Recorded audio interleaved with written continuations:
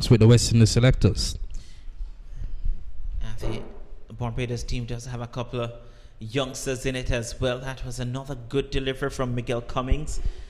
And if you look at Shamar Springer in this team as well, Shamar Holder isn't playing, is not in the 11, but those are two players that were key to the West Indies under-19 team winning the 2016 under-19 World Cup. So all-round quality in this Barbados Pride team, but it hasn't really come together this season or for the past few seasons.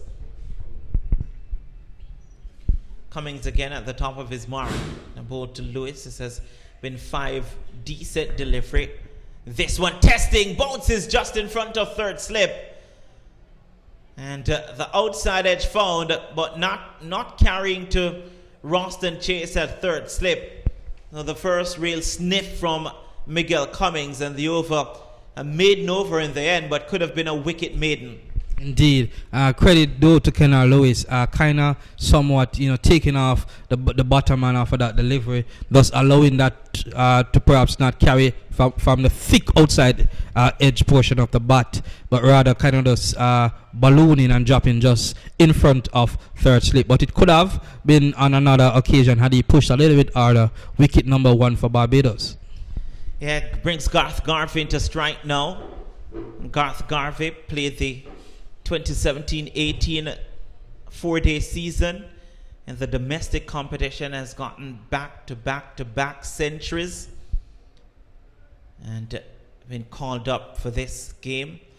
And here's someone he would have faced a couple of times in the nets and also in the Jamaica Senior Cup as well. Markina Mindley will be operating from the Michael Holding end. Yes, Markino Minley plays for the first time here in Jamaica, not for the Scorpions, having been drafted by the Barbados Pride. What was it, last season or was it this season? This season. This season, indeed. Didn't play their early matches, but since the second half of the tournament has been a consistent member of their team. Yeah, here is Mindley. Many persons ask the question why he's not playing for the Jamaica.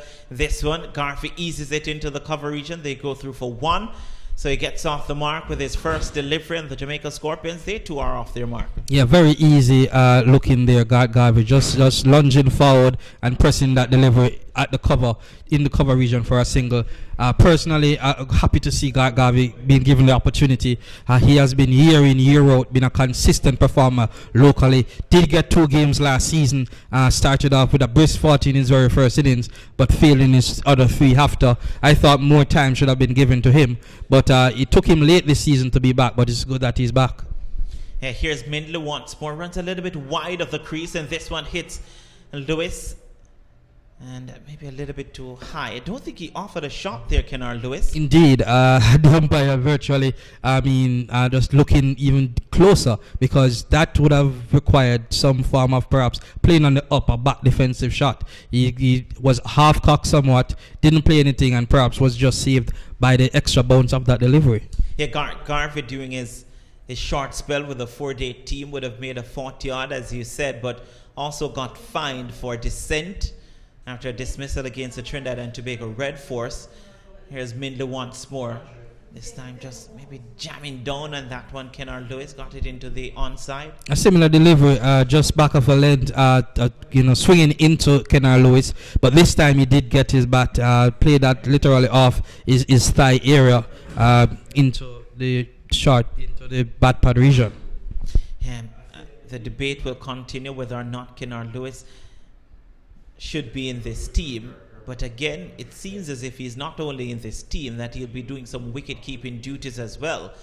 Here's Mindley once again wide in his approach and goes for the big heave and beaten outside the off-stump Kennard Lewis. That was similar to how he got dismissed in the second innings a week ago against the Leeward's team. Showing very poor judgment there. Nowhere close to that delivery, that bit just outside off and slightly angling away. Not in the position to execute that expansive off drive, which, as you said earlier, was the case in the last game. His timing and judgment was a bit off, and he needs to be better than that this time around. Here is Mindley once more, passes the umpire. Short delivery, and it's helped through that vacant area in between third slip and gully and goes to the boundary for 4. It wasn't convincing from Kennard Lewis, But it heals him 4 runs and he gets off the mark with a boundary. Yeah, not convincing at all. Had there been, say, a 4th slip, he would have been dismissed there. But a little bit of credit to him, though. I mean, again, he did get the bottom and off that bat and somewhat pushed it, tried to guide it down rather than hit tearing off the edge. So, apart from that small, that falls off drive, he's attempting to perhaps back up the deliveries a bit more. Yeah, Rawson Chase seems as if he's gone a little bit wider at 3rd slip. Here's Mindley once more. And Lewis onto the front foot a little bit more confidently now. And defense overcomes to an end. And the Scorpions now 5 without loss. I think that's what I was alluding to, confidence, even especially the first over that he faced here from Cummins. A little bit more assured than he did in the first game, which was his first for the season last weekend. A little maybe the butterflies, etc., and the conditions. But a little bit more comfortable, a little bit more easy, and, maybe good signs for him. Could be good signs, but Kennard Lewis is one of those players. I'm not giving him a hard time, but then you'll think I'm giving him a hard time. He's just one of those players that he just never seems to be in. Kennard Lewis, not even if he goes on and gets a 30, 40, 50, he just always seems to offer a chance or two. Very, very, very good analysis there. Never ever looks really settled at the crease. Here now is Cummings for his 2nd over. The first over was a maiden one. And this time he will be bowling to Garth Garvey, who got a single off his first delivery. Taking his time to get into his setup now, Garth Garvey. As Cummings runs in and bowls. And this one comes off the outside. Well, coming off the face of the bat. Was looking to leave that alone, Garth Garvey. And made the decision late. Could have dragged it onto his stumps as well. Could have, but the initial movement for me, I'm okay with that. He was lunging forward somewhat on that front and picking up the length and line, looking to shoulder his arm, but didn't lift his bat out of the way quick enough. It hit the tail and then went to 3rd slip. Yeah, plays for the Kingston Cricket Club that plays their home games here at Sabina Park, so this is pretty much home territory for him. Here is Cummings once more to bowl to Garvey. This one takes the outside edge and he has to walk back. So brought back into the team, Garth Garvey, but it only lasts 3 deliveries as he is the first Jamaica Scorpions batsman to be making his way back to the pavilion. A super delivery from Miguel Cummings, peaks the outside edge and smartly taken behind the wicket by wicketkeeper Walcott. Super delivery indeed. Pitching just back of a length there. No man's land. Garvey finding himself not being able to push and get behind that ball. Got a little bit of a swing, not even a little bit, a decent amount of swing, and taking the outer edge of the bat to the keeper. Yeah, there are about 5 supporters in the north stand here at Sabina Park, and I can guarantee the discussion will be that he may be making runs at the senior cup level, but the first class level is far different. But to be fair to Garth Garvey, in between those hundreds, he has had some low scores. Indeed, a disappointed man, and he walked off there as Brandon King makes his way out. Opportunity presents itself, not only in this game, but the last match they'll play away to Trinidad, I believe, in a replayed game, outstanding game. So it would have been an opportunity for him to, use these 4 innings if he got the opportunity to play the next game as well. To perhaps cement himself at the top of the order, because Jamaica is struggling to have openers. Yeah, and I tell you what, it's these 2 openers, they're pretty new to first class cricket. Garth Garvey was dismissed and Kennard Lewis. So you've pretty much gone with 2 inexperienced opening batsmen. And you can say that Miguel Cummings is a pretty experienced first class bowler. It brings Brandon King to the crease. He's the informed Jamaica Scorpions batsman. Here's Miguel Cummings to bowl to King. This delivery again outside the off stump. Got some movement away from the right-hander. Yes, indeed. In form for Brandon King, yes. But generally, at least for this season, has proved to be as very slow, if not shaky starter. Tends to give a lot of half chances and half shouts in his innings. And put it to you, this Barbados bowling attack, which is full of so much experience and class at this level, he better get his act together sooner than later, I believe. Yeah, Miguel Cummings will definitely test this technique early on. Here's Cummings once more. Another full delivery, moving away from the right-hander. This so far has been a very testing line, testing 10 deliveries from Miguel Cummings. And in it so far, he has taken a wicket and has not conceded a run. Proving his international experience, if I may say quality here, Cummings, his outswingers have been problematic from the very first over, and now with 4 deliveries bowled. Batsman technique are being severely tested here. Yeah. If it is that you want someone to shore up his technique, it would be Brandon King. Here's Cummings once more. This one again, a full delivery, moving away from the right-hander. And King just playing inside the line of the delivery. And this will be interesting. The new ball is so important for the Barbados team. And those two left alone, per se, from Brandon King, is the right shot to have played to those outswingers from Miguel Cummings. So well played to him. As a matter of fact, he is indeed looking a little bit more like he is backing up and reading the swing in comparing to the last game. I'm not as confident as you to say those were leave alones. Here's another delivery that definitely wasn't. Took the outside edge, but again bounces in front of Roston Chase. So a wicket maiden for Miguel Cummings. Maybe should have had a wicket maiden in his first over. He has so far bowled 2 overs, 1 wicket, no runs. And the Jamaica Scorpions 5 for 1, having lost. Garth Garvey making just 1. A superb start here from Miguel Cummings. Must have been a disappointed man himself personally to know that he has been around the West Indies setup for the past 2-3 seasons, playing Test and ODI cricket, and the World Cup coming up now, and he's not in the reckoning. So maybe an opportunity for him to perhaps try and put down some good overs in hope that anything can happen and his name can be called again. Not sure what I'm going to say about that. Scorpions batting lineup. They've gone with 4 slip now as Mindley bowls to Kennard Lewis. Defends this one into the onside, just drops it down. Again, assured batting there from Kennard, to be fair to him, backing up that delivery and playing with very soft hands. That is what I'm saying. I've noticed in this game in comparison to the first one, he's playing with a little bit more softer hands, thus not as hard as he normally does. Yeah, I like this move from the Barbados skipper, going with 4 slips and a gully. Here is again Mindley, and behind that Kennard Lewis. Demonstrating again good defensive technique there on the back foot. Kennard Lewis being pitched up, though he did look okay as well to a couple of deliveries I picked up. So a little bit more assured within himself, doesn't a little bit more look as edgy as he did against what was it last week?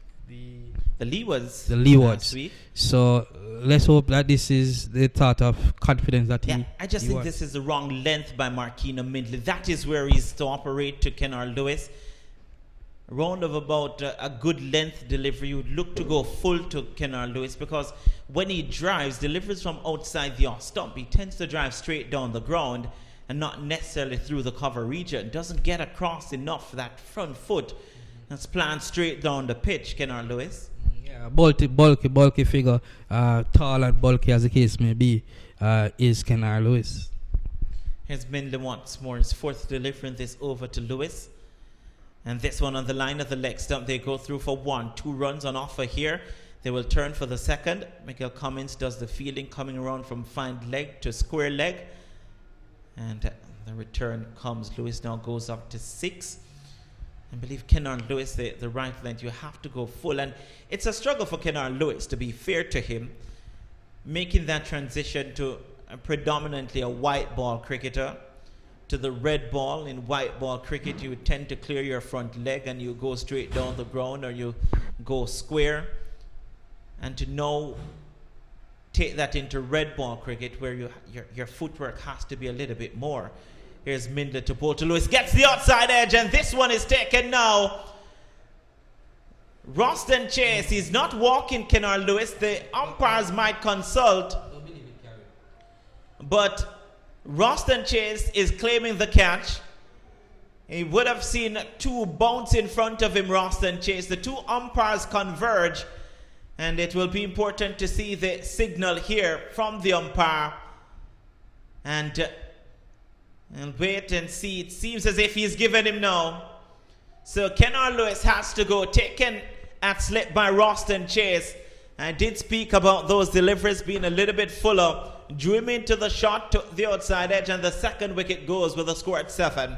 Yes, indeed, and maybe just going to your point earlier that you don't see Kennard Lewis as being a red ball player. Definitely that one pitching a little bit more up and a little bit more wide. Didn't get over enough to cover that delivery. As much as he tried to play with soft hands, still stole the edge of the bat, and a very low down catch being taken there by Chase. Questionable, but indeed cleared by the square leg umpire. There is no television replay here, so you have to go with what it is that the umpires, and I'm pretty sure they would have asked Roston Chase whether or not it carried. He definitely looked confident, Roston Chase. You see him there looking at his fingers, saying that he got his fingers underneath it. But I put Kennard Lewis in the same vein as Jermaine Blackwood walks out as Munson Hodge. They're similarly built, but they play in a similar way. Munson Hodge, though, the more successful of the two, because he would have played first-class cricket for an extended period.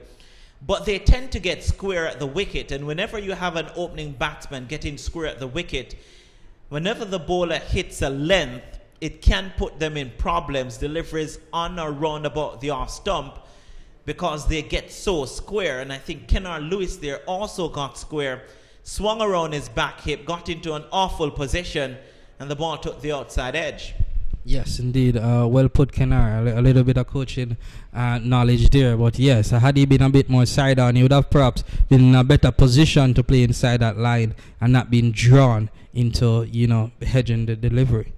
Yeah, I said off air that with Kennard Lewis opening, you feel that the Jamaica Scorpions started the game down a wicket. They're now down 2 wickets, one of which is Kennard Lewis. Here's Jermaine Blackwood to face Marquina Mindley. And this delivery short on the body and played into the onside. And these two, how many times in the last few games have these two put on a rescue act for the Jamaica Scorpions in their first innings? Over comes to an end, by the way. And over that has yielded the wicket of Kennard Lewis for 6. Marquina Mindley so far bowled 2 overs, 1 for 7. And Miguel Cummins 2 overs, 1 for none. Yes, indeed, especially the last 4 innings, both against the Leeward and Guyana. Brandon King and the Jermaine Blackwood has been a stabilizing force and are the winning partnership pair. King must also wonder if he is an opener, because he's always entering the crease in recent times, especially within the first over or two, with Chadwick Walton, as we recall, gone on to Pakistan Super League. Yeah, I reckon that's maybe the 5th or 6th opening partnership for the Scorpions this season. Here's another full delivery again outside the line of the off stump, and at this time Brandon King is not really sure of those deliveries. They're deliveries that you have to play at. I'm not going to go as far as say he's not sure, because to be fair to him, he's recognizing the outswing here of a Cummins, and he's trying to play within the line a little bit more side on. His hip is not coming around as pronounced as Kennard did earlier, so he seemed to be watchful so far. And here is Cummings once more. This one on the line of the off stump, that's played by King. I reckon this is maybe the 5th or 6th opening partnership this season. You had Chadwick Walton and John Campbell before John Campbell went away. Chadwick Walton, Orain Williams. You've had Chadwick Walton and Paul Palmer Jr. We've also had Kennard Lewis and Orain Williams. We'd had Kennard Lewis and Alwyn Williams. Now we've seen Kennard Lewis and Garth Garvey. Troubling times for the top of the order for the Jamaica team. Reminds me of the England team. Here's Miguel Cummins. This one outside the off stump and played inside it that time, inside the line of the delivery, did Brandon King.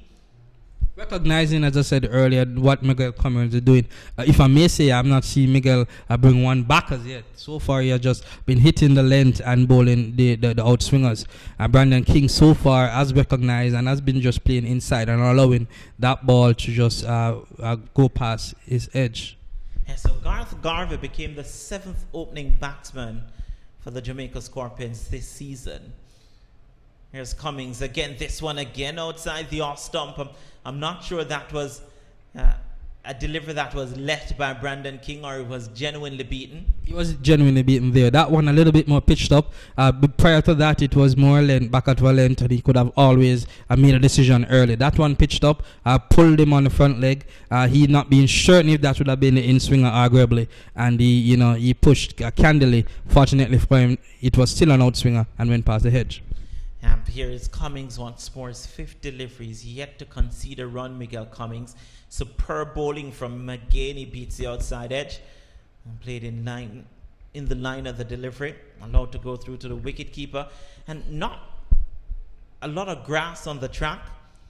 And of course, this track being, I believe, the 3rd game that's been playing on this pitch. So live grass, a couple of it would have died somewhat. Some of it would have been shaved off. We did see more live grass on the pitch for the previous 2 games here at Sabina Park. Here is Cummings. This one too wide for Brandon King to play. And another maiden over for Miguel Cummings. 3 maidens on the trot to go with a wicket. The Scorpions 7 for 2. Right. If Cummings is to be faulted so far, is that some of those delivery needed to start a little bit more on off stump. I believe are very closer to half stump to have effected a more telling shot from Brandon King. But a little bit too wide, but nonetheless probing. Marquina Mindley has picked up 1. Will be bowling to Jermaine Blackwood. I would like to see Marquina Mindley bowling to Jermaine Blackwood with maybe a forward short leg in place, because those deliveries that are bowled into the pitch, back of a length, Jermaine Blackwood tends to get across his stumps and tuck those deliveries into the onside. What do you think of that feel? Backward square and fine leg, as the case may be. I'm going to address it after this delivery from Marquina Mindley. This one, Blackwood is behind it and defends it. My argument is, if it is that you're going to have, well, fine leg at this stage is a given, but if you're going to have deep backward square, it means that there is an intention from the bowler to bowl short. With the delivery new, with the ball new, and Jermaine Blackwood, the type of player he is, maybe you could have been better served getting in a forward. To be fair as well, Bradford and others, as the test players, Chase and others, would know that he's a compulsive hooker, Blackwood. Here's a delivery that goes maybe beating the under edge that time. Jermaine Lanneman in the come box sent Jermaine Blackwood right away, but it's lucky enough for the Scorpions, he's not the umpire. Clearly beaten there. Wasn't expecting that, if I may say, expecting that type of delivery. Maybe he's still bothered by the 2 persons behind square here. And that one pitched up outside off, and he was in no position to offer the stroke he did, which was just a push. That's it. I'm thinking that you might be better served getting in a forward short leg. Here's a short delivery that had some tennis ball bounce, wide signaled by the square leg umpire. And then further exemplified by the standing umpire. Yeah, I mean, I don't know if this is what you were alluding to earlier, but yes, for Jermaine Blackwood here, I would put the bowler under pressure to try and be setting up Blackwood. I would play the orthodox bat pad here, along with the deep backward square, a little bit more square, or a little bit more finer, and allow the bowler to work on his areas. Yeah, this one is hitting the air into a vacant cover region, and it's something I wanted to say. I'm looking at the surface and I'm not sure those deliveries back of a length or short are really coming off with pace. Seem to maybe just stopping in the pitch a little bit, and Jermaine Blackwood was through his shot early. Gets off the mark though, 9 for 2. Yeah, and that may have happened to delivery before as well. When it did indeed miss his bat, maybe the pace wasn't there. This time he still didn't time it properly. Fortunately for him, there was no cover fielder, and he just ballooned in that area. So you've gone with 4 slip, gully almost 5 slip fielders there. Backward point. It's a short mid-off, mid-on. As this delivery outside the line of the off stump, allowed to go through to the wicket keeper by Brandon King.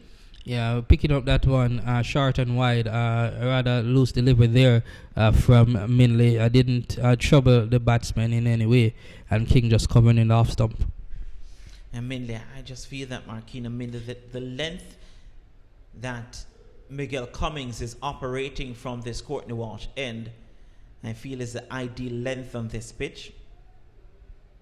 The ball seemed to be coming through quite nicely. There is some seam movement as well. Here's Mindley once more. This one comes off the outside portion of the bat. It's round about maybe just a foot shorter than that. No ball signaled here. And quite a kimble there from Marquina Minley as Brandon King essayed a drive there, virtually sliding off the face of the bat to the man feeling at point.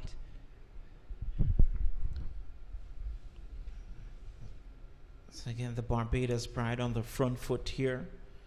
And they would have confidence in this game, having won the game that they should have lost, the opening game, and the 3Ws Oval, 107 to win. And the Scorpions got dismissed for 61 as the over comes to an end. And the Scorpions 9 for 2. Yeah, Minley has not been as consistent as I'm sure he would have liked in his opening 3 overs so far. 1 wicket for 9 runs nonetheless. But he would want to be asking a bit more question, bowling a little bit more up to the batsman just outside off stump within the corridor of uncertainty. But he has been, a bit all over the place. And the man in strapping form here in this early spell is Miguel Cummings. And it will be interesting to see how Jermaine Blackwood approaches this, because he tends to like to feel bat on ball, Jermaine Blackwood, and this could very much play into the hands of the Barbados pride. Those full deliveries, it is that he's going to drive straight, it's going to be a little bit risky, Jermaine Blackwood. Here is to face his first delivery from Miguel Cummings, yet to concede a run. Cummings, full delivery, and beats him outside the off stump.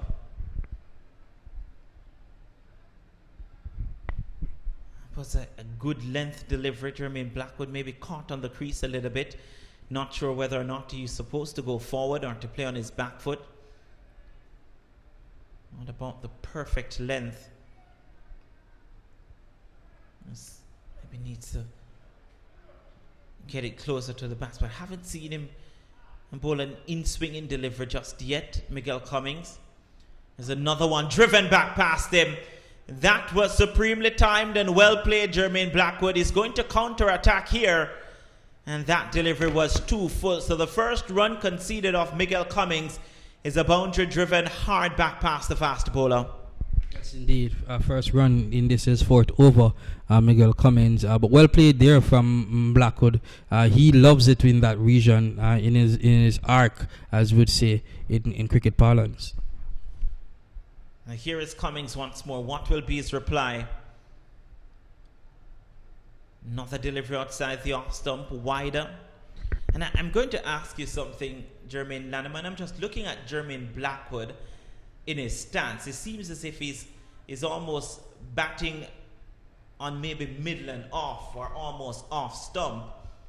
Now, would might force Miguel Cummings to bowl a little bit wider.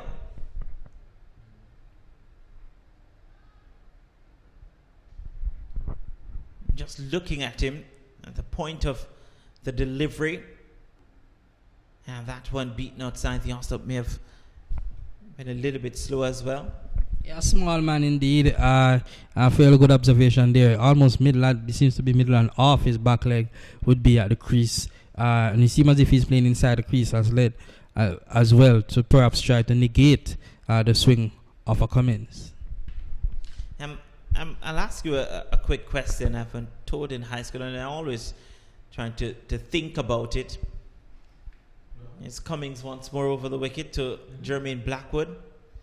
And this delivery on the line of the off-stump that's played into the onside. There is no run. When I'm playing cricket at the high school level, I was told that if the pace is getting the ball to swing, the fast bowler is getting the ball to swing around, then you can bat out of your crease to try and get to the delivery, trying to eliminate some of the swing. But if it's a fast bowler, it just means that the ball will get to you maybe a yard quicker. There's Cummings once more to bowl to Blackwood. This one again allowed to go through to the wicket keeper. Over comes to an end. It's 13 for 2.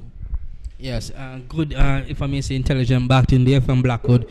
And that delivery, and maybe if he was in, he could have attempted a back drive, but he just shouldered the arms and allowed that delivery to go through, being the last ball. He and Brandon King have seemed to have notched up a good understanding and perhaps of how to maneuver overs and build partnership, which is what the Jamaica team would need at this stage, having lost those 2 early wickets. So it seems as if Markina Mindley will continue.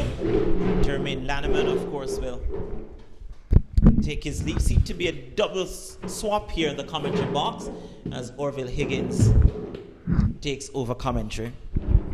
All right, thank you there, Renato. And Marvin Thompson slips into the analyst chair as Mindley will restart.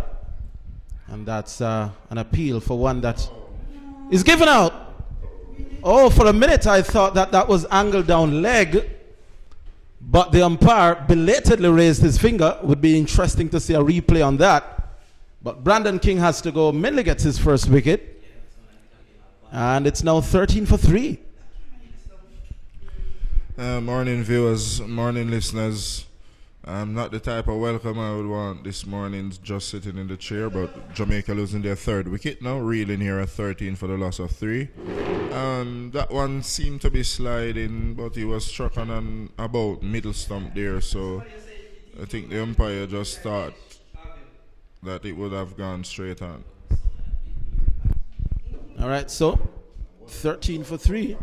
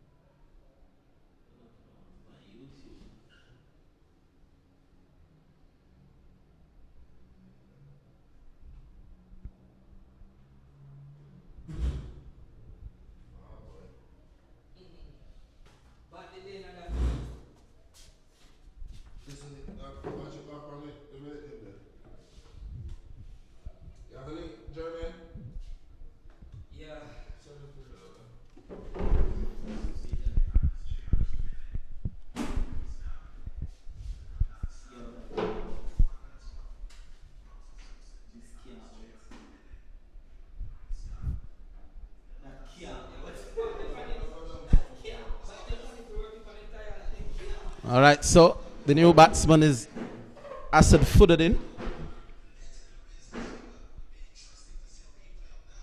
And here is Mindley to footed in, gets a short ball and rides it a little bit out towards gully.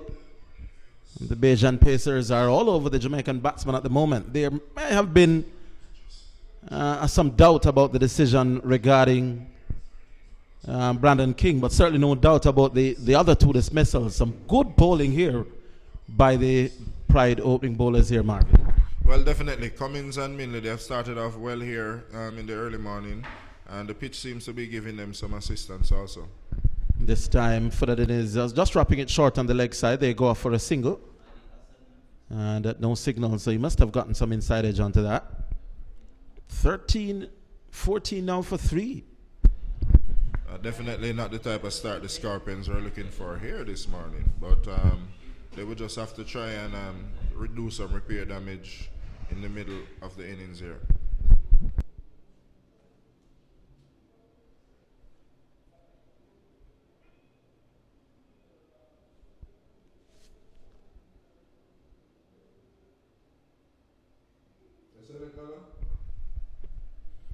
So Blackwood is back on strike. He's on 5. And Minley bowls, and he's in behind to deliver that.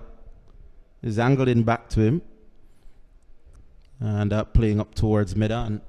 The opening bowlers here, Marvin, have certainly demonstrated very, very good control and genuinely getting the ball to shape, especially away from the batsman, has been an acid test for the Jamaican top order. You really couldn't say that they've given their wickets away. These wickets have been earned by good bowling. Marvin will comment on that in just a little while. Here is Minley, and Blackwood on the back foot plays up in the offside, no run.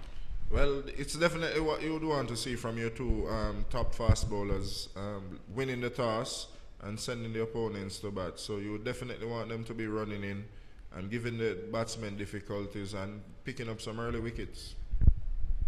3 sips and a gully and a point awaits.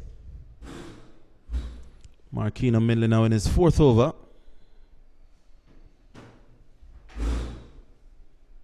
It's taken 2 for 10. Of course, Jamaican-born Marquino Minley. And Blackwood is off the back foot. That's a little careless punch, but he does play that back foot punch pretty well, but can also lead to his dismissal as well. That was how he got out in the last innings of the last game. Must be careful. End of the over, though. And 14 for 3 is the score at the moment. Well, it was definitely what I was about to say a while ago. Blackwood, that's one of his favorite shots, but however, it has led to his downfall on a number of occasions. And he just needs to be, especially with the Scorpions here, in this position, 14 for 3, needs to be a little bit more careful with his shot selection.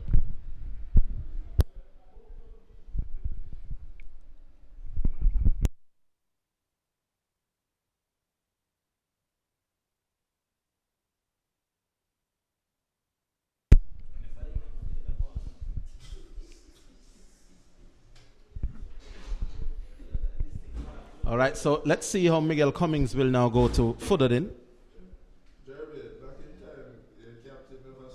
3 steps and a gully now awaits.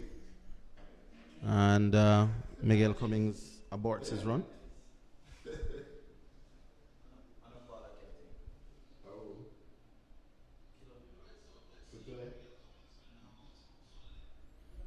All right, here's Cummings from a fairly straight approach.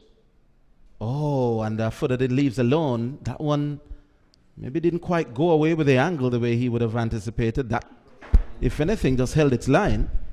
That one I suppose you could say well left in the end. Yeah, definitely well left. It pitched and just kept its line. Didn't move much. Fudadin was looking for it to move away from him, but it just held its line. However, good judgment by him.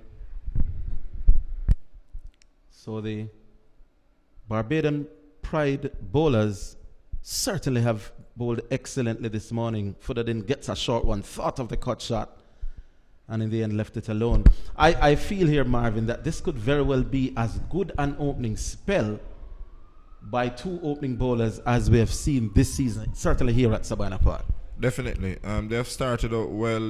They are creating the doubts in the batsman's mind and bowling in that very difficult channel just outside the off stump there, shaping away and occasionally coming back into the batsman. All right, so here is Cummins again from over the wicket. And Fudadin is in behind it, drops it into the onside, wanted a single. Not sure where he was going. There certainly wasn't a single in that, but that again was bang on target by Miguel Cummings. In the end, you'd have to say well played by Footed though. Definitely, and Footed here just needs to get his concentration going. You can see him striving to get his feet moving very early and getting those balls into some gaps and trying to run those quick singles. All right, here's Cummings again. And Footed coming across his stumps, trying to work it behind square.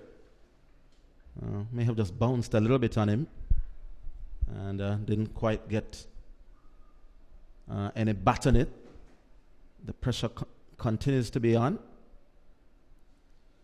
And neither bowler here is striving for extra pace. They have concentrated for the most part on bowling a foolish length, not drivable length, but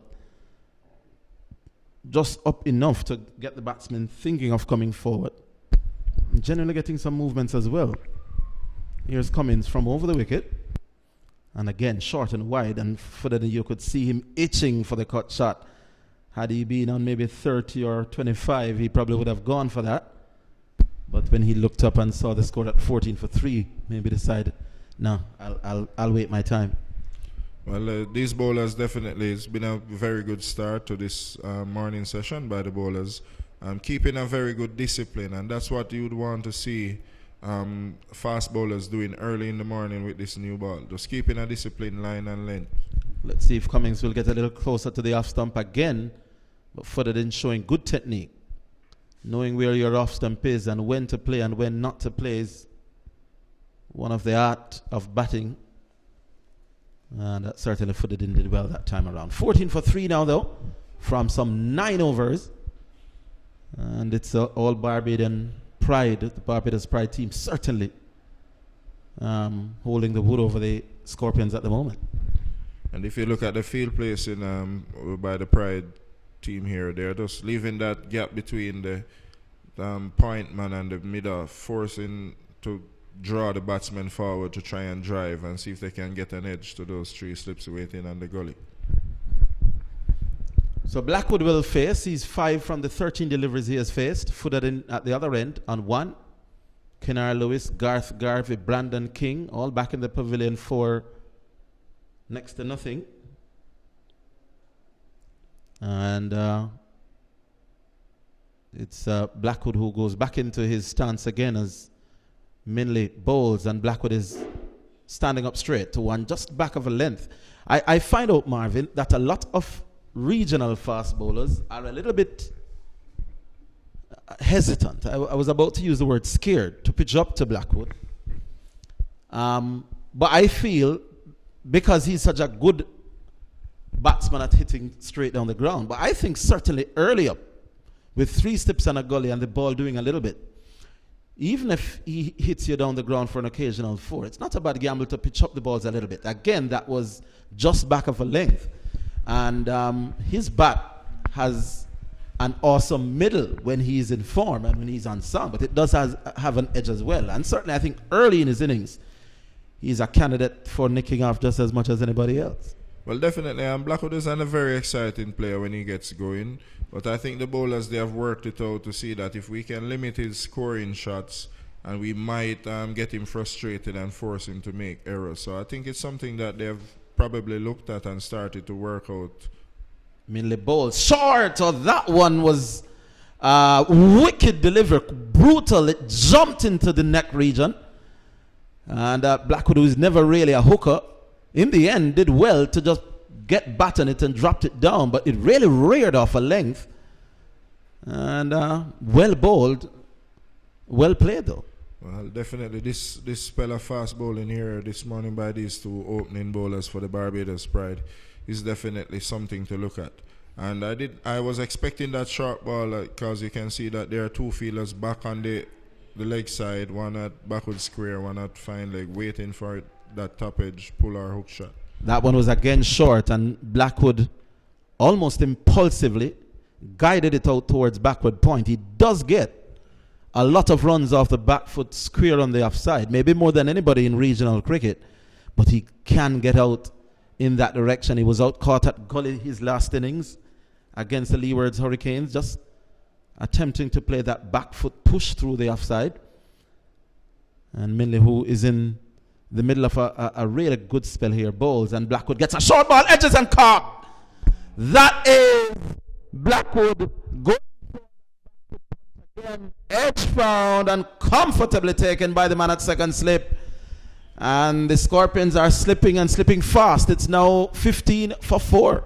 Well, definitely. As I said, alluding to what I was saying earlier, the bowlers, they have worked on Blackwood. They know that if you get it up into his half, he will come on that front foot and he will strike that ball and he will disappear across the ground or over the ropes for 6.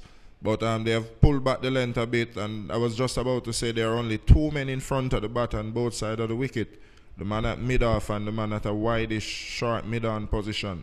Everybody else was behind the square and wicket, so they were bowling the back of the length, forcing him on the back foot. He was seeing that gap between the man at mid-off and the man at backward point. Thought he could have just pushed it off the back foot into that gap. Unfortunately for him, the edge was found. Yeah, certainly. Blackwood will not be particularly happy with that. He was, I suppose you could say that is one of the areas that he scores strongest in. And for the second time, though, that has proved his dismissal. Was out playing with bat away from body the last time. And the edge found and nicked off to Gully. This time he's nicked off to second slip. And 15 for 4 is the total. And striding out is the captain, Paul Palmer Jr. Did get a 20-something and 30-something in the last game. Has not had the greatest of seasons. And Fudderdin, who started well, has also found himself a little bit short of runs in the last 2 games. So, not really a lot of batting to come. Nkrumah Bonner will be the next batsman. Has not yet played for the first class season. These two have struggled for runs. And it could be another low score here, Marvin. The last time the Barbadian bowlers bowled at the Jamaicans, they bowled them out for 75, chasing 107. Now at 15 for 4, anything could happen. That's a short ball, and Paul Palmer ducked away. The question now is, will the Scorpions get to 75 as the total they were dismissed for when the two teams met in Barbados earlier on in the rounds? Well, we would definitely not want to see a repeat of that. We would like to see some good cricket played here. The Barbados team, the bowlers, they have definitely took the ascendancy in the morning session here. Bowling a very disciplined line outside the off stump, forcing the batsmen to commit and make errors, which is very good for bowling. Minley bowls another short ball, and again Palmer ducks away, and Minley's 5th over has come to an end. 3 for 11, and almost as if Minley is saying that, well, I'm a Jamaican, but I'm not going to hold back against my fellow countrymen. He's really bowled brilliantly. And 15 for 4. The Scorpions, the sting has been taken away. Well, definitely. But I'd really like for someone to stand up in the middle here and under these conditions with the bowlers on top here and try and dig themselves a fight in innings and try to dig the Scorpions out of this hole that they are currently in. So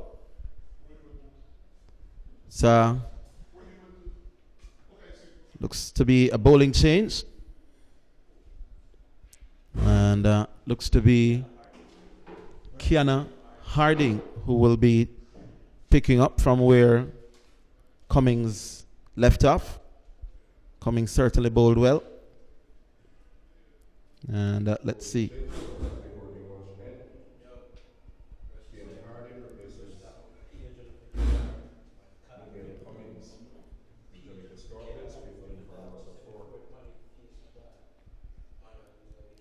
Let's see what Harding has to offer. Marvin, we've seen 4 dismissals, 3 people edging off, either to slip or to the keeper, and then that LBW shout against Brandon King I'll ask you to comment on that in a little while. Here's Harding's first delivery. That's a full toss. Why the keeper didn't knock it down? Let's see if the umpire will signal a wide. No, he doesn't. Well, now he does. A little belatedly. But that first ball from Harding was well out of the reach of both the batsman and in the end a diving keeper. But 3 batsmen out of the 4 edge found and going into that cordon between slip and the keeper. Was there anything different that the Jamaican batsmen could do? When you see players edging a ball going behind the wicket to either slip or the keeper, it means that they're definitely not getting in line with that ball. The feet might not be moving early in the innings, and that probably would have been one of the reasons for the downfall. Palmer gets a full one from Harding and just stroked it down to mid-off. But my argument, though, is that I except for Blackwood, who you could say was a little bit careless because that one was away from him, really never had to play. But you could also say that that is almost his bread and butter shot. That little back foot punch between point and extra cover is what gets him most of his runs if you take out the fact that he also hits nicely down the ground. But the Jamaican batsmen, I think, have been undone by and large by good bowling. Well, definitely. As I said, the bowlers have been on top. They have been excellent this morning. The line, the length, the movement of the ball, and the discipline of keeping it there.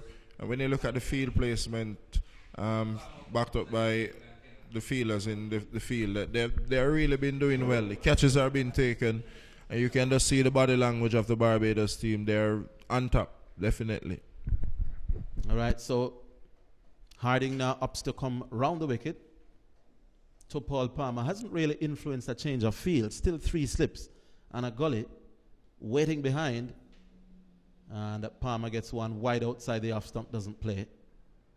Harding doesn't want to release the pressure that was being created by Miguel Cummings from this end, who certainly bowled well. He's looked a little off with the radar at the moment. And he'd want to ensure that the good work that Miguel Cummings did in keeping pressure on the batsman doesn't release that pressure with, bad balls that the batsmen do not have to play at. Here is Harding again, loping run up, and this is driven back down the ground, but Miguel Cummings does well and knocked the stumps out with the return, but Palmer was well and truly home. Palmer goes up to 2. It's now 16 for 4. Well, these 2 first will have to weather the storm here, and they will have to try and bat themselves in, get in, and then try and consolidate. Because the Scorpions are really struggling, and that would have been one of the factors which led to Barbados winning the toss and not hesitating in sending the Scorpions to bat. All right, so now footed in back on strike as Cummings from round the wicket. Oh, that's another ball that shaped away from him, but again starting too wide. Harding is showing the ability to get the ball to leave the left-handers, but for the most part, much too wide. And when he attempted to be straighter, it was much too full and much too straight and allowed Palmer to stroke down the ground. It's his first over, so I think he's trying to settle in on an area where he wants to be pitching this ball, because he realizes the 2 frontline bowlers, they have set a high standard for him to come in and follow. All right, so that was driven out towards cover, pitched up, and again there was some shape on it, but footed in coming forward and easing it out towards cover, and no runs. 16 for 4, footed in on 1. He's faced some 10 deliveries for the lone single. And at the other end, the captain, Paul Palmer, is also 1 from the 5 deliveries faced. Here is Harding. And a good delivery, maybe the best delivery he's bowled in this over, just outside off. And footed in those, seeing it angled away from him, lifted his bat through to the keeper. End of Harding's first over, 18 for 4. Assad footed in here would really want to see himself get a good score. And one of the things probably which has affected his game really is that when he comes into bat, it's always in a very tight situation, or he's out of top line batsman to bat through. He's morely have to bat most of this season batting with the lower order players, and that probably is one of the things which kind of has been affecting his scoring a bit. All right, so Marquino Minley will continue. 5 overs, 3 for 11. And he's coming round the wicket this time to Paul Palmer Jr. Minley here, one who knows the conditions here at Sabina Park very well, so he should be backing himself to run through this Jamaica Scorpion innings. Minley bowls and Palmer leaves alone. These two, I think, would have been at Stets at the same time. Not sure how many cricket they would have played together, but both would have gone to the same school roughly at the same time. So would know, I would think, a little bit about each other. Minley decides after that one delivery to come over the wicket this time. No, you see a forward short leg in place to Palmer here, which tells you that the short deliveries will be coming up. He's Minley bowls and Palmer is getting a full delivery, just trying to work it past that man you mentioned, Marvin, at forward short leg. And ball was knocked down, so there was no run. Score remained 16 for 4. As Minley goes back to his mark. A pretty long run-up. Pretty decent action as well. Fairly bustling in his approach.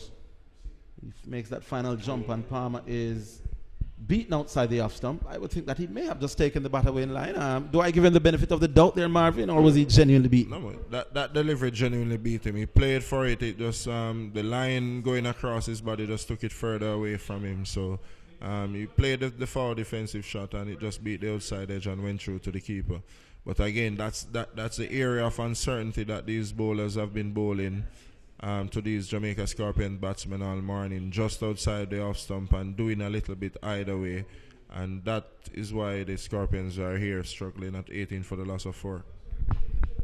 All right, so Minley bowls and Palmer playing a rather careless cut shot. I don't think that the ball was short enough for that. Lucky not to get an edge.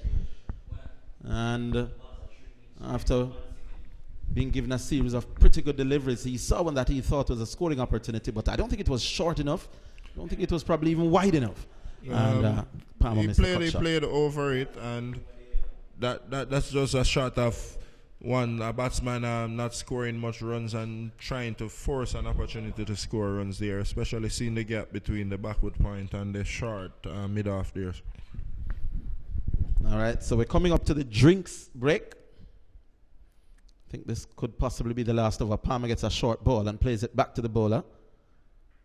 And comfortably in behind it. Palmer generally looks okay when he's on the back foot. I think it's when he has to play forward, especially through the V, that he has issues. But usually a fairly compact player when the balls are short. 18 for 4. I was saying 16 and robbing the Scorpions. Again, there is he on the back foot. And very, very comfortable indeed. As he, no ball signal. That makes it now 19. No ball call came a little belated. Maybe Minley now just striving for a bit of extra effort. Maybe coming to the end of his tether. This is his 6th over. 3 for 12 now. And has certainly put in a good shift this morning as he runs in again and bowls, and Palmer is cutting. Lovely shot, but well knocked down by the man at extra cover. Didn't pick the gap between that man at extra cover and the man at point, and in the end it was knocked down. Palmer has to stay on 1. The water cart is making its way on the field, and after a few words from Mr. Marvin Thompson. Renata Brown will take you through for the next half an hour.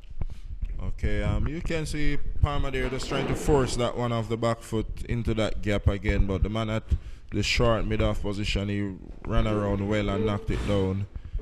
The struggling continues here for the Scorpions. 19 for the loss of 4, Palmer on 1, Footerdin on 1, with a lot of batting to do to try and dig this Scorpions team out of this very precarious position they're in right now. Yeah, by the way, the Barbados Pride 11 again would have been Shamar Brooks, Craig Brathwaite, Jonathan Carter, Miguel Cummings, Kian Harding, Roston Chase, Markina Mindley, Shane Mosley, Shamar Springer, Tevin Walcott, and Jamel Warkan. Now, I was looking around the field and I didn't see Jamel Warkan. I reckon I saw Shamar Holder, who is knotting the 11 on the field. I did some checks and I'm told that Jamel Warkan is ill at the moment and been taken to see a doctor. Hence the reason he is not on the field at the moment, Jamel Warkan. So I was looking around for maybe the last 20 or so minutes, and I recognized that I didn't see Jamel Warkan. There's another thing, Marvin. I'm now being challenged because of maybe something we said about Kennard Lewis and his position in this Jamaica Scorpions team, about Kennard Lewis not showing the inclination, the ability to be a red ball opening batsman. And I do stand by that. I'm not sure where you sit on the fence. I've seen him now in 3 innings, and in all 3 innings, he has not convinced me any at all that he has the ability to play or to have an extended career in first-class cricket at the moment. I'm not saying that he can't go on to have a illustrious first-class career, but at the moment, from the 3 innings I've seen Kennard Lewis, he hasn't showed that. And of course, I remember the last game, last week, we would have spoken extensively on him being in the squad, and a tremendous 2018 he had in the domestic 2-day competition, which earned him a spot in the Jamaica Scorpions setup now. But it's taking that from the domestic competition and taking it into first-class cricket. That's not happening at the moment for Kennard Lewis. Hence the reason I said this morning. And I do have the feeling that with Kennard Lewis opening the batting, you get the feeling that the Jamaica Scorpions, at some point, you're looking at it and you're thinking, oh, well, when is it that they're going to lose Kennard Lewis? And so far, we have lost him early in the innings. Garth Garvey coming in now and was dismissed before Kennard Lewis, but he hasn't showed that ability to be an opening batsman in first-class cricket. That's my personal view. I don't know what it is that you feel about it. Well, definitely for me, you would want your opening batsmen to be solid batsmen, persons who will bat and at least give the team a good start. So if you are going to be opening with persons who, after 3 overs, 1 or 2 of them will be dismissed, then you'll definitely have a problem, because it creates pressure for others coming in further down the innings to try and create themselves an environment to bat through, knowing that they're probably coming in at 10 for the loss of 2 and stuff like that. So it's a challenge when you don't have 2 persons at the top of the innings who you can depend on to build a solid opening partnership. I did say in the last game that I think, like so many other positions, the opening position is for a specialist. Here's Harding now to continue. Here's a full delivery down the leg side.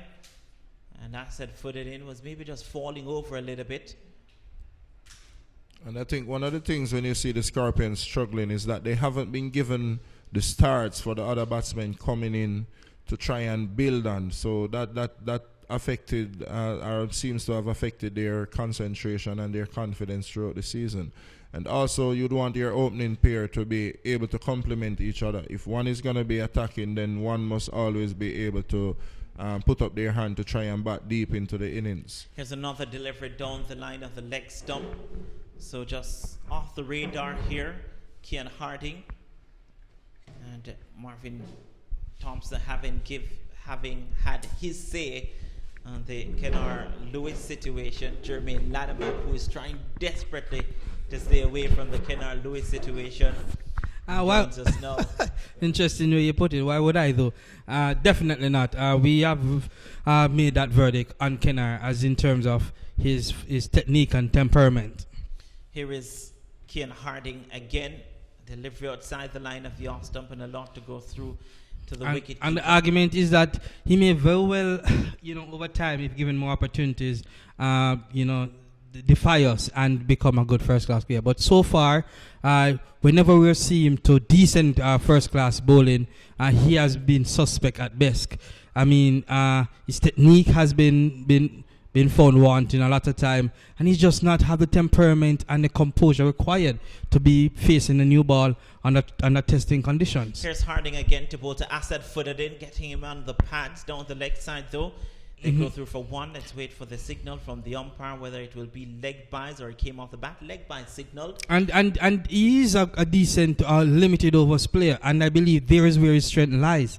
I mean, arguably as well. I mean, I don't know if maybe it's just that openers, as per not only the tradition of the game, but the requirements of the game, have to be more technically compact and sound, and better judgment, and being able to defy the conditions of the wicket, the weather, and the bowlers early up.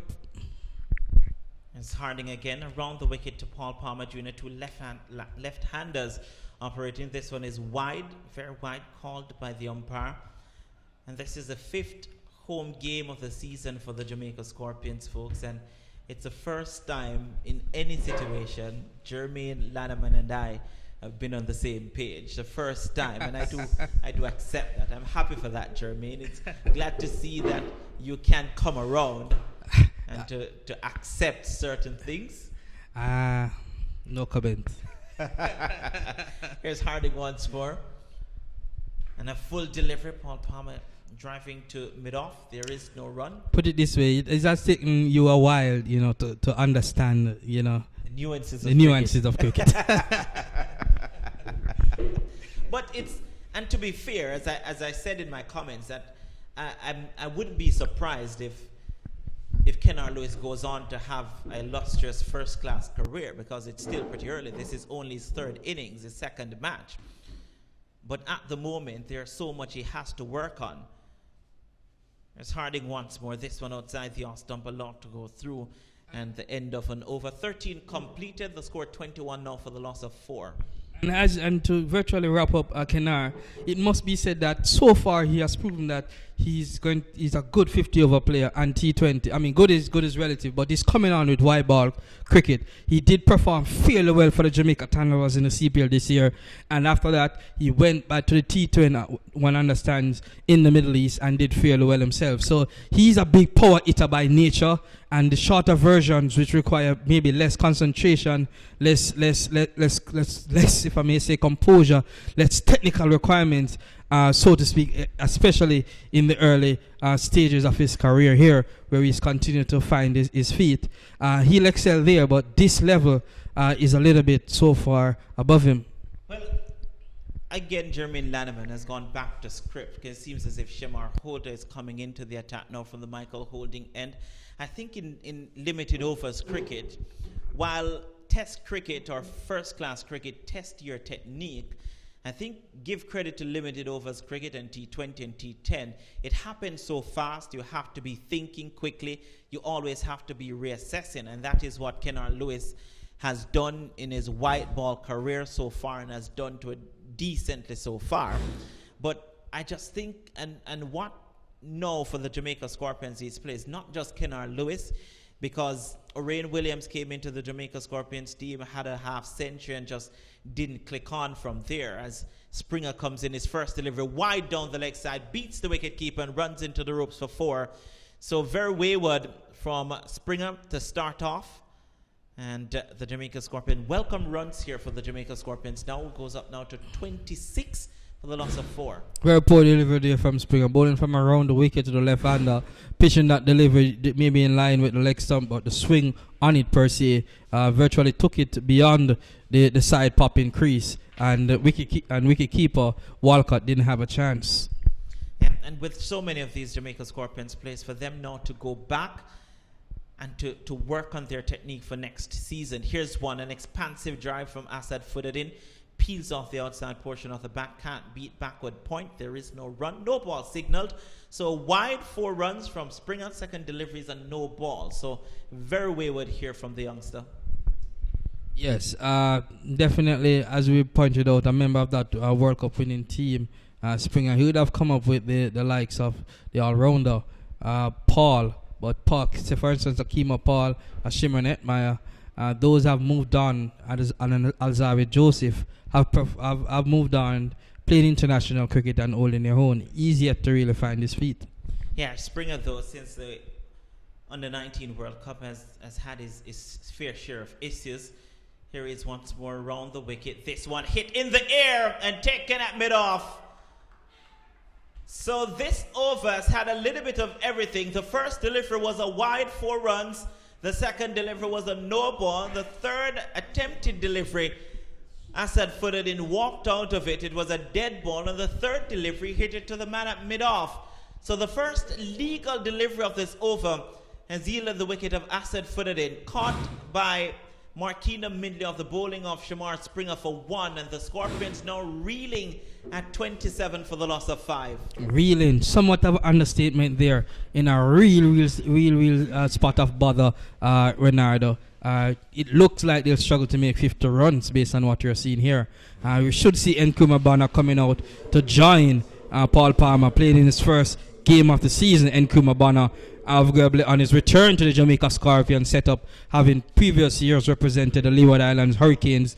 He played in the 50 overs late last year for the Scorpions nonetheless, but first at the 40 level now, he'll be asked to do a momentous task with the skipper to try and get the Jamaica team to over that total that Orville mentioned earlier, that they were dismissed for 75. I think it was 65. 65. In their first innings. The Barbados Pride, they won by in first leg 41 runs. It was 107 runs to win.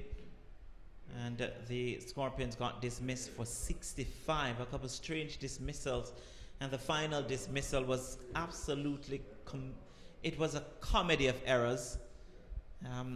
Renard Leverett got hit on the fingers. The ball beat the man at slip.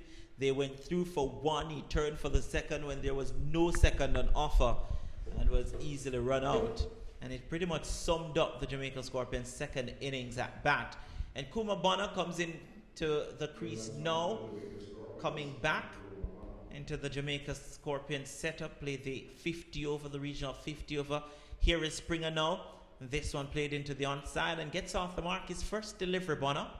Yes, an opportunity presented for Bonner. One understands he's also batting well in the local 2-day tournament. So he gets an opportunity with so many players being out of form. A fall from grace for him personally, having represented the West Indies in T20s and was an overseas player with the Leewards for the past 3, if not 4 seasons. Been an outstanding player for them on many occasions. But his cricket has been on and off so much that many persons have lost confidence in his ability. And there are too many youngsters, not just in Jamaica, but across the region, where players give up on too easily. And there are persons laughing after my statement about Kennard Lewis. This one goes through to wicketkeeper Walcott. But just to add regarding Bonner, he did turn up for the Scorpions in the Super 50, I believe, November last year. Was Jamaica's top batsman. Took them to the semifinals, or was clearly the most impressive. And unfortunately for him, many expected him to be in the early part of the 4-day setup, but he was ill, and he's just getting an opportunity. Here is Springer once more. This one a full delivery. Palmer was going for that cover shot and missed it. Paul Palmer Jr. will have to at some point look a little bit more positive, because not a lot of batting to come.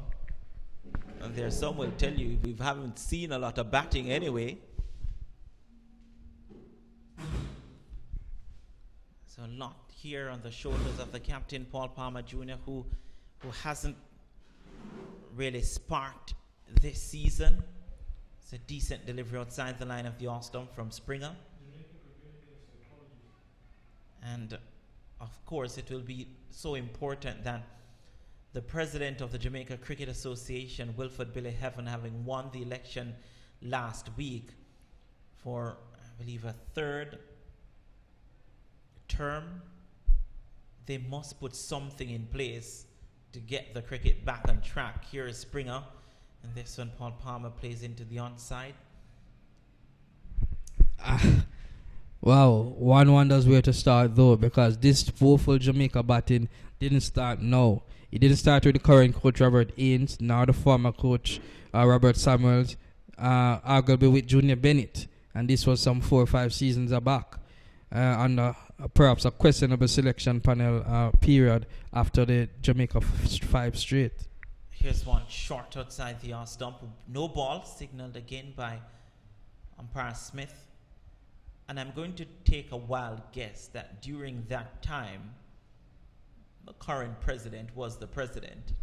Yes, indeed. And, whether fortunately or unfortunately as the case may be, but he took over from winning periods for Jamaica, not only the senior team, but there was indeed a year where Jamaica won all tournaments, under 17, under 19, women's senior. Challenging period for him. Here's another full delivery. And an over that lasted almost an eternity finally comes to an end.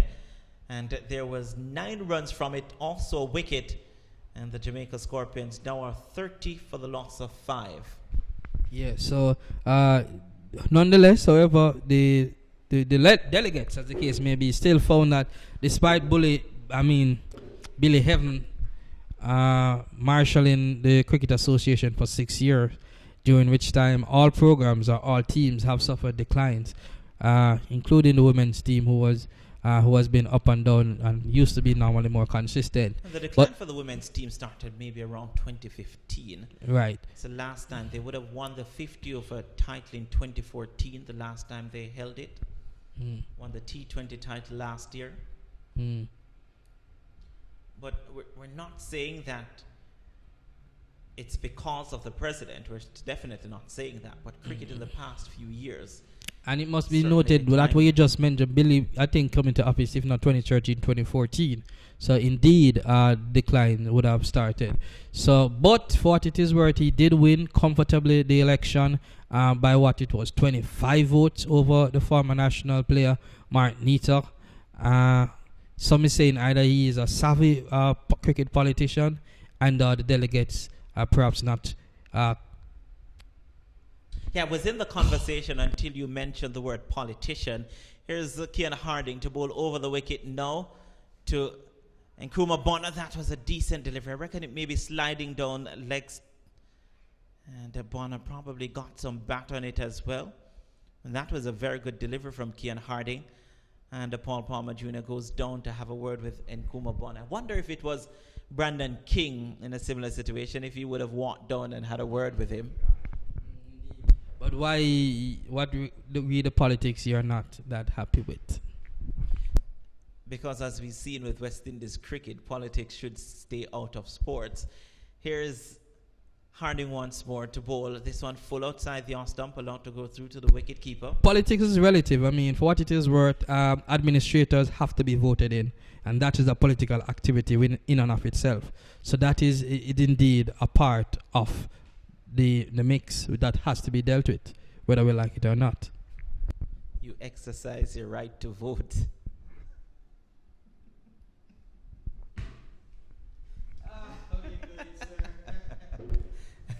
Here's Harding once more. It's been decent. Harding is 2.2 overs, but from time to time has just bowled a little bit too wide, like that delivery, not challenging the batsman. Has bowled 2.3 overs, conceded 4 runs, but a lot of those deliveries haven't challenged the batsman. Indeed. Nkrumah Bonner, though, I mean, whenever one sees him, one feels somewhat aggrieved, because he tends to be, whenever he's in it, he's mentally tough and seems as if he's a cut above what's happening. Here is Harding once more. However, whenever he's not in it, he can look at sea and look quite an ordinary player. So for his fans, he is somewhat of a. It's sometimes challenging when you're out of the game for an extended period. Your batting form dips, and you're not as confident as before. But when it is that you're playing consistent cricket and you're getting good results, it tends to stay with you a lot longer. Here's Harding once more. This one beaten outside the off stump. That time was on the front foot. And that was a very good delivery from Kian Harding. Very good. Pitched just at a good length. Some close to the stump enough. Had to force, had to play per se Bonner. Played just inside the line and the ball going outside the edge of his bat. But what I'm saying as well, in these struggles though, Andre McCarthy, what's happening to Andre did outstanding the well at West Indies A level, outstanding at the T20 with the Tallowers, and he has been very little featured in the 4-day format. I'll address this after this delivery, which completes the over. A full one outside the off stump, and again allowed to go through to the wicket keeper. There is no run. Score remains at 30 for 5. It was a maiden over from Harding. A couple of deliveries too wide for the batsman to offer a shot. But as it relates to Andre McCarthy, did have a talk with him in the nets last week, and I put it to him whether or not he was considering leaving the franchise for another franchise come next season. And he said no, he's not considering that.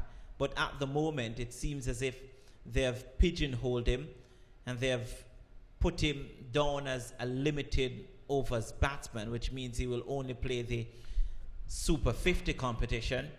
And that is what his training is tailored towards. Now, Springer continues from the Michael Holding end, wide delivery outside the off stump. And Paul Palmer was maybe thinking about cutting that delivery. And hogwash of an explanation, if you were to ask me, as it relates to Andre McCarthy there. Why? I mean, he did get his break and acknowledgement at this level by being an outstanding 4-day cricketer, if I may use that word, outstanding, scoring centuries, including difficult situations in Trinidad, etc. So he has the ability. He just had been out of form. And one wonders if it's more than that, why he's not playing. Yeah, here's a lovely delivery. That is close. And the umpire says not out. And maybe just suggesting to Springer there that he needs to run off, not run in front of the umpire. But that was very close. I reckon that would have been way closer than the Brandon King dismissal. Indeed. And for a moment there, I'm thinking if the umpire may have, what would you say? I don't know. I'm not saying it. Maybe it is he allowed that one to go in comparison to recognizing he made a mistake regarding King, but that was close to being plumb. Won't say that. Here's one wide outside the off stump, along to go through, but that one as well could be sliding down the leg side. The angle from Shamar Springer wide around the wicket, bowling to the left-hander. It was hit full. It's just maybe we're looking at it because Paul Palmer Jr. ended up almost at backward point on his face. And the ball did end up at gully as well. So it could very much be that he's sliding down the leg side. Here's Springer once more. And Palmer plays this again into the onside. I'll put this to you. Captain Paul Palmer Jr. Well, Paul Palmer Jr., I don't think he's the captain for today. Nikita Miller went out and spun the toss in his 100th first-class game. But Paul Palmer at the moment is 1 of 24 deliveries. And then Kruma Bonner 1 from 7 deliveries. The score is 30 for 5. You think that if he continues to soak up these deliveries, he could very much get one with his name on it. Indeed. 30 for 5. It must also be mentioned that of that 30, it would have been 15 extras.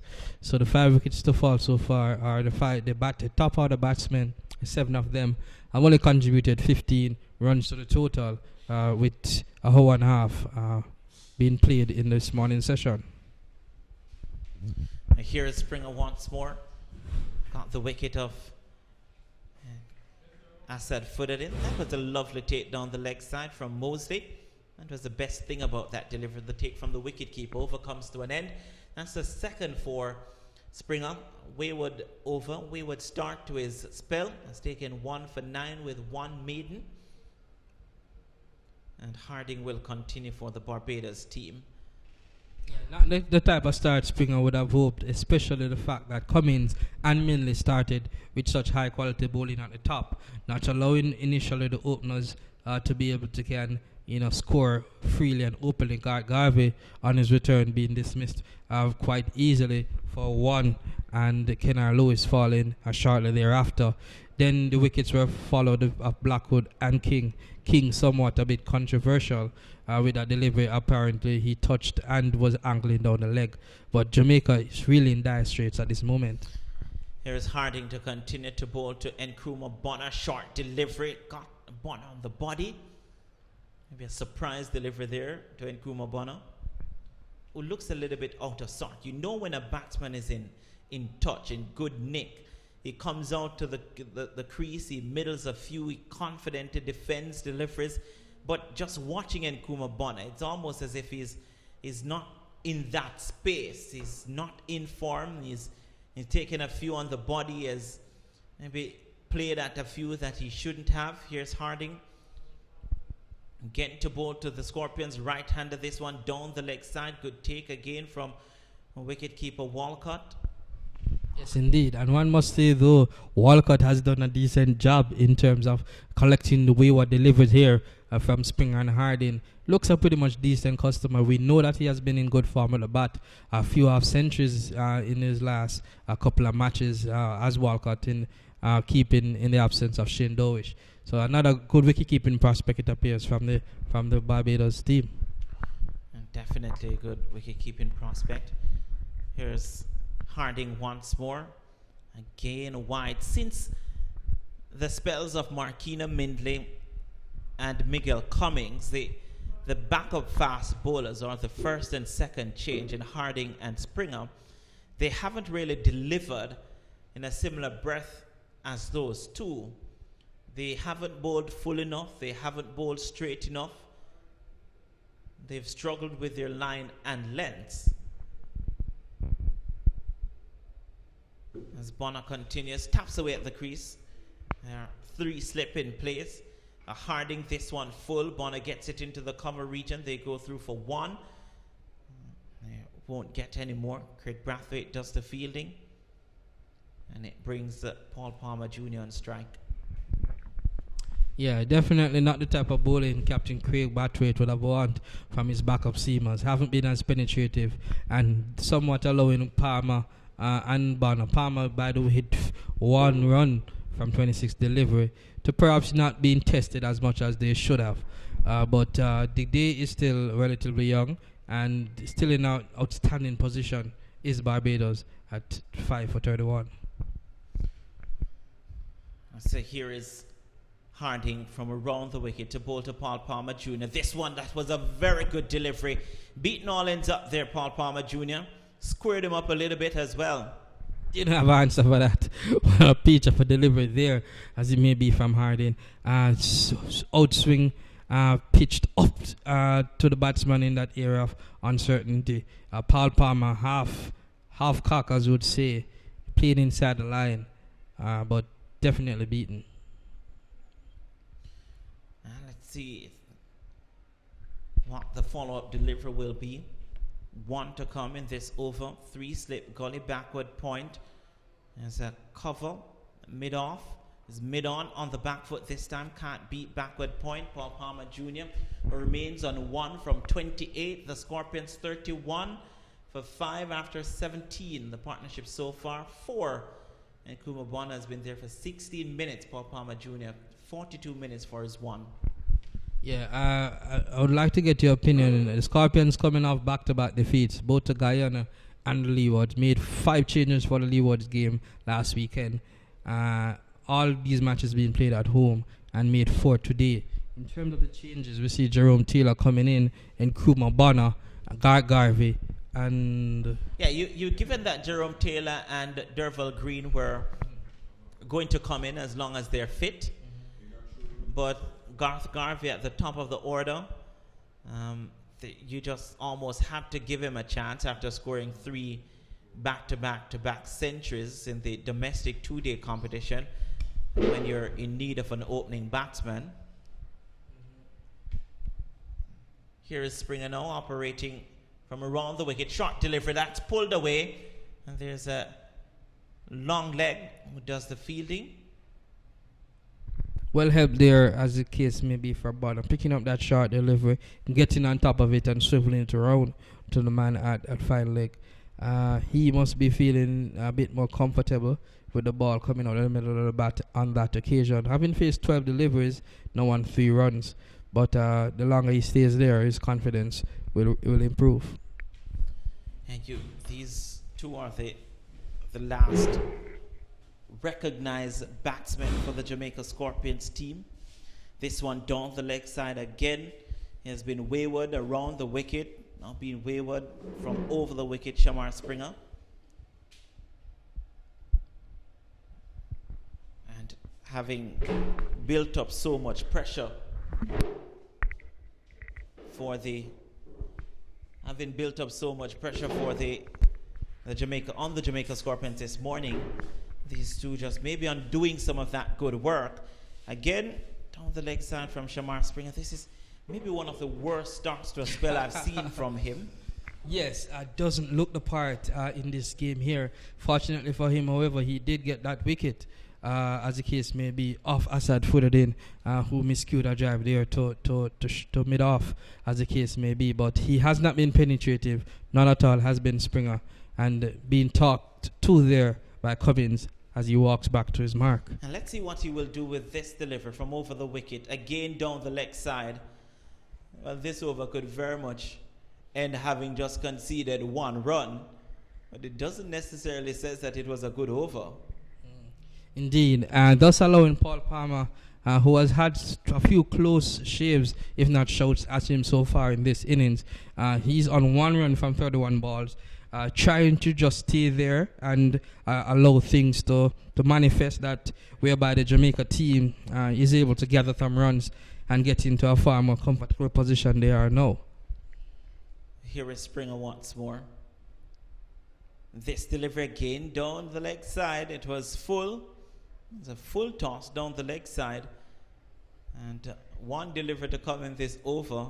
Paul Palmer there holding his bat in his hand, somewhat seem a bit disappointed. Certainly missed out on 4 runs there, full down the leg. But when you're off form, that does happen.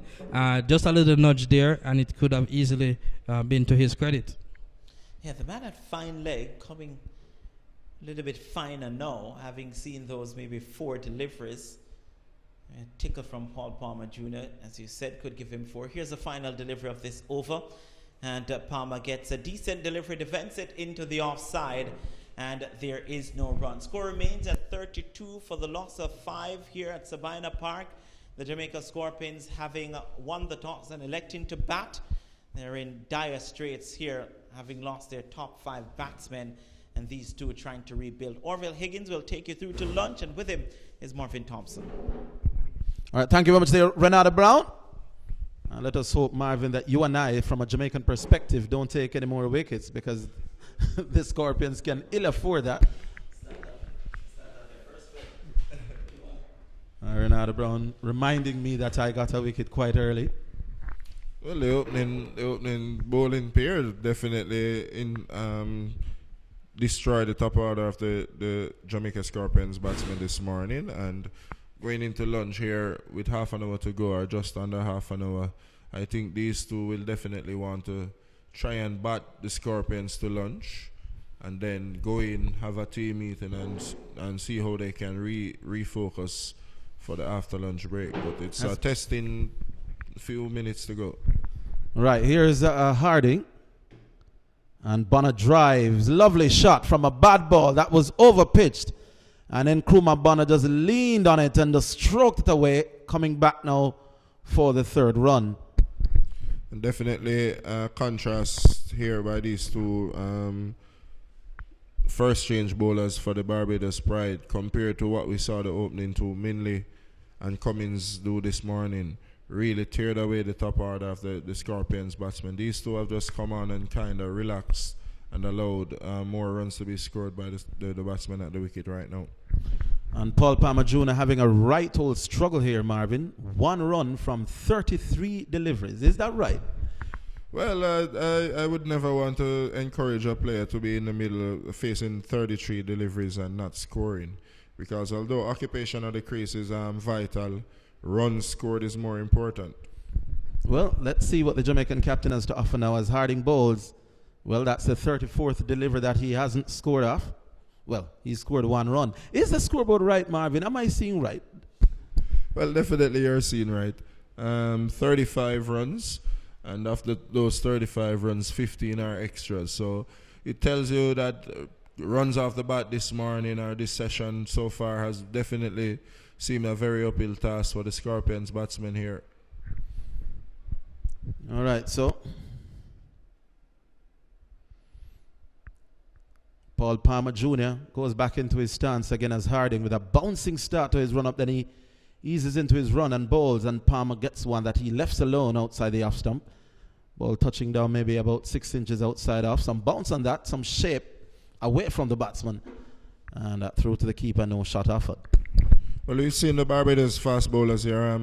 All 4 of them this morning seems to be getting some drift. I know Cummins and Minley first up, they were moving the ball around. But these two, Springer and Harding, they have got some amount of movement also off the pitch.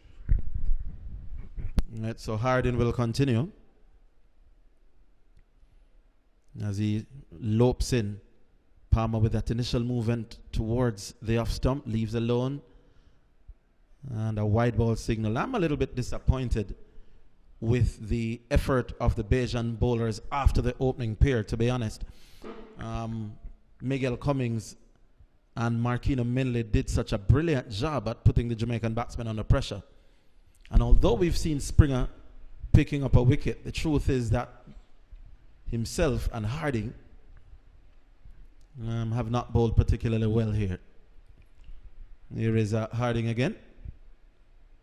And again, just too wide. And that's my complaint. They have not forced the batsmen to play enough. Definitely disappointing to see Harding and Springer operating now after such an exceptional bowling performance this morning from Cummins and Minley. And it's one of the things about consistency. You will have your 2 frontline bowlers setting the perfect example for the others to come on and follow. But when there's a high standard set, it seems that not all the players are able to rise to that high standard. All right, so Harding will try again. And again, too wide. So he's been too wide of the off stump. Springer from the other end has been too much down the leg side. And at 35 for 5, you'd want the batsman to be playing to a lot more deliveries than what we're seeing at the moment. No, definitely. And if I was the Bajan captain right now, I would be telling my bowlers, both Springer and Harding here, that get it a bit closer, because Springer is definitely moving it up and shaping it away from the left-handed batsman, but he's just starting it too wide outside the off stump, and that just allows the batsman to just watch it go by through to the keeper. And Harding going down the leg side now, as we see a bowling change coming up. I think that is Roston Chase coming on from the Michael Holding end, and probably see some spin. Yeah, Roston Chase it is, who will get his first opportunity. Just about 20 minutes to go before lunch on the first day.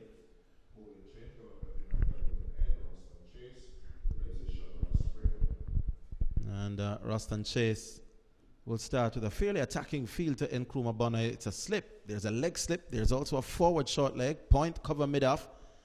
Wideish mid-on, a mid-wicket, and a man at deep backward square.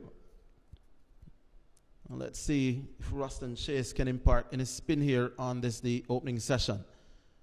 Bonner works this one out towards that backward square region, gets one, wants to come back for a second, sent back by Paul Palmer Jr. But nicely played by Nkrumah Bonner, just working that one in the backward square region. Nice little shot there from Bonner, picking up a single into the leg side. And that's what they have to do now. They have to just try and rotate the strike and pick up as much singles as possible and pick the gaps, because the runs are not flowing here this morning. So they have to be articulate in the way they go about it. Paul Palmer Jr. is on 1 from 38 deliveries. It has been a labored innings, to say the least. And now we're seeing 2 slips and Silimid off as the close catchers. Chase bowls. Palmer is playing and missing. The one genuinely spinning away from him. It has been almost a torturous innings here for the Scorpion skipper. Not captaining this game. We understand that that honor has been given to Nikita Miller in his 100th game for Jamaica. As here is Palmer driving out towards long off. Gets a single and a little misfield, but couldn't capitalize on it. And finally, Paul Palmer has gone up to 2 from 40 deliveries. Nice shot, just driving out towards mid-off. Brings Bonner back on strike.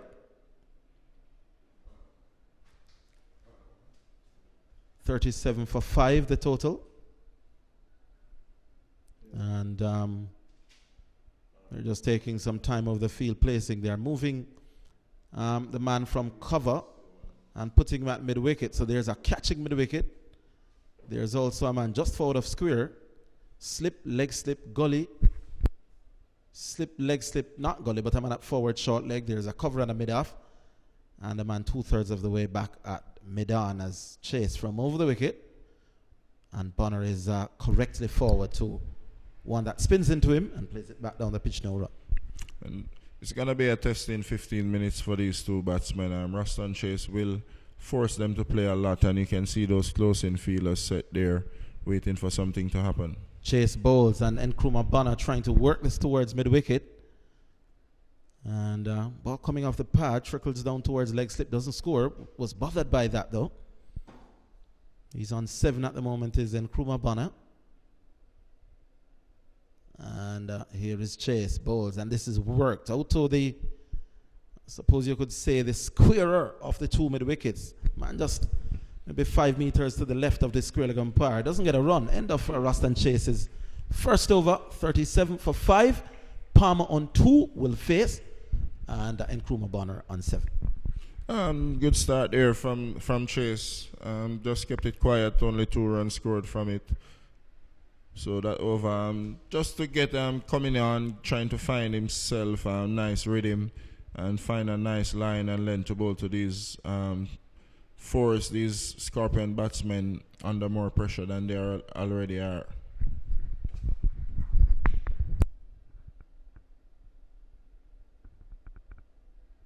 All right, so it's going to be another bowling change, is it?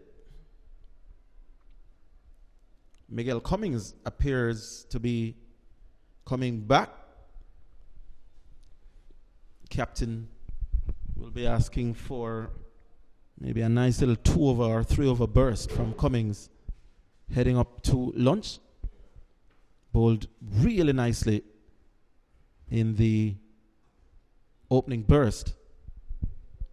And he's brought back with just about 17 minutes to lunch, so he may get 2 or so overs in.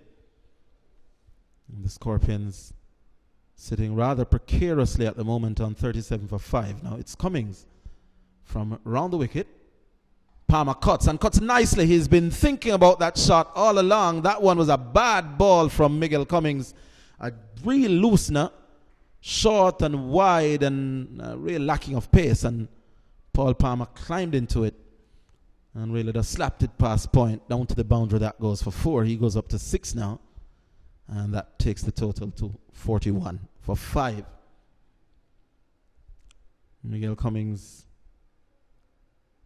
really showing that that was the start of a new spell. There was no energy behind that one. Stood up nicely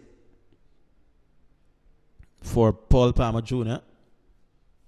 And when you are struggling for runs the way he has, you wouldn't mind seeing a few more of those. 37, no, it's now 41 for 5.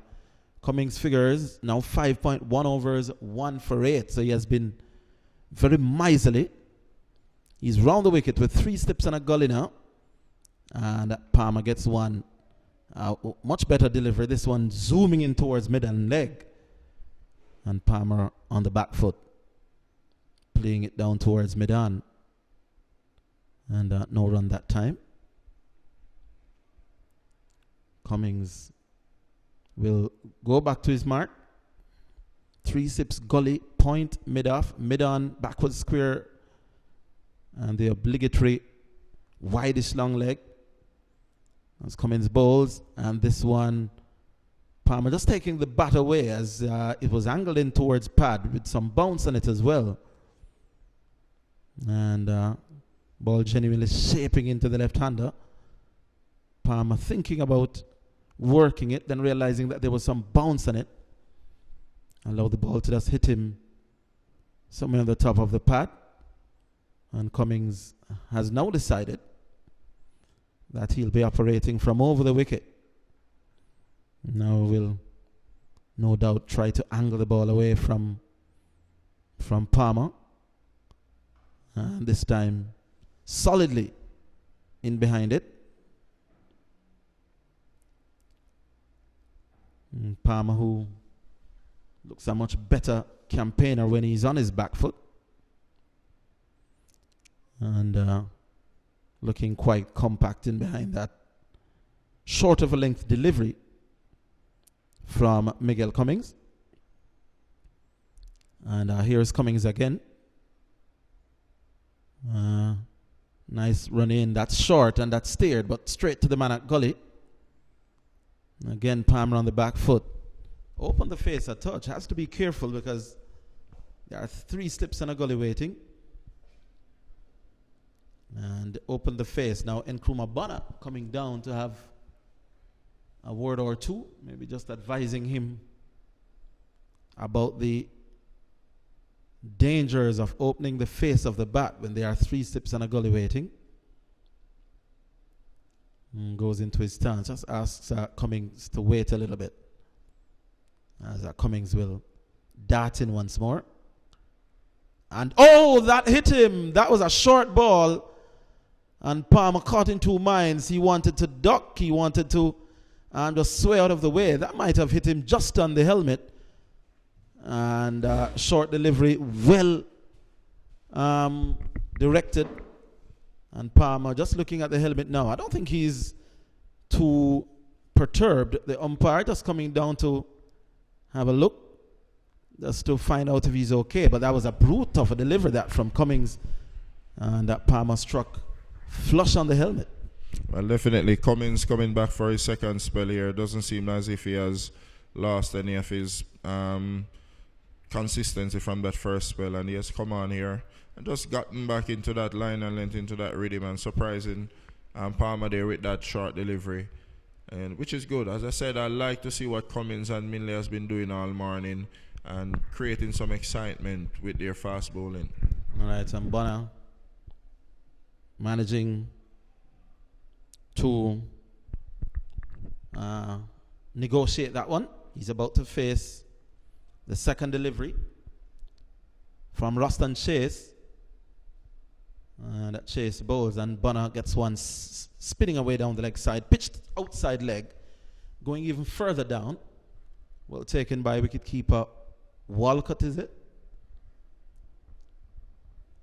And at 41 for 5, here is that Ruston Chase again. And Bonner is forward. Just drops it out into the onside of the pitch. Ball trickling back up to Ruston Chase. Getting through his deliveries pretty quickly. And here's he again from over the wicket. And Bonner is trying to work this one down the leg side. I'm not sure he got a touch, but it will run into the fine leg boundary for 4 runs. So there he did get some touch on it, which is quite a dangerous shot, Marvin, with a leg slip in place. And he did get it in between that leg slip and the wicket keeper down to the boundary for 4. But I would suggest that that is a pretty dangerous shot. Very delicate shot. Touch and go, very risky in the circumstance, but productive in the end. So Nkrumah Bonner now goes up to 11. And could well be the top scorer so far. Well, he's definitely been the top scorer behind the extras, because extras are at 15. So imagine 11 being the top scorer when 5 wickets are down. Here's Ruston Chase, and Bonner is getting one that spins into him. That's a good ball that was pitched outside off. Maybe beaten for length, staying back when he might have been forward, the ball spinning into him, and luckily didn't go on to hit. Good delivery that from Ruston Chase, genuinely getting the ball to spin even at the stage. Definitely a good delivery there and from Chase. And spinning back. Chase again. Bonner pulls out towards mid-wicket. That one was short. He was in the pull. And can't beat the man in that mid-wicket position. End of Ruston Chase's second over. And the total 45 for 5. So, as I said, it's going to be a very interesting last 7 minutes here. Chase has come on and he has been spinning this ball back into the right-handers and creating a lot of problems for them going forward with the spinning ball. Cummins has returned.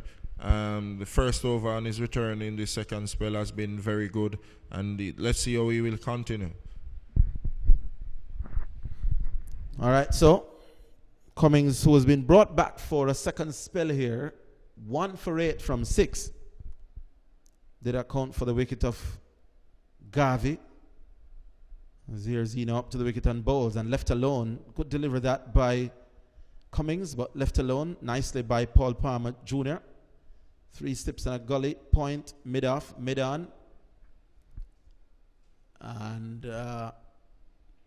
there's also a deep backward square, so they are trying to get it into the mind of Paul Palmer Jr. that the short one is coming. The square leg is sent all the way back. Did hit him on the helmet in the last delivery of the other over. At some point, you expect him to, as they say here in Jamaica, go for the mud again. Cummins, this one is pitched up and steered out towards gully, and no run. And they're definitely keeping the lids here on the Scorpions batsmen. Cummins right on spot again. The 2 men out for the short delivery, but I'm banking on him to keep it more up to the bat and try and force Palmer to try and push away from his body and give an edge to those men waiting in the slips. And Palmer will continue. Now 48 deliveries for his 6. So he certainly had to be battling.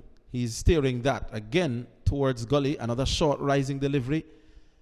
And Paul Palmer Jr. just rehearsing that. May have gone a little bit more towards cover point as opposed towards gully. He has to be careful here, Marvin. Yes, the field is definitely set for him to make the mistake. They're keeping it just short of a length, and it's moving away across his body, so he's not going to be in full control of that shot whenever he plays it. So the chance will definitely present itself. All right, has to be careful. Cummins bowls to him again. This time, just struck on the pad. Maybe have been some inside edge on it as well. No appeal because it was clearly outside leg. And Palmer continues now 50 deliveries for his 6. And you certainly have to maybe giving him credit for not losing his cool. He's certainly under pressure. But he's prepared here, Marvin, to just battle away. Yeah, he's a fighter. But one of the things I would like for him to see him do a lot more is try and rotate those deliveries into the gaps and try and pick up some singles, because it's all good and well occupying the crease, facing 50 deliveries for 6 runs. But if at the end of the day your team is bowled out for under 100, it doesn't argue well for the complexion of the cricket. Cummins bowls, and that was a very good short delivery. Palmer just rocking the head back. That one was, again, very well directed. And Palmer played it well in the end. Kept his arms down. Watched the ball all the way. Got the head out of the way. And a good bounce through to the keeper. As you can see, there are definitely gaps out there where we could try and just nudge the ball into those gaps and pick up a single. Rotate the strike. Put the ball under pressure, having to change his line for each delivery. Yeah, that one was pitched up and he was driving back to the bowler, doesn't score. So the end of another over that from Cummins. And when you've bowled 7 overs and taken 1 for 8, you've certainly earned your keep. Certainly on the evidence of what he's done on the first session of the first day. No, well, both himself and Minley, they have definitely put the Barbados Pride team in the ascendancy going into lunch here.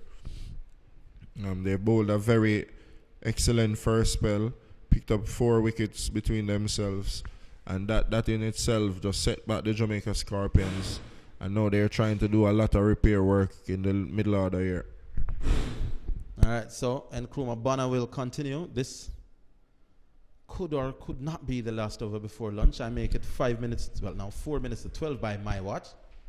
Looking at the scoreboard, I think we will get another one in. This time Bonner off the back foot. Nice shot out towards backward point. They've taken one and they'll come back for the second. Short ball. And Bonner taking the opportunity to punch square on the offside. 2 nice runs. And that's what I'm talking about. Bonner is able to just watch those balls and just nudge it into the gaps and pick up a few runs here and there. But Palmer is just intent on just pushing it to the fielders or just leaving it alone outside the off stump. And Bonner is forward to a delivery pitched further up. A gentle inquiry by Ruston Chase, but there was some bat in that, and the left foot well outstretched and would have been outside the off stump, hitting. So not really too much in that. I suppose you could call that minor appeal this time. Oh, that one was spinning.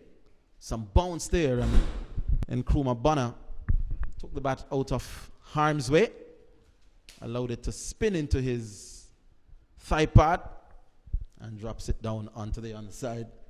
No run. Here is Chase again. And Bonner is forward, pushing right out, killing whatever spin that Ruston Chase may be imparting. You can see them there. This definitely will be the last over as we see Bonner and Palmer walk to the middle to have a little chat.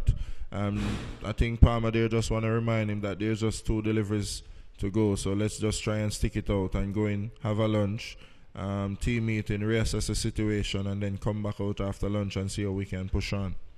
Well, my watch says 11:57. So not Palmer, but Bonner forward again. This time there was a little bit more confidence to the appeal. They may be saying that Bonner wasn't quite playing a shot as he pushed his left foot outside the off stump, but he was hit so far outside that it was difficult for the umpire to rule that would have come back to hit. Chase again, and this time it's spinning and bouncing and hitting Bonner on the thigh pad again. Let's see if the umpires will get in another one here. Could very well be another one before the lunch and interval is taken. See the umpires looking at their watch. Square leg umpire taking his time to walk across. It's when the umpire is in place. He's in place now, and yeah, they'll have another one. Okay, perfect timing. So the batsmen there are a bit disappointed because after Bonner played that last delivery, you could see him turn and look towards the dressing room, but the umpire said wait, and we'll get in another over just before the lunch break. I think these 2 would have definitely wanted to go in at the end of that over a while ago. Relax themselves, have some lunch, think about it, and then try and come back after lunch and push on for the Jamaica Scorpions team here. Right. Well, those, I suppose you could call them exploratory overs by Cummings, has given way to a bowling change, so he didn't quite pick up the wicket that his captain would have hoped he would have come back to do. And it's Craig Brathwaite who will have a little trundle the final over before lunch. And this can be a very tricky situation. A part-time bowler coming on just for 1 over, and he may present an opportunity to the batsman. He may flight one that the batsman may look up at and say, okay, even though we're going in. So he's just trying to basically just force a mistake from one of these Scorpions batsmen just before lunch. All right, here is Brathwaite again, and Palmer off the back foot. Oh, that was a good ball, spinning across him. He'll suggest that he took his bat inside the line. Well, I'll give him the benefit of that one. He saw the turn and he just pulled the bat inside the line. Well played. Brathwaite certainly has been on the penny 2 slips and a man at silly point. Well in the eye line of Palmer, who must be a little concerned at the moment, but that time on the back foot. And whenever he's asked to come on the back foot, he plays quite solidly. knocked down that one just in front of him on the offside. And no run. So the final 3 deliveries now before lunch on the first day here. Brathwaite bowls, and this is driven out towards the man at extra cover. Can't beat him though. And the score remains 47 for 5 with Palmer on 6 from some 56 deliveries. On the other end, then Krumah 13 from 29. Here is Brathwaite bowls, and Palmer is standing up straight, pushing it out into the leg side. Thought of a single. Bonner was never going to be interested in that. And no run resulting. You can see Bonner there pulling his gloves off, just waiting for this delivery to bowl, for him to just turn and head off to the dressing room for the break. So could be the final delivery before lunch on day 1 with the Scorpions being asked to bat. 47 for 5. Brathwaite bowls, and the captain leaves alone outside the off stump. That's lunch, day 1. And the Jamaicans would have lost a ton load of wickets here in the early session. Garth Garvey, Kennar Lewis, Jermaine Blackwood, Brandon King, Asad Fuddin, all gone. And the extras 15 have been the top scorer so far. Bonner is on 13. Paul Palmer Jr., the captain, is on 6. And we'll allow Marvin Thompson to put the final cap on things before we go to lunch. Well, I would consider this just a minor fight back between Paul Palmer here and Nkrumah Bonner. 47 for the loss of 5, the partnership of 20 runs. And these two would have been a bit more comfortable going into lunch, knowing that they haven't lost a wicket since they've been together. And they've added 20 runs, and they can now go in, have the break, have a little discussion, get something to eat, and look to come back out here after lunch to fight on for the Jamaica Scorpions.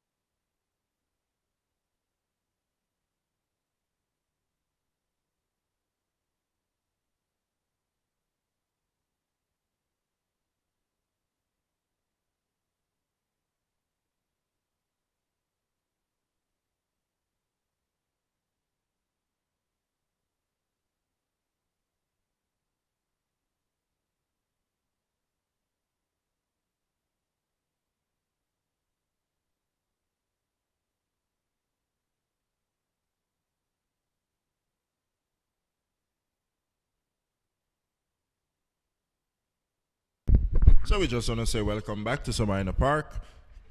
Start of the play here after lunch here on day one in this 10th round Windies Regional Cricket Championship between the Jamaica Scorpions and the Barbados Pride. The Scorpions resuming 47 for the loss of 5. Ball there delivered by Ruston Chase, just tucked into the offside, and they will come back for 2.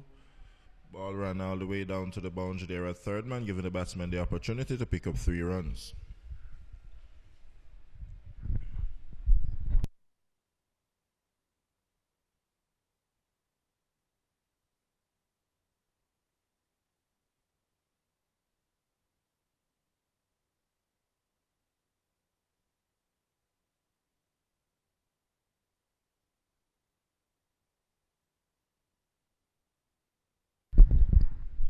So Palmer now to take strike from Ruston Chase. As Chase comes in, passes the umpire up to the stumps and bowl, and that one is slugged all the way over long on. That one will go all the way for 6. Lovely shot there from Paul Palmer. That one just pitched up outside the off stump, and he just helped it, whipped it over the long on fence for 6. So 56 now for the loss of 5. And Palmer seems to come out here after lunch this afternoon with some attacking intent. Not want to be bogged down there by Ruston Chase. So once again we see Chase from the Michael Holding end. Passes the umpire up to the stumps. Bowls to Palmer, and Palmer goes back and just pushes that one back along the pitch. Rolls out into the offside. No run. So end of the first over there after lunch from Ruston Chase. Very attacking mindset shown there by Paul Palmer Jr. in that over. One pitched up and he just went onto the front foot and whipped that one over the long on fence for 6.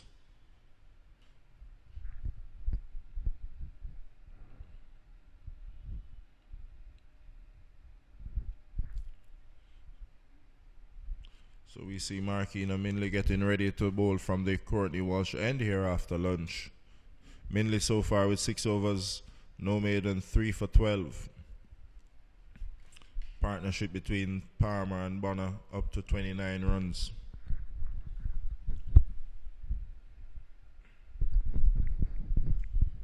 So we see the field being set for Marquino Minley. 2 slips, gully, a man at point, a man at cover, mid-off, mid-on, a man at forward, square leg, and a man down at the long lead fence.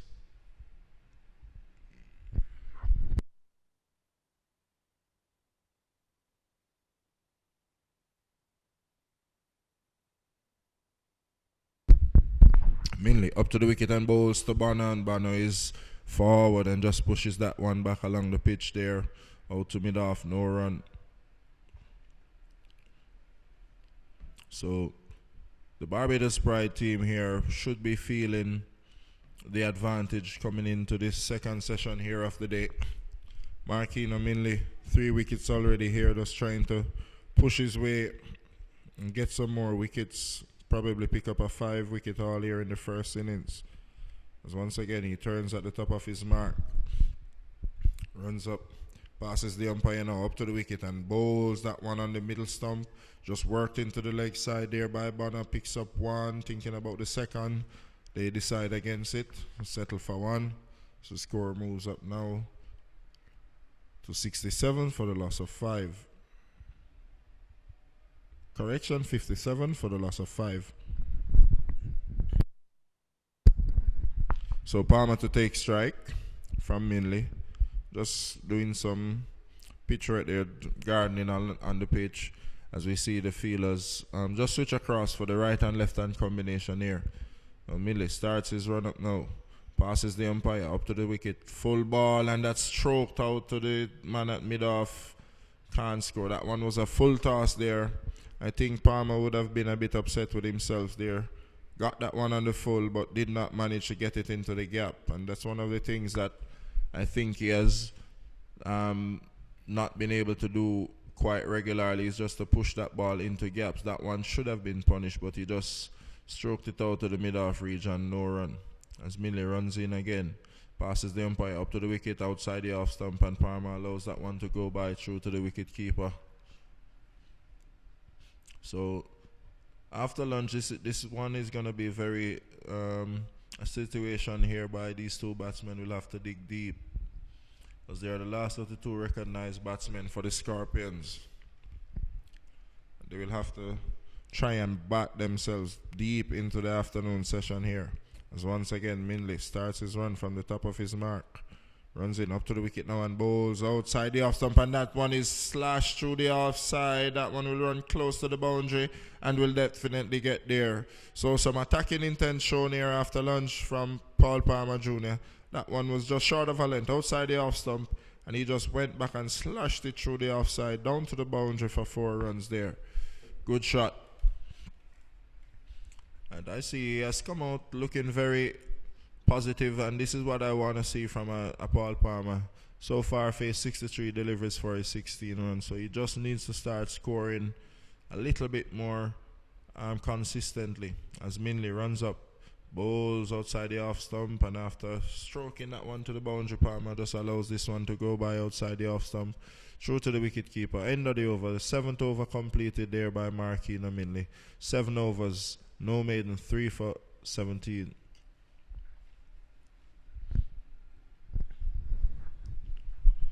So very good afternoon here. Sun is out.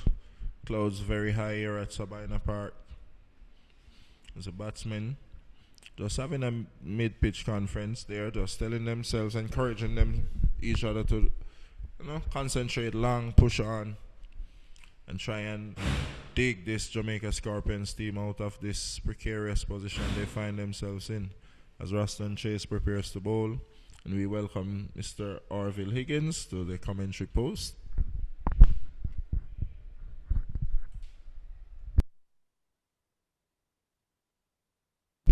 Roston Chase will continue, and this is worked towards backward square by Nkrumah Bonner. And there's no runs on that. He's on 17. And these two will need to push on Marvin if the Scorpions hope to get a good total. Well, they definitely need to do. Chase balls, and that's whipped away over mid-wicket. Fine shot that by Nkrumah Bonner, just picking it up and going with the turn, hitting over mid-wicket. 4 nice runs. Definitely a good-looking shot there. He just waited on it, picked it, and with the turn, he just whipped it through the mid-wicket region down to the boundary for 4. And I'm liking to see these two, they have come out after lunch there. Now they're looking very positive and trying to score at a more frequent rate. All right, so the total now, 65 for 5. And interestingly, the partnership is worth 38. So these two have been doing pretty well. Yes, definitely. They have tried to restore some pride to the total here of the Jamaica Scorpions. Still not where you'd want it to be, but far better than where they were at one stage. Chase bowls, and Bonner is off the back foot, working it nicely out towards backward square. Always feel, Marvin, that Nkrumah Bonner is probably the most technically equipped batsman in Jamaica. I don't know how you see that. Well, if you're looking at him in this innings, he has really looked easy, while the others before him came and seemed to have been in some problems. He has really looked easy. He's playing the ball on its merit and watching it very closely under his eye and just working with those wrists. Chase bowls, and that's left alone by Palmer outside the off stump, no run. And what is good to see is that Palmer has come out here after lunch and he has looked positive. The previous over from Chase, he whipped him over long on for a 6. And this time he's trying to sweep. Did get in trouble with that sweep shot in a previous game, but this time it was outside off stump as opposed to straight. Well, we know Chase is definitely spinning some these deliveries here. Here's Chase again. And Palmer drives up towards cover. And no run. It's the end of another Chase over. And that's 5 overs now, none for 22. And the spear continues to soldier on. Well, what I'll be looking to see here after lunch is they've brought the skipper has brought Marquino Minley down to this Courtney Walsh end. I would like to see if he will continue with chase from the Michael Holden, and or he will just try and get his two frontline pacemen in very early after in the second session, both Cummins and Minley, to try and make further inroads into the Scorpions' batting. All right, so Minley will continue again and runs in on bowls, and Bonner is very, very compact behind it. You can see the confidence oozing in his game at the moment. Feeling pretty good about life.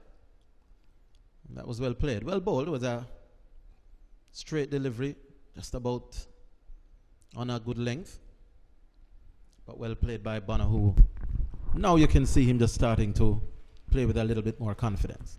Well, definitely, and he would have gone in after the lunch break and thought about it and said that, all right, we're up against it, but we can't just sit back he and allow. Punches that over the top. That will go down towards the backward boundary, and it gets there now. That's 4 nice runs. Or did the fielder manage? No, it's 4 runs into the boundary. For a second, I thought that the fielder would have done enough to pull it back, but Nkrumah Bonner now just improving in his range, and again 4 nice runs.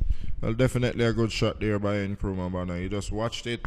It bounced awkwardly a bit. He watched the bounce and he just ride it and helped it over the infield there and down to the squarish cover boundary for 4.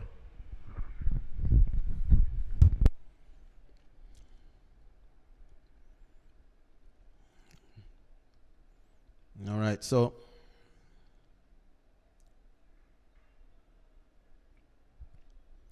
here is Minley, and this is forward, textbook forward defensive shot by Nkrumah Bonner. And that certainly looks the part. He's 26 now. It definitely looks solid coming out here in this innings, especially coming out under pressure early in his innings. He has concentrated well, and I'd just like to see him blossom during this innings and try to bat himself to a very good score. Indeed, so Minley will continue again. And Bonner is off the back foot, steering it square on the offside. Easy as you please. Goes up by 1 to 27. And that makes it now 71 for 5. And Paul Palmer Jr., 16 from 57. Will continue to do battle. The partnership stretching all the time. These two have now added 44 and are beginning to look quite confident. Well, definitely, and it's just a difference when you see when Bonner is on strike. He plays with relative ease and comfort and seems to know exactly where he wants to get this ball to pick up singles and get himself on strike. Outside the off stump, Paul Palmer doesn't play. Wide ball that from Minley, who's in his 8th over now, 3 for 22. Has been the pick of the bowlers this morning, although I thought that opening burst from Miguel Cummings was just as good. Only had 1 wicket to show for it, but did ask a lot of questions of the batsman. And here's Minley with elbows pumping, comes in and bowls, and that steered away out into the offside nicely by Paul Palmer, confidently coming in behind it and just opening the face. And that man up that deep backward point boundary is brought into service. It's the end of the over, and the Scorpions are now 72 for 5 with Palmer on 17 and Nkrumah Bonner on 27. And that last shot there by Palmer is what I would like to see him do a lot more of. Trying to just get behind those balls and steer them into the gaps and rotate the strike. Because it's a right-handed, left-hand combination, the bowlers will have a lot to think about. If every ball is rotated for a single, they will be having to change their line with each delivery, and it might force them to make a few mistakes. So these two just have to try and use some reverse psychology and push back the pressure onto the Barbados Pride bowlers and try to build this partnership. So far we're at 45. All right, so it's going to be Ruston Chase who will be continuing a slip and a Silimidar are the close catchers. And Palmer is forward and missing. That one bounced and turned. definitely And, some bounce well, there and turn for Ruston Chase, beating Palmer in that forward defensive shot. Palmer was just left groping at thin air. It's Chase again from around the wicket, and Palmer leaves alone. That time he picked up the line early, saw that it was a bit wide outside off stump, and opted not to play. Here is Chase again. That's cut away up to the man at cover. Palmer may be a little bit upset with himself because it was short, and wanted to pick the gap between that man at backward point and the man at cover, but hit it straight to the man at that deepish cover. Hit it too hard even for the single. This time he's sweeping and sweeping in the air. Didn't carry it to the man at backward square. And they take one. He has to be careful with that sweep shot, Marvin. He seems to be reasonably well set. And at times when he goes for that sweep shot, you almost feel like he is taking risks that he doesn't have to take. Well, it's a very risky shot. That ball bounced a bit more than he would have expected. And with him, the off-spinner bowling around, he would have been playing against a spin, and it just took a top edge. Lucky for him, went a bit finer than the man who was placed out on the boundary there, who ran around and just got it on the one bounce. Right, so now Chase will continue. This time to Bonner. He's forward, easy up towards mid-on. Looking sound, 73 for 5. Bonner 27 from 43 deliveries. His captain is 16 from some 73 at the other end. Bonner again faces up to Chase, trying to drive through mid-off. Ball coming off the inside edge, onto pad. Luckily, not sneaking through the gate. End of another Ruston Chase over, 73 for 5. Now these two trying to do the repair damage which has been inflicted by these Barbados Pride bowlers onto the Jamaica Scorpions batsmen today. So they're now building a partnership. They're growing in confidence. They seem to be getting now used to the conditions out there. They have seen the bowlers, and now they're as you see them talking in mid-pitch, they're just saying to encouraging themselves to let us try and bat deep into this second session. All right, so Marquina Minley will continue. And Minley's figures 3 for 20, 3 for 21, 3 for 23 from 8 overs. And it is going to be Paul Palmer who will be taking strike. He's on 18, 2 steps in a gully. There's a point, a cover, mid-off, mid-on, a man just in front of the square leg umpire, and then there's long leg as Minley runs away from us, and Palmer is driving out towards mid-off, hitting it hard into the ground. Didn't time it particularly well, but straight to the man at mid-off. No run. And what I've seen here after the lunch break is that Minley has come on and he has tried to keep majority of the deliveries up to very full up to Paul Palmer's bat. I don't know if he's trying to force him to drive. We saw him drive one earlier a bit uppishly, so I don't know if they're just trying to work him out there and force him to make a mistake and drive in the air to cover. Right, here's Miller now to bowl to the Scorpions captain, who stands up nicely, plays it back along the pitch. Well, not really along the pitch, out towards mid-off. We haven't seen the pitch here, Marvin, giving the same level of movement as the ball gets older. The ball is now 30.2 overs old. Certainly was nibbling around a bit in the earlier stages, but we're not seeing the same level of deviation of the seam. The batsman will be happy about that. Here is Minley bowls, and Palmer struck high up on the pad, no appeal. Delivered that, just bounced a little bit on him as he was trying to work it into the onside, no run. And I'll be watching especially Minley and the Cummins carefully in this second spell here, because we know early up there would have been some assistance, a bit of moisture in the pitch, and then there would have been that natural assistance with the new ball. So I'll be watching them carefully to see if they maintain that same discipline and that same tidy line just outside the off stump there to each batsman.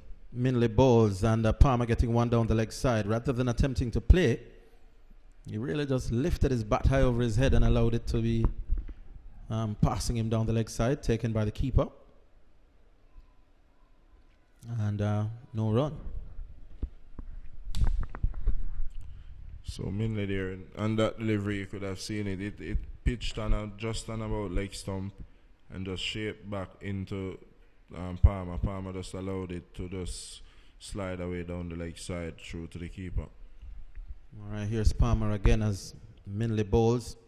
He's working that out towards mid-wicket. Runs for the Jamaican Scorpions captain. They take one. They're back for the second. There could be a third in it as well. Yeah, a little stip from Nkrumah Bonner, but well home in the end. Nice shot that from Paul Palmer Jr. Getting one on the leg stump and just pushing it past mid-wicket for 3 nice runs.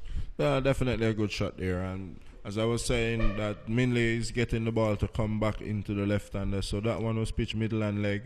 And he just watched it, worked it through that mid-wicket area there and picked up 3 runs. And this is what I've been saying, that I want to see Palmer doing a lot more rotation of the strikes. Getting the shots placed in the gaps where they can get runs from it.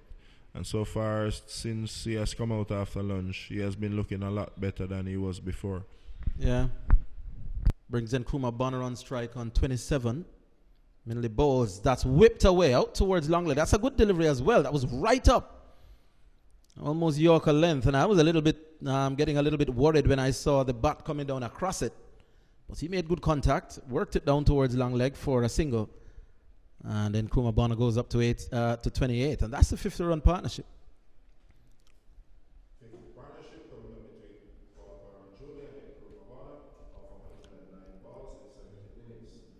Yeah, 50-run partnership, 70 minutes, 109 balls. So they've taken their time about it. But in the post, well, you wouldn't say the post-lunch. In the post-lunch session, exactly that's what it is. These two have been scoring at a little bit more quickly. And it's Nkrumah Bonner who will now face up to Rust and Chase. Chase just taking the time over his field placing, making sure that the mid-wicket goes right back. As here is he now, and Bonner is forward, pushing the left foot well to the pitch of the ball and playing back up the offside of the pitch. No run. And I'm just here looking at Rust and Chase and trying to play it in my head and comparing it with Raheem Cornwall in terms of his bowling. And I'm just saying here that probably Cornwall seems to be a lot more attacking and one who goes after the wickets. He does not just bowl and hope. Cornwall seems to be a bit more attacking-minded bowler than Chase here. Chase with a slip point cover mid-off on the offside. There's also a man under the bat, that forward short leg. Bonner is off the back foot and cuts it square. Can't beat Cummings. Ball was short and he was just trying to play a late little dab past the man at backward point. And didn't quite beat his man running to his left. Paul Palmer calling Nkrumah Bonner for a mid-pitch conference. Not sure what he'd be saying there, Marvin. Be careful how you back away. Yeah, that off spinner turning into you. He took that one basically off the off stump. And he's forward to this one, playing it back up the offside, no run. When you try and play those late cuts off your stumps, it poses a lot of difficulty if you miss. Because once you don't get bat onto ball or get enough bat, it can edge through to the keeper to slip, or you can be beaten and just bowl comprehensively. Chase bowls and then Nkrumah Bonner coming down on it for the drive. Ball coming off the inside half. Wanted to hit that a little bit straighter, but it went straight to the man at that straight mid-wicket. A bit short in for that. A shot like that goes aerial. Chase bowls and Bonner is forward. This time the ball coming off the inside half of the bat, trickling down the pitch. Chase's over comes to an end. He's now bowled 7 overs, none for 23. And the Scorpions, with that, are 77 for 5.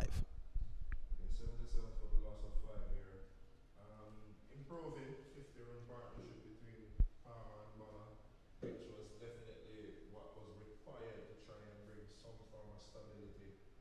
losing those early wickets. Scorpions know these two just have to spend some time at the wicket and try to do this prepared job. We know the bowling, Minley will continue to be attacking. He'll try and pick up a couple more wickets because he will be one who's saying that he's a home boy, he knows the old conditions well, and he will want to bowl at this Jamaica Scorpions batting lineup and see how much of these wickets he can scalp. Indeed. So Minley will continue. Minley has bowled 9 overs, 3 for 27 so far overall. Paul Palmer Jr. with 2 sips and a gully, point, cover, mid-off, mid-on, mid-wicket, long leg the field.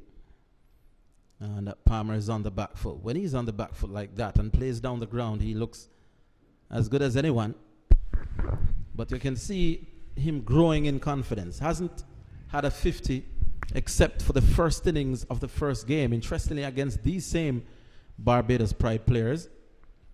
He certainly started slowly, but you could see the longer he goes on, the more assured he looks. Well, this approach by him looks a lot. There's has been a lot of thought put into it, and he knows. Let me just say that was a bouncer which he ducked under. Right, Palmer. He hasn't been scoring a lot of runs all season long, and as you said, the only score of reckoning was that half century against the same Barbados Pride team in the very first game. So he will want to come out here and relish the opportunity to bat against some quality fast bowling here and try and prove himself. All right, so Minley now, and he's working that out towards mid-wicket. Well knocked down, good feeling that. Could be. It's not Chase. Chase is at gully, but well knocked down by the man at mid-wicket. Could be Harding, I think. And again, another mid-pitch conference between the two, egging each other on. Just trying to keep each other's concentration going. Well, they'll definitely want to try and concentrate for as long as possible here. Minley bowls. And Palmer struck on the pad. This could be tight. Maybe just outside off stump, playing a shot. He was playing, he was hit. I make it that he was struck just outside. He was on the back foot. And Palmer lives to tell another tale. Probably just that delivery probably would have just touched down outside the leg stump from the right-hander bowling over the wicket to the left-handed batsman. So that probably would have been the only thing to have saved him there. Palmer now, as you see them conferencing in mid-pitch once again, the encouragement needs to be there. I think Minley now has found a rhythm in this over, which is creating a bit of problems for Palmer. You just have to look at it and continue fighting on for the Scorpions. Here's Minley again, and Palmer is trying to whip that over backward square for a delivery down the leg side. And the keeper diving away to his right, Palmer making no touch. And once again, you see that delivery there after pitching. Just move into the leg side a bit more and just move past Palmer down the leg side, and he just whipped at it, making no contact going through to the keeper. But as I said, this spell of the second spell here by Marquino Minley, he has continued to attack the Scorpions batsmen, but not as much success as in the first. Palmer gets a good delivery, started to play, they may have just taken away the bat. That one touchdown outside off.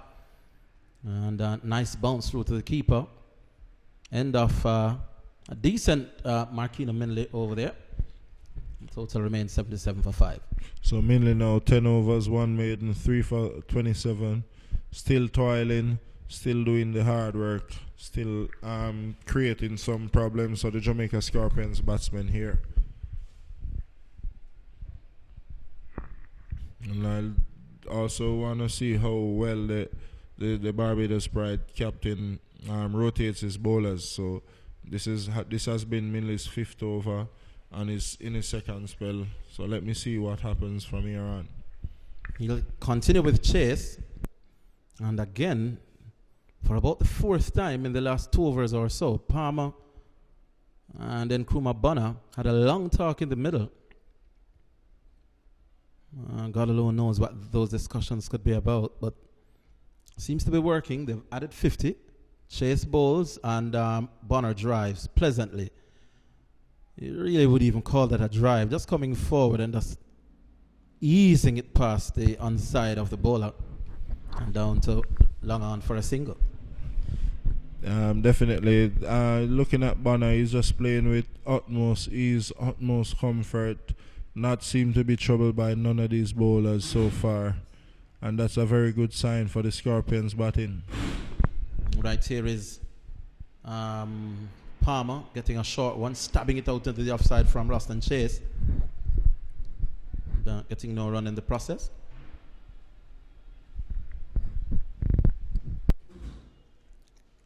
And here's Chase again, 78 for 5. And Palmer is sweeping round towards the man on the backward square fence. He cuts it off. This time he hit it on the ground. And the man on the deep backward square fence doing some good work. Looks to be Springer. And in the end, a single to the Scorpions captain goes up to 22. Now 79 for 5. And Nkrumah Bonner on 29 now will take strike.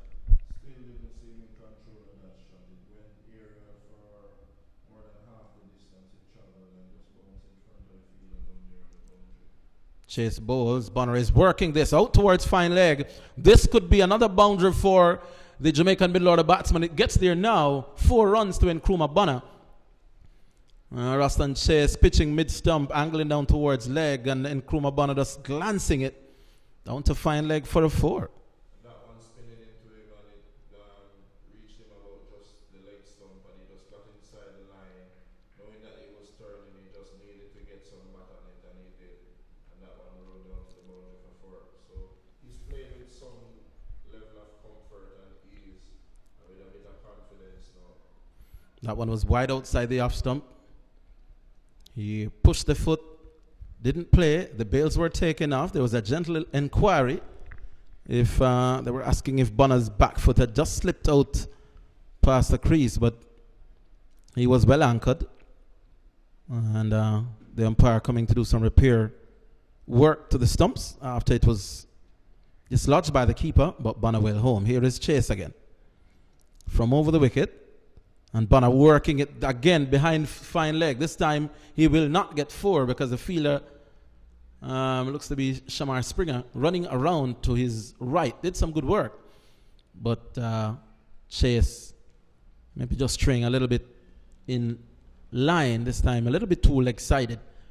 And Bonner goes up to 34. It's now 84 for 5.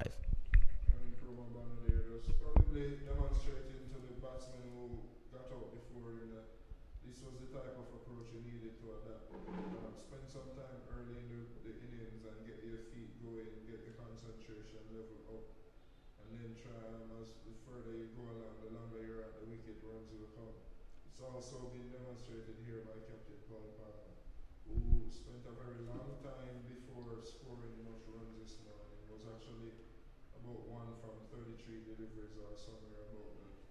And he has now blossomed into a more attacking game after this lunch break. So good signs of the Jamaica squad and some sign of recovery. All right, and the forward short leg has now been taken away. So it's now 2 sips gully, point, cover, mid-off, mid-on, man at mid-wicket and long leg. Minley starts again. And that's pushed out towards mid-on. No runs from Nkrumah Bonner. Ball full in length. And Bonner oozing with confidence at the moment. Just plays it down to mid-on, can't score. These two ones again will definitely need to use all their experience, all their batting skills to just bat all the way through this second session here for the Jamaica Scorpions. Here is Minley bowls. Bonner again driving out towards Medan. This time he was careful to keep a straight bat and not to fall over. Ball angled into the leg stump. He was forward, keeping a straight bat. Plays it down again to Medan. Again can't score. That's it. A ball there just came back into him a bit, and he just had to maintain his balance. It was going down the leg side into his pad, so he had to maintain the balance maintain a straight batters, not to miss it totally. Yeah, here's Millie again. And this is driven again for the third consecutive time. The ball finds its way directly to the man at Medan, Miguel Cummings, brought into action yet again. Almost a carbon copy of the first two deliveries. Well, definitely no. Mainly, he was shaping that ball into the left-handers. Now he's shaping it back into the right-hander, which is very good to see. Still working on his movement, still getting some amount of swing both ways, marking him Mainly. Here is he. And Bonner gets one that is outside off stump, maybe just staying down a touch. And Nkrumah Bonner was respectful, plays defensively out into the offside. And again, his captain calls him through for another mid-pitch conversation. Just exchanging a few words there, a touch of the gloves. Just to say, yes, man, come on, let us keep fighting, let us keep working, let us keep concentrating. We need to do this. Yeah. Here is Minley again. And Bonner leaves alone. That's too wide, well wide. And going through to the keeper, no run. Bonner, they're just leaving that one outside the off stump there. I think Minley just a bit disappointed as to where that one pitched. You could see the movement of that delivery was away from the right-hander, so he had wanted it probably to pitch a lot closer to the batsman, which would have forced him to play. Minley now turning at the far end as he trots in again for his final delivery of this over. Bonner is forward, almost into position well before the ball was bowled. That is how it appeared to be. He was in position for that forward defensive stroke a year and a half before the ball actually got to him. And that's a sign of a batsman. That's a very good sign of his batting and how confident he is and how his feet are moving around. Once you get, you will not see him suffering much from a ball hitting his outside edge, because he's definitely getting in line right behind those deliveries, and he's staying very compact, not trying to play away from his body too much. And Chase will continue. He's done 8 overs now, none for 30. So the Jamaican batsmen, by and large, have played Chase pretty well. Palmer will have to be very careful with that sweep shot. Whenever the balls are just about leg stump or just outside, he seems almost helpless to resist the temptation to go for that sweep. And this one, he's forward, a full length delivery, just about middle and off, and plays it up towards extra cover, no run. Well played there from Palmer. He's just watchful. Chase is spinning this ball, so he's playing him very watchful here. He's forward, gets a single out towards the leg side. He was intending for it to go into the offside, but taking the inside edge, and then Nkrumah Bonner calling him through for a good single. And that's what I like about this partnership. Bonner is looking for every opportunity here to score a run, and that's good batting. Bonner is on strike, he's on 34 as Chase bowls, working this one nicely behind square for a single. The thing that Bonner is doing particularly well is picking length. Whenever the balls are up, there's no half measures about it. He's right forward, but whenever it's short, he's also right back, and that's good batting. That's a hallmark of a very good batsman. It means once you're getting right out there forward, it means you're able to play the balls under your eye. And when you get right back, it's the same thing. So he's doing well so far. Yeah, Chase bowls, and Palmer is, I was saying edging because the keeper took it, threw the ball in the air in celebration, but truth is there was nobody else who was interested in that. And Palmer playing and missing outside off stump. Bonner calling him through for a word. The advice is skip, watch those spinning away, don't play if you don't have to, I would think. Something of that effect. But the keeper there probably wanting, it's the first time we've seen something to appeal for since the lunch break. So he just thought that we're getting bogged down, let's try something. Palmer is on the back foot, drops it down into the offside with some degree of comfort. And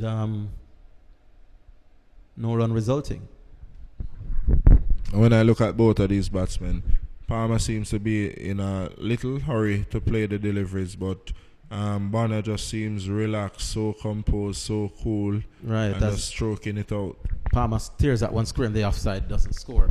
What's the score here now? Well, that's the end of Chase's 9th over, none for 32. It's 86 it is for 5.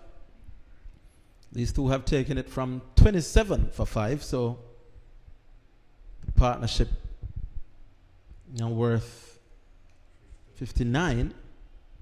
And they continue to go about their business pretty well. They've weathered the storm. They've checked the flutter of wickets.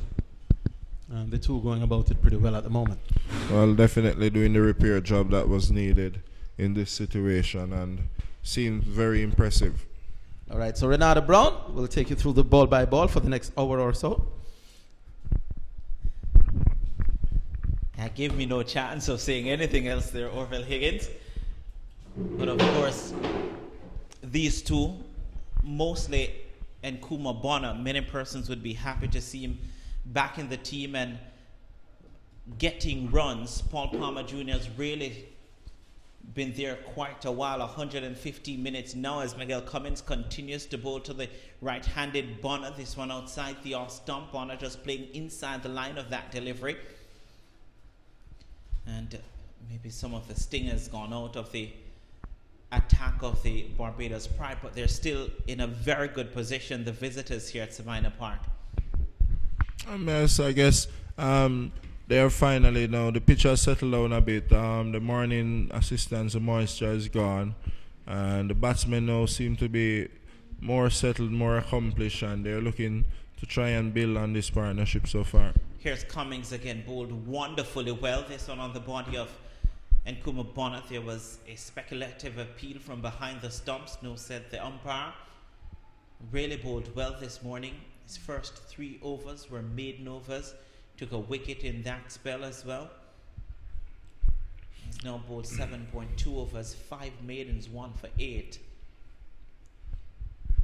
And I believe that's what you want from your test players. Well, you definitely want your senior players, your more experienced players, to be performing on a more consistent basis and leading from the front for the other players in the team to, feed off that confidence and that success. And Ralston Chase, 9 overs, 1 maiden, none for 32. You wouldn't think it's Ralston Chase that picked up 8 wickets against England at the Kensington Oval. And of course, Sabina Park is a place that will forever stay in his memory. Picked up 5 wickets, scored a century against India. Here's a delivery again outside the off stump, allowed to go through. And you reckon from that delivery and the nod of the head from Nkrumah Bonner that he's pretty confident now. No, definitely. Bonner has come out after lunch here and he has seemed to be a total different player than the player that went in before. He has just come out, looked positive. He has technically looked solid behind every delivery. He's right forward to it if it's up to the bat, or if it's short, he goes right back. So it signals to me that he's playing each delivery under the eye and playing it on its merit. Yeah, here is Cummings once again over the wicket, allowed to go through to the wicket keeper. I would want Miguel Cummings to maybe start attacking the stumps a little bit more, of course. That nagging line outside the off stump, just trying to get the batsman to play a false shot there. But so far, Nkrumah Bonner has been disciplined, has not fetched off anything. And it's important for these two, Marvin, having gotten starts, to capitalize. Well, they're basically the first batsmen of the inning so far to have set themselves up, gotten a start, and is there trying to push on. So they will need to try and push further into this afternoon session here and see how long they can stay together and bat the Scorpions out of trouble. Yeah, maiden over there for Miguel Cummings, 86 for the loss of 5. This partnership now 59 runs. And Nkrumah Bonner 35, Paul Palmer Jr. 23. And we see this over here from Cummins replacing Marquino Minley from the Courtney Walsh end. It's good to see the captain seems to be rotating his faster bowlers in 5 minute 5 over spells and keep them fresh so that anytime he needs to turn back to them to come and deliver something for him, they still have some energy left. And of course, the left-handed Paul Palmer Jr. would have helped with the right-arm fast bowler. Here is Roston Chase. This one bouncing, gets the under edge from Paul Palmer Jr., beats first slip. They go through for 1. And a delivery there caused some indecision from the Jamaica Scorpions captain. Well, I don't think he's captain in this game. Nikita Miller, and given the duties to lead this game in his 100th first-class match. It's a good gesture, but probably something that should have been thought out long before the start of this season. Yeah, you don't give up the captaincy, and I take over the reins of captaincy with the team, and then for the 100th first-class game, you become captain again. It's something that probably when you look at it, you would wonder how the thought process behind that was done. Here's a ball that's chopped, pulls up just in front of the backward point boundary. It was maybe a back foot chop. It wasn't necessarily a cut. It wasn't a punch either. And the batsmen were able to come through for 3. And Kuma Bonner goes up to 38. And I'm pretty sure that there are questions to be asked now of the Jamaica Scorpion selectors. But then Kuma Bonner getting some runs here. Orville Higgins would be very happy. And I'll tell you why. As Roston Chase now, and the captain onto his front foot defense, Paul Palmer Jr. I think maybe the 3rd time I saw in Kuma Bonner in a space where I could shake his hand and said, "Hey, Nkuma." As Roston Chase comes in once more, defended on the front foot, Paul Palmer Jr. was at a radio station here in Jamaica, in the lunchroom, and he was playing checkers with Orville Higgins. Really? As Chase once again comes in, this one tucked into the onside. They go through for a quick single, and they got home comfortably there. And yeah, maybe the 3rd time I would have seen Nkuma Bonner as playing a checkers game against Orville Higgins. And at that time, I reckon Orville Higgins lost the game that I saw, and he immediately said best of 5. I guess at that stage it could have been 2-0. So he tried to find a way to get back himself, leveling the series, so to speak. It was a 5-game series, and he could tell you that maybe it went on to 10. There's Roston Chase over the wicket. That's driven nicely through the cover region. This should be 4. There's no one who's going to stop that one. That wasn't a checkers flag, and it wasn't a game of checkers, but that was nicely hit through the covers by Nkuma Bonner. Gets 4 runs and goes now into the 40s.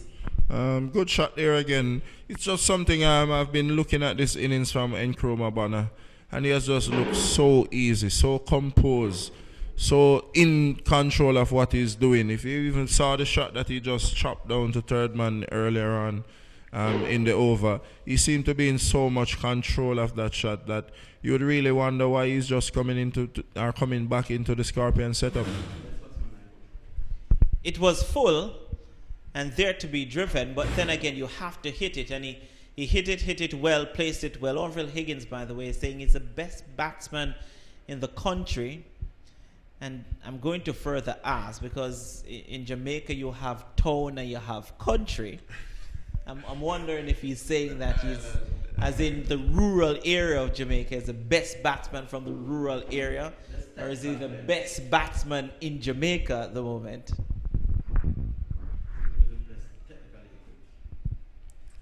I leave Orville to comment on that on air when he gets on. He says the best technically equipped batsman. Here's Cummings once more to test the technique of Paul Palmer Jr., who plays this one well. I'm definitely impressed with this innings. He has just looked so much in control. And he doesn't seem phased by what went on before and what was the situation that he came out in. He seemed to just be relishing the opportunity to come out here and bat and prove himself, and also to back up what Mr. Higgins here is saying. Yeah, this innings is not just important for Bonner, but it's also important for Paul Palmer Jr. And this one bounces in between third man and our gully and backward point. They go through for one. They turn for the second. That is all they would get. Paul Palmer Jr. now goes up to 27. And the Scorpions now 87 for the loss of 5. And it's an important innings for Palmer because, one, he's short on runs in the last couple of games. And two, it would be kind of bittersweet should he get some runs and get big runs here because he's not captaining the team in this game.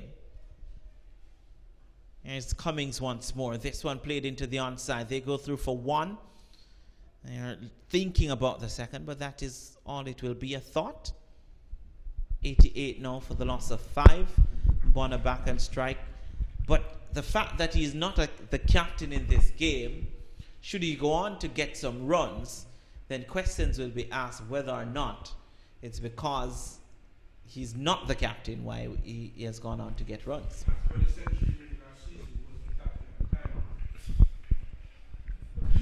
Jermaine Lanneman, we can all hardly hear him because he's muffled. He's having lunch at 1:34 in the afternoon. Here's Cummings once more. Has just said that the century made last year came when he wasn't captain. And he would have captained some games last year with the absence of Nikita Miller. Well, I think I've seen him play as captain, and I've also seen him play not being the captain of the team. And if you look at him in this innings, he doesn't seem to be under as much pressure as he seemed to be last week. So we probably will sit and speculate and wonder, is he a better player just being in the team for batting, or leading the team is giving him some problems? Here's a decent delivery. That's more than decent. Pitched left the right-handed Bonner, and it didn't find the outside edge. But Paul Palmer Jr. coming in at, I think, 20 odd for the loss of 5, and batting and sharing in a 71-run partnership so far, versus a Paul Palmer Jr. who came in with the Scorpions maybe 60 odd for 5 and getting dismissed. Both pressure situations, but has handled it differently. Here's another delivery, beats him outside the off stump again. Well, definitely these Cummins and Minley here today, they have definitely been showing that there are at least some good fast bowling left somewhere around the Caribbean here. Cummins, very good first spell this morning and has come back 2 over so far in this second spell and has looked good. And the Jamaica Scorpions so far, things not going well for them this season. And their former players are not helping their cause, because Odin Smith came here with the Trinidad and Tobago Red Force and bowled a mesmerizing spell to help the TNT Red Force get a victory here. Damian Jacobs came here with the Leewards Hurricanes, helped them to a victory over the Scorpions. Devon Thomas, who also played at the Scorpions for a bit, made back-to-back half centuries in that game as well. And now here's Marquino Mindley having picked up 3 wickets, again doing it. So just showing up maybe the Jamaica Scorpion selectors. It looks as if Kian Harding will take up the bowling from the Michael Holding end. 2 slip gully backward point, extra cover mid-off, mid-on. There's a deep backward skewer. Here's Harding clipped into the square leg region. They get 1. That's what I want to see a lot more. Just tucking those balls into the gaps and just rotating the square, because Bonner definitely seems to be in control of what is happening out there. He seems not one who's going to be getting out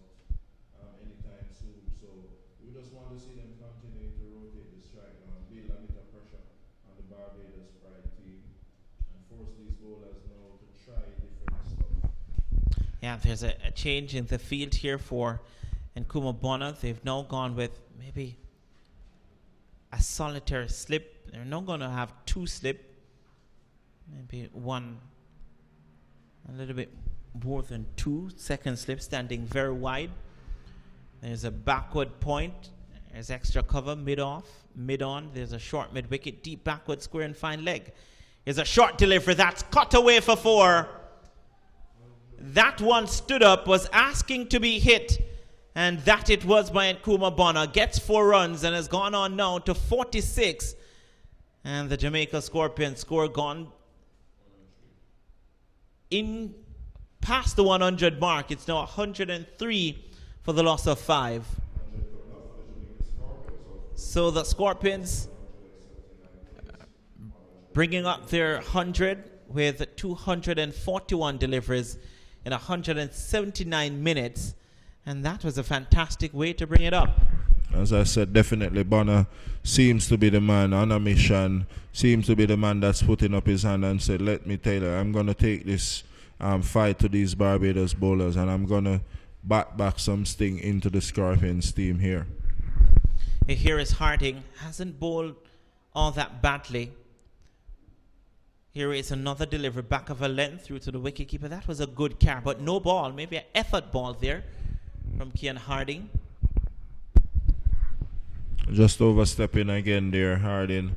Probably after being struck for that boundary the previous delivery, he wanted to get something behind that one and force Bonner into some problems, but he just overstepped the crease. And it rains at Port. You look at his figures, 5.2 overs, 1 made, none for 14, and you think those are good figures. But he hasn't asked the batsman. No ball again called by Verdane Smith. He's had a couple of these. The extras now going up to 17. But he hasn't challenged the batsman enough, Kian Harding. Has bowled some deliveries too wide for the batsman to play, some down the leg side.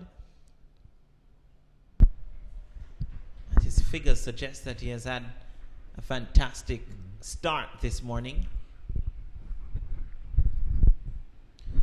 And when you look at the partnership here of 78 runs plus 17 extras out of a total of 105 runs, then you know that these two batsmen, they have done a lot and still require a lot from them to get the Scorpions team into a very good total here in the first innings. As you saw there, wide delivery. So 2 legal deliveries in this over bowled so far, but he has bowled 5. That one was given wide because of height, and umpire Smith signaling 1 for the over.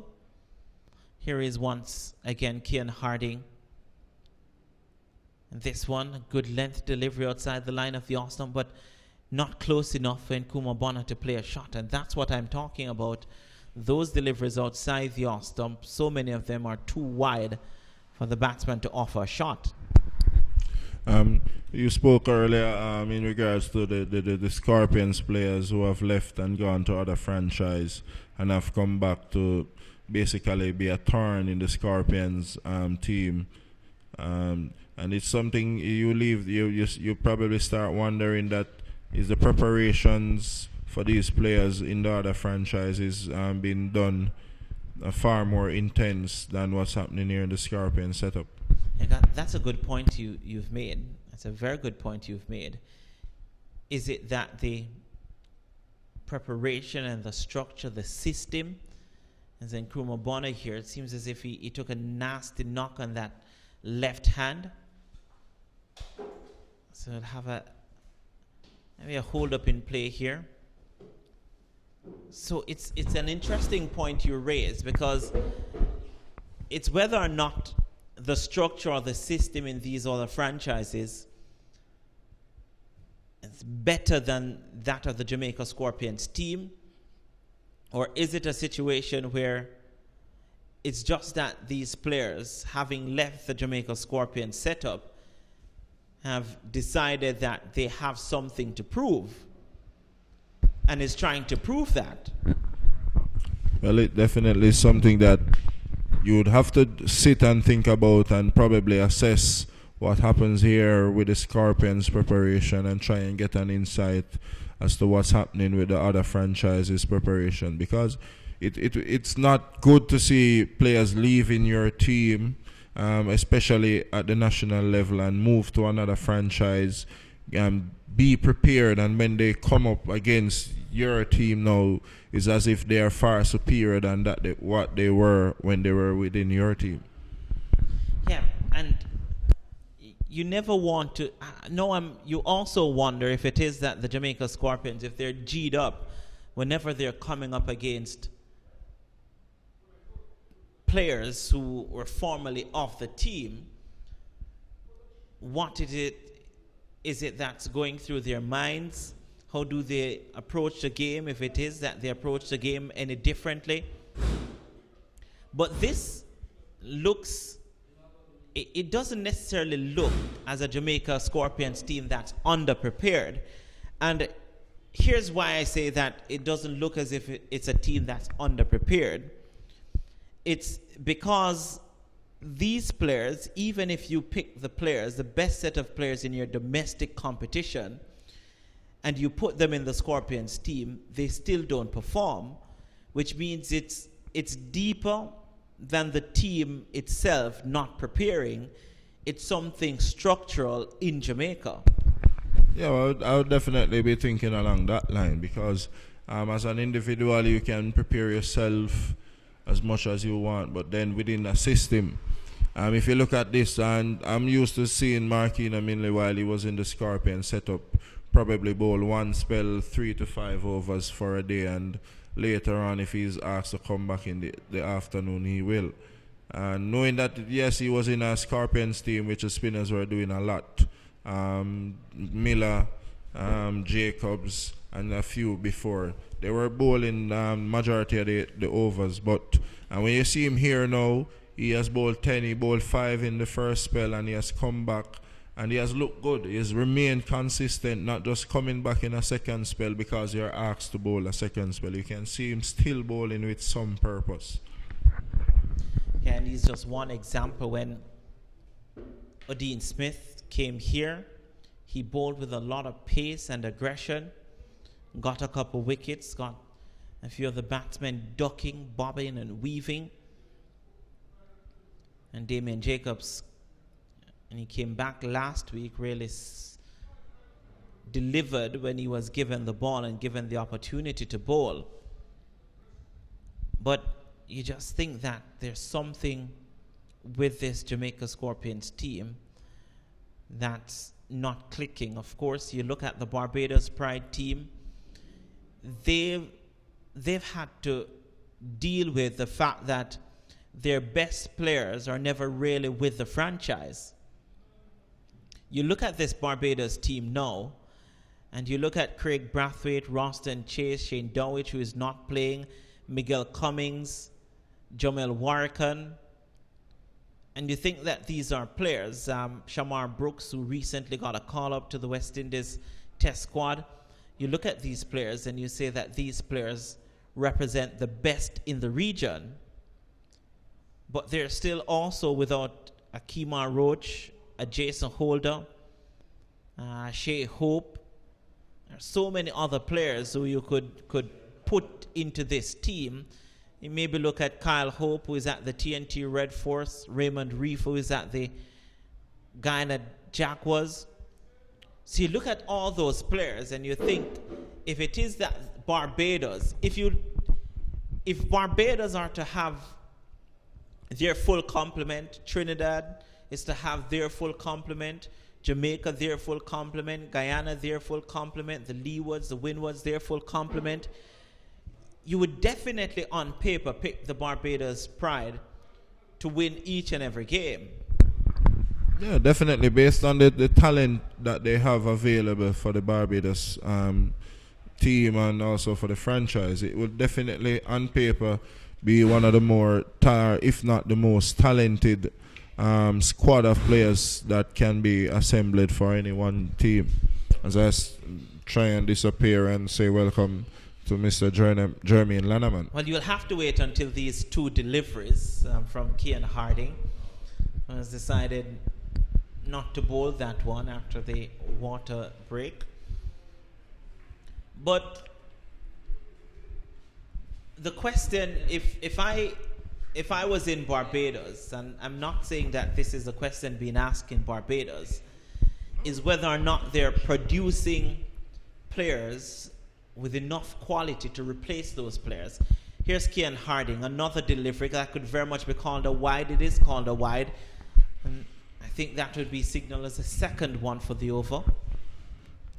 Well, it is a challenge for these franchises, Barbados in particular, not just because their best players represents the best players in the region because they play international cricket, but is it that they're producing enough players, or is it that they're producing players with the ability to replace these players? But the thing about it is that we're not talking about old players. We're talking about players in their mid-20s.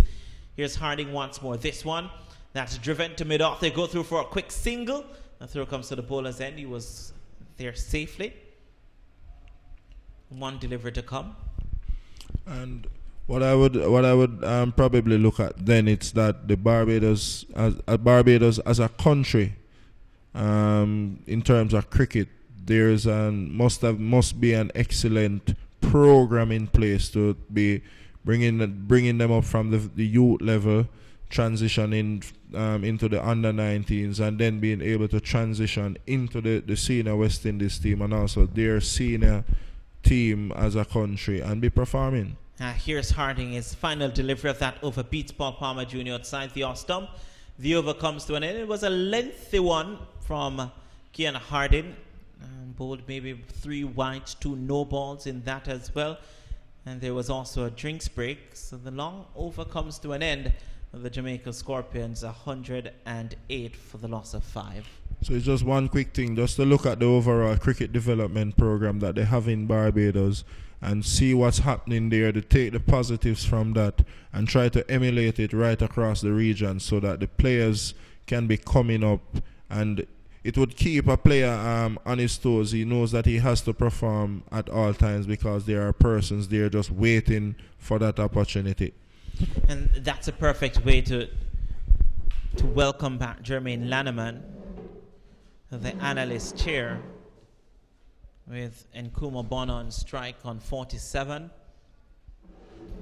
And Miguel Cummins with ball in hand. He's taken 1 for 11.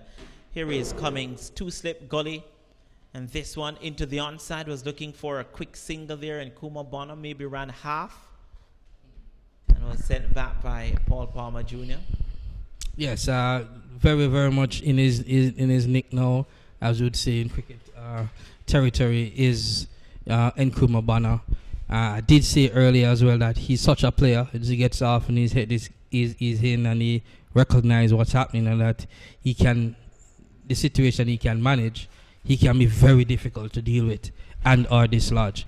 And so far, he's grown in confidence with each hour of the day. Here is Cummins once again. This one down the leg side, came off maybe the thigh pad of Nkrumah Bonner, could have gone on to the stumps and went behind. The Barbados pride, as Jermaine Lannerman would probably chime in on this discussion, and them not always having their best 11, has produced some really good cricketers over the years. Here's Cummins once more. Has done well. Delivery short. Nkrumah Bonner was behind it. Gets behind most of those deliveries in Nkrumah Bonner. And to show you how much he's almost into this game, he could have played 2 shots. It was there as if he could have pulled it earlier, and then at the very last minute he made the adjustment and just ride it. That shows a batsman who is understanding what's happening out there. But having said that, it's good to see him surprise so many why it took him so long, having being the best batsman for Jamaica at the 50 overs tournament late last year. Here is Cummings once again to bowl to Bonner. Again, defends this one. Well behind it, and Kuma Bonner. I think somewhere, just somewhere in that statement from you, there is a question sign. And you're looking for me to respond. Indeed. I will take that as a statement without the question sign. Hence the reason I will not respond. It's, put it this way, it's one of the many questions that selecting players in this country has turned out. Here's a full delivery driven back, and there is no run. There are a couple of things that I will try to make out here. Because as much as it is, you said you'd have heard as well that maybe McCarthy has chosen to focus on limited overs cricket. I'm certain that I'm not definitely convinced that is the only reason why he's not playing here. And just like a Bonner who can be hot and cold, but when he's hot, he's off class. He's not playing here because he averages, I believe, low 20s or below 20 in first class cricket. And this one squares up in Kuma Bonner, played it well, was able to keep it down. The over comes to an end. Made an over from Miguel Cummings. On my argument with Andre McCarthy, I mean, the fact is he has shown ability to the effect that he can maybe go on to another level. It may not be as consistent, but the argument is those who are in and around the program are not as effective as him once he gets in. So I'll still continue to give him a run. I'm trying to find a favorable response. Is that he's averaging maybe about 14 this season or less, which hasn't done his confidence or his hopes any good. Well, I'm saying, I believe he had played 2 games and he didn't come off, but come on. At this level, Andre McCarthy. He played those games when Brandon King was injured, wasn't in the team. So Brandon King having come back would be the preferred choice. Here's Harding and the Paul Palmer Jr. defense. But since then, we have moved hurriedly along from 2 games to now the 9th game. And I remember in the middle of the season, the 5th or 6th game, we had the all-rounder batting at number 6 with Andre McCarthy capable of coming in back. So where would you put Andre McCarthy in a Jamaica Scorpions team? He can bat varying position from 3 to 6. McCarthy is capable. So let's look at 3 to 6. As Harding turns to bowl to Paul Palmer Jr. This one flicked off the legs. They go through for 1. Fine leg will do the fielding. It's Markina Mindley. And the field will switch because the right-hander comes on strike.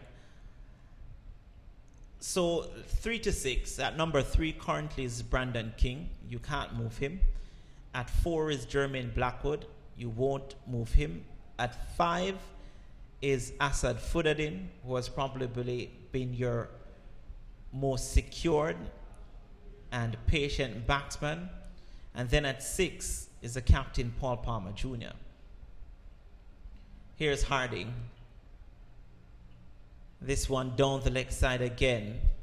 Well, if you're going to go down all the way to the match like that, the match in which Palmer was used to captain, then McCarthy should have come in at 6. Palmer was used to open the innings. So if you're going to make that adjustment, you have to get in a McCarthy there. So that game, I'm trying to remember who that game was against. I believe that game was against the Guyana Jaguars. One game he opened the batting. Here's a delivery. That one may have kept low. It was full. May have caught Nkrumah Bonner maybe sleeping on the back foot. I believe that delivery was full. May have kept low a touch.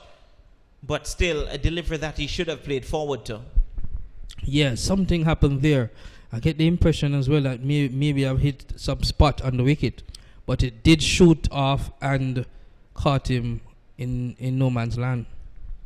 Could have easily played on all the way to the keeper of the ball, ending up. Yeah, Paul Palmer Jr. opened with, I'm I'm trying to remember if it was Orain Williams or Chadwick Walton. He opened the batting with Chadwick Walton. As delivered down the leg stump and allowed to go through to the wicket keeper. So he opened the batting with Chadwick Walton in the game against the Guyana Jaguars. So it would have been Chadwick Walton, Paul Palmer Jr., Brandon King, Jermaine Blackwood, Asad Fuddadin, and then you had, I'll tell you in a bit, I'm trying to remember, I'm going to look back. I think Kenroy Williams was in that game. Akeem Fraser made his debut. The over comes to an end. 42 completed, 109 for the loss of 5. So Akeem Fraser came in. Kenroy Williams was there as the all-rounder. There was Jerome Taylor. There was Renard Leverage as well. So I reckon the reason for that was that Kenroy Williams was an off-spinning option. The Guyana Jaguars had maybe about 7 or 8 left-handers. So you had the off-spinning all-rounder in Kenroy Williams, and you had the spinner, who was Akeem Fraser, the off-spinner. So I wouldn't necessarily beat the selectors for going for 2 off-spinners in that team, with one of those off-spinners being an all-rounder in a team littered with left-handers. Well, I tell you what, Kenroy didn't bowl a ball.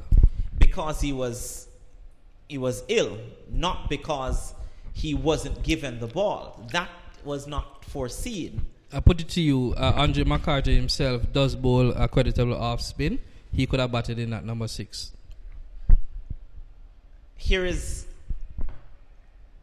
Cummings, defended again. And if you even want to go a little bit further, Andre McCarthy, for what it is worth, has batted at number 3 in this team a lot. Very, very comfortable. I mean, comfortable is a strong word, but very, very used to the new ball.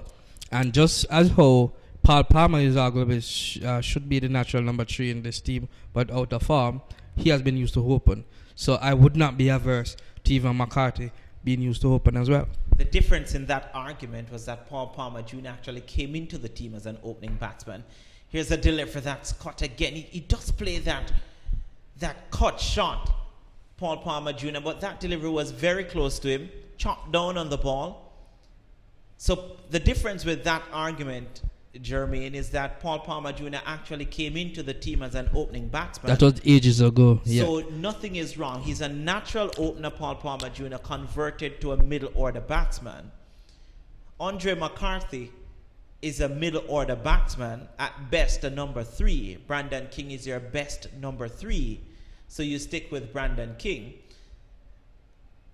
Unless your argument would be that Andre McCarthy is a better off-spinning option than Kenroy Williams against the Jaguars, then I still don't see where he would have fit in that team. Here's Miguel Cummins once more to bowl to Paul Palmer Jr. This one, pitching outside leg, bounce. Caught him maybe on the thigh. There is no run. The Scorpions, by the way, scoring at 2.56 runs per over. The run rate is not their concern. The fact that they've lost 5 wickets is more of a concern to them. Bon on 47, Paul Palmer Jr. on 30. Decent prepare job here, a partnership of 82, but they would want to feel that they need to at least double this to get Jamaica back in the game. You think that Cummings would be the trump card. Here's a decent delivery again, but well left by Paul Palmer Jr. You figure that Miguel Cummings would be the trump card for the Barbados Pride here to break this partnership. Kian Harding has been wayward. Shamar Springer has been wayward as well. And Roston Chase hasn't been effective as the spinning option.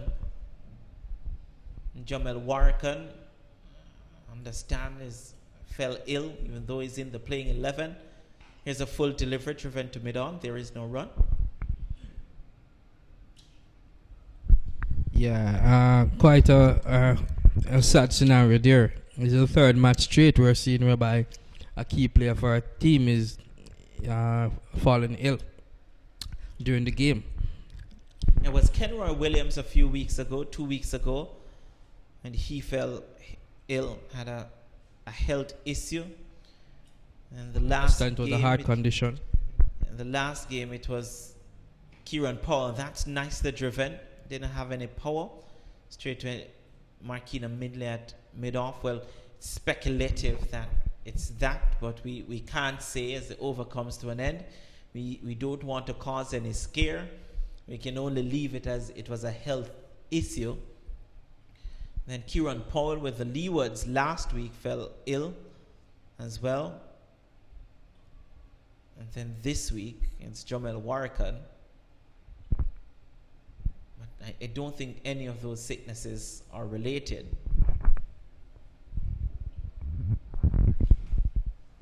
Cummings and Minley doing a bulk of the work. They've bowled 11 overs each. Minley has taken 3 wickets. Cummings has taken 1. Shamar Springer has taken the other wicket to go for the Scorpions. And he dismissed Asad Fuddadin for 1. An uncharacteristic drive from Asad Fuddadin. Now straight to the man at mid-off was Marquina Mindley. So he's been in the thick of things, Marquina Mindley. Here's King Harding. This delivery worked into the onside, a quick single taken. And the ball now goes up to 48. The partnership goes up to 83. And the Scorpions 1-1-0 for the loss of 5. A very well run single there from Bonner. He seems in no rush per se to reach his 50th landmark, just taking his time for what it is worth.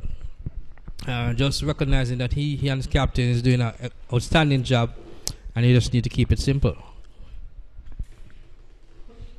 Here's Harding once more outside the off stump. Palmer allows it to go through.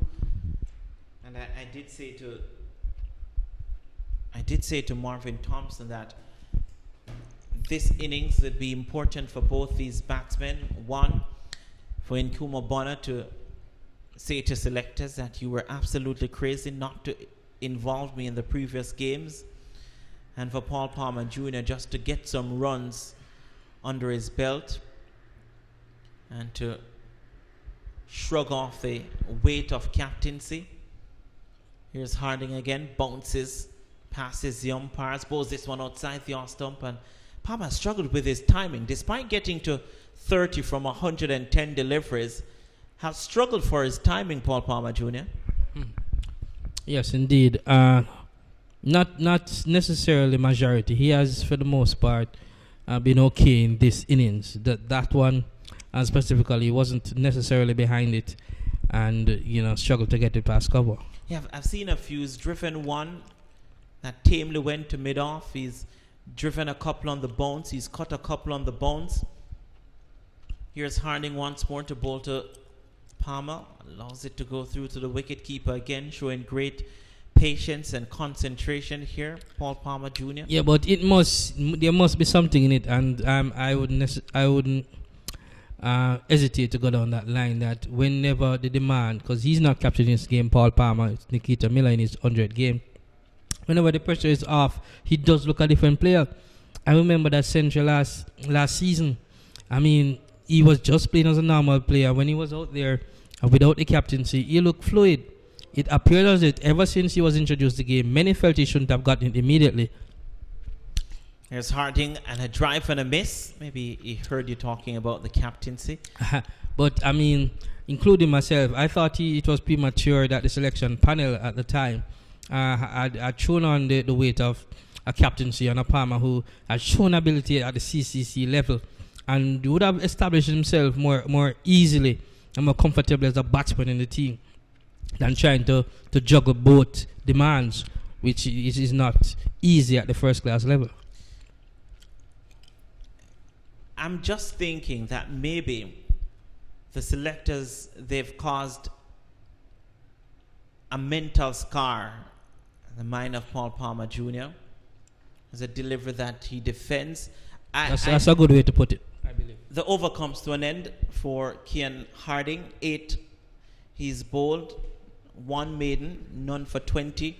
I've actually asked him about it when he was named captain of the team after Nikita Miller gave up the captaincy. I asked Paul Palmer Jr. about it, about whether or not his first year it shattered his confidence, and he said yes, of course it affected my confidence.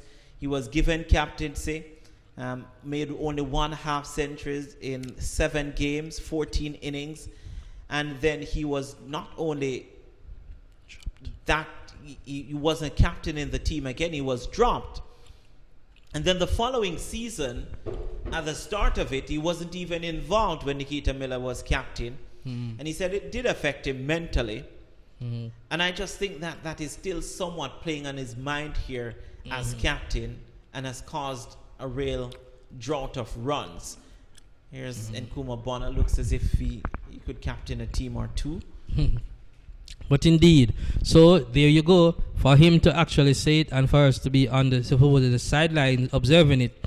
I hope the selectors, the previous selection panel that existed prior to now, would have recognized that they may have jumped the gun in this Paul Palmer situation. Previous selection panel headed by? You can remind me? I don't remember. It's the reason I asked.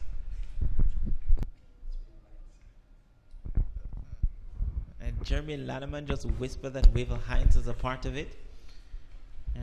This time, Nkrumah Bonner again gets behind it and defends well. Yeah, my memory serves me well. That selection panel would have been chaired by Wave Lines, would have included also Wayne Lewis, Robert Ains at the time, the current coach, and I believe maybe Dedroy Morgan was around the setup. So those were the persons who perhaps would have made that error. I wouldn't necessarily call it an error. I don't know what I'll call it. I'm searching for a word. Here's Miguel Cummins. This one chopped inside edge, and well done by wicketkeeper Walcott. So you wouldn't go with the player's account that, I mean, arguably that would not... It shattered his confidence, but it wasn't, how do I put it? It wasn't an error to give him the captaincy if it is that they felt that he would have been a good captain and he was showing the ability leading up to the tournament, the championship. He wouldn't have known that he would have failed at it when he accepted it. Here's Cummings. Now the delivery outside the line of the off stump, and Nkrumah Bonner covers all 3 stumps in allowing it to go through to wicketkeeper Walcott. This is where it comes to I mean, selectors arguably, being on the ball, because there was enough signs to suggest that it is a risk, it is a big risk. Maybe you saw those signs and I didn't. I don't think there were visible signs of him not showing the ability. This one is punched off the back foot. This could be a half century for Nkrumah Bonner. Runs close to the boundary, gets there now. It is a half century for Nkrumah Bonner. Back in the team, and has taken the opportunity and has lifted his bat. He has gotten to a milestone. 52 now. His half century coming up in 95 deliveries in 137 minutes. And Nkrumah Bonner has paid back the selectors the faith they've shown in allowing him to play this game. 114 now for the loss of 5, the Scorpions. Yes, indeed. One of the better half centuries we'll have seen here, especially over the past 3 weekends. I mean, a sure-footed batting performance here. Majority of the shots he has been in control of all around the ground. Needs to push on now in Nkrumah Bonner. As Cummings comes in to bowl once again, allows it to go through to the wicketkeeper, and again that nod of the head shows that he's in a confident mood, and he's seeing the ball very well. The over comes to an end. 114 for loss of 5. 45 overs completed so far, 19 extras in that. And Nkrumah Bonner 52, Paul Palmer Jr. 30, and the partnership 87. Yes, indeed. One has to also wonder as well. We understand that Nkrumah Banner may have fainted in a Senior Cup game, maybe in the early part of the season. It was the Elite League, the 2-day competition. Early in the Elite League competition, he fell ill and was out for a couple of weeks. And Orville Higgins knows all about it. Orville Higgins was maybe by his bedside at one time during that illness. But since then has come back and has been a part of the Jamaica Scorpion squad in training. And now making use of the opportunity given to him here. Here's Harding once more to bowl to Paul Palmer Jr. And again allows this one to go through to the wicketkeeper. Good signs maybe for the Barbados Pride is that there are 5 wickets down for the Scorpions, and the pitch looks as if it has dried out and has gotten better for batting. Yes, indeed. Very good batting strip, as evidenced by how the ease in which Bonner has been operating, as well as how Palmer himself has, looked the part in reading and understanding and being able to mitigate the swing bowling of the Bajan team. I saw Markina Mindley warming up, just doing some stretches. Not sure if that's an indication that there could be a change in bowling from the Courtney Walsh end. Here's Harding from the Michael Holding end, flicked through to mid-wicket. That should be 4 runs.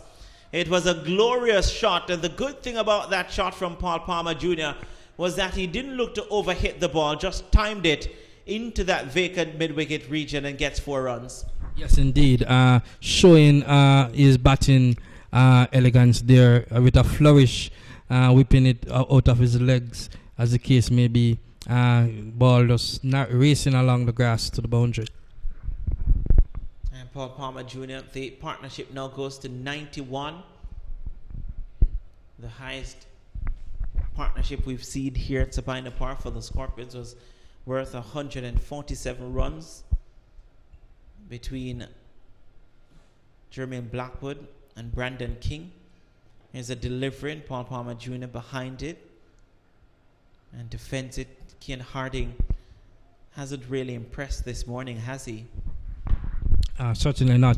Him along with Springer could be faulted as to perhaps why Barbados isn't larger in charge here, because the opening salvo, 3 wickets from Minley and solid support from Cummins had Jamaica reeling 30 out of 5 at one stage.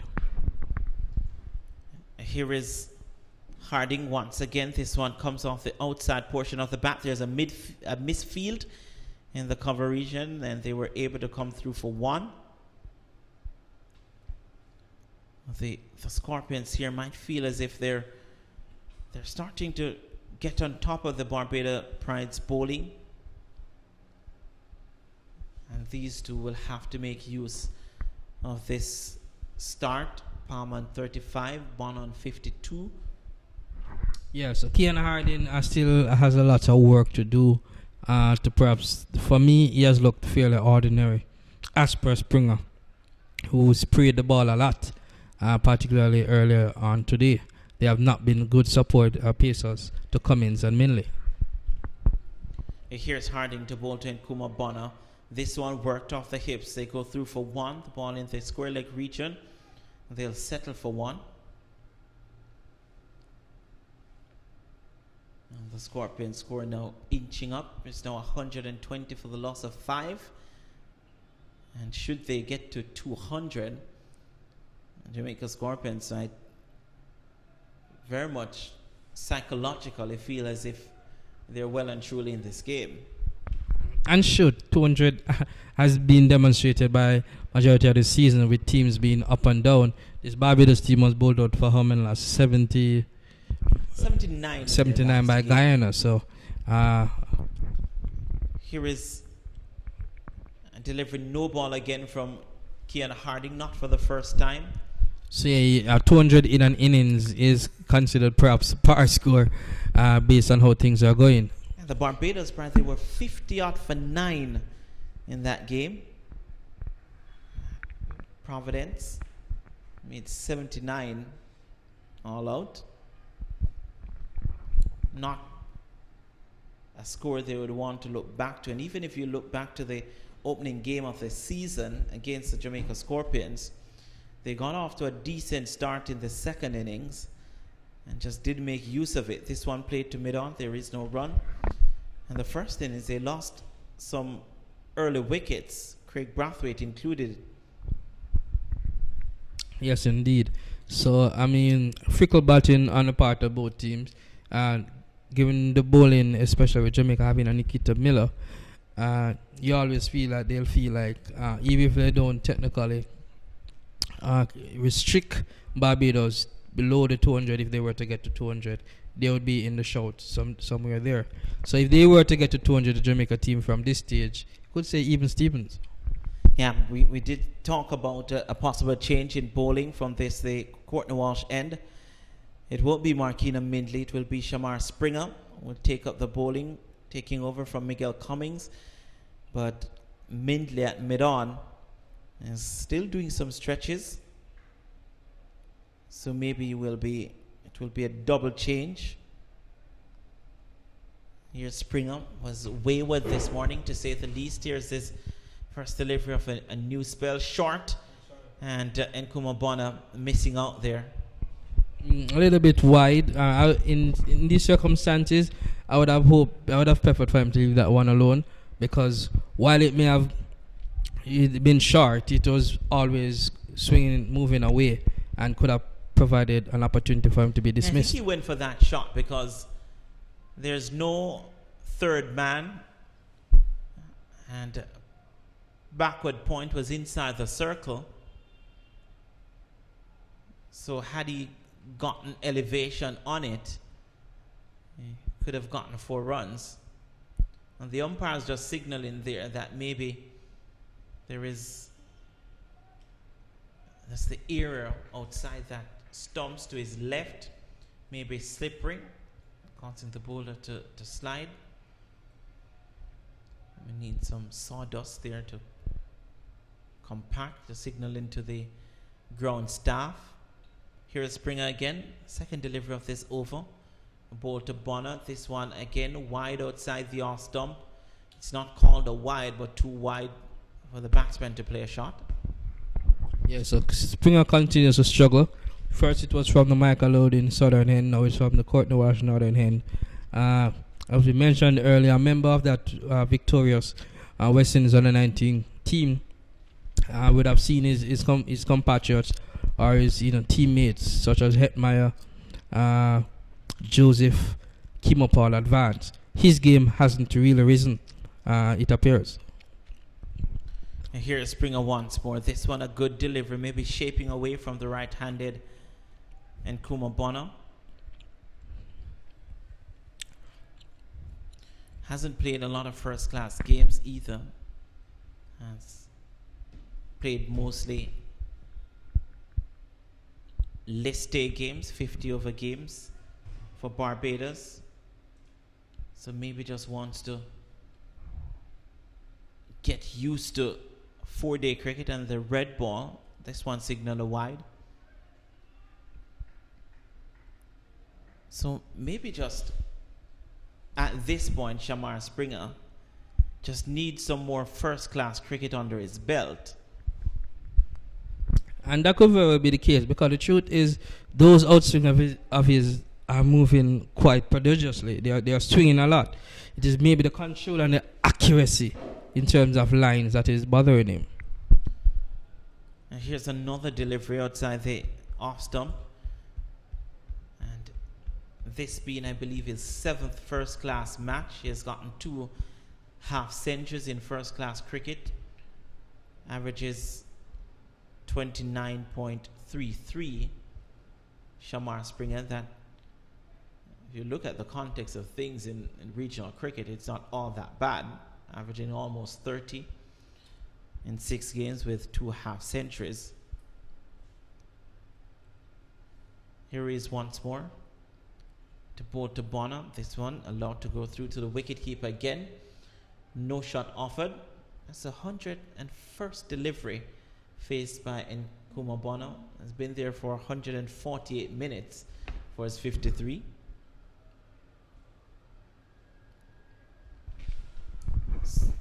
Two slip gully, just a deep backward point because he tends to bowl short and wide outside the off stump, and when he goes full, it's generally wide outside that off stump as well. Here is once again to bowl to Bono. This one fuller in length, closer to the batsman, but still not close enough. 123 for the loss of 5. And surprisingly, the extras after 46.5 overs, now 22. Well, he has played 6 matches so far this season, so maybe the other first class would have been, prior to now, that would be Springer. Batting-wise, he's averaging 22 with just 150 so far. He has scored 199 runs in the 6 matches. With the ball, he averages 24. And then Kuma Bono on the front foot confidently in defense. This one over comes to an end. It's 1, 2, 3, 4, 5. In 6 games, he has taken 14 wickets. That average of 24, maybe not a lot to write home about. It's been fairly economical at 3.2, but much would be required. Again, I don't necessarily look at economy rate in the regional 4-day games, and the reason why I say that is because you look at Shamar Springer now. He has bowled 4 overs, 1 for 12, 1 maiden in that. So he's conceded 12 runs from 3 overs. But you also think how many of those deliveries in those overs actually asked questions of the batsman. Yes, indeed. Perhaps not most important stat as it relates to the 4-day version, economy rate. I always use Renard Leverage as an example. His economy rate is maybe under 3 runs per over, but he doesn't pick up a lot of wickets simply because he doesn't attack the stumps enough, and he doesn't bowl close to the batsman enough. So I don't necessarily look at economy rate. But he averages 24. So what do you think of that? For the season after He's 6 averaging games. 24 what? 14 runs wickets. per wicket. What's his strike rate like? I think that would give a good indication as to where he is, Shamar Springer.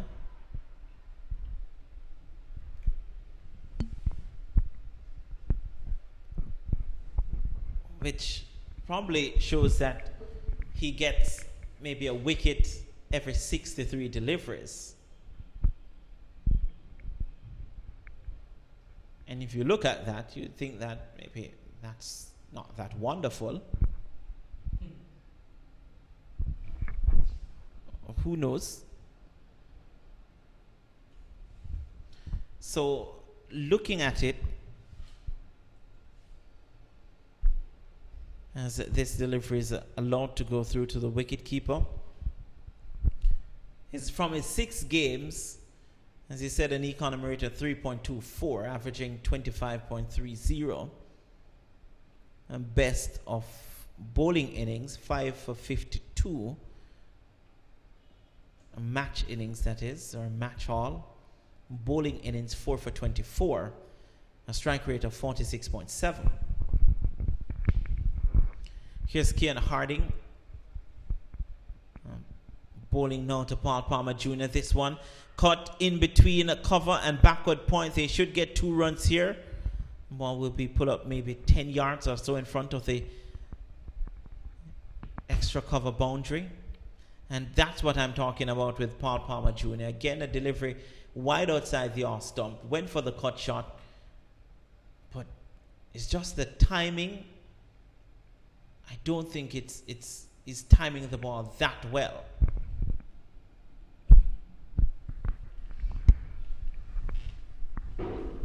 Here's Harding once again. 2 slip gully. That has been maintained. Another delivery outside the line of the off stump. Moving away from the left-handed Paul Palmer Jr. No shot offered. Partnership up to 98, by the way, for the 6th wicket. 125 for 5. from 27 for 5. At that stage, you felt the Scorpions would be dismissed for 61. Yes, indeed, and I'm sure a lot of persons would have turned off the commentary here in terms of logged off the stream, would have thought that, okay, this may have been an easy 2-day fixture. It can still be a 2-day fixture. By the way, Harding and Paul Palmer Jr., I'm not sure if that was an attempted cover drive or he was trying to leave the ball alone. I think in the end he wanted to leave that alone. It came off the inside portion of the bat. Didn't take away the bat quick enough. Yeah, I mean, a little bit slow there, but it perhaps goes to your point that his timing and judgment of the deliveries aren't as sharp as they should be. A little bit better, one may say, than prior games, but still not really middling it as he should. And here is Harding again, operating around the wicket now. This one again, wide outside the off stump, and again, no ball called. He's bowled quite a few no balls, Kian Harding. And I'm not sure the reason behind that.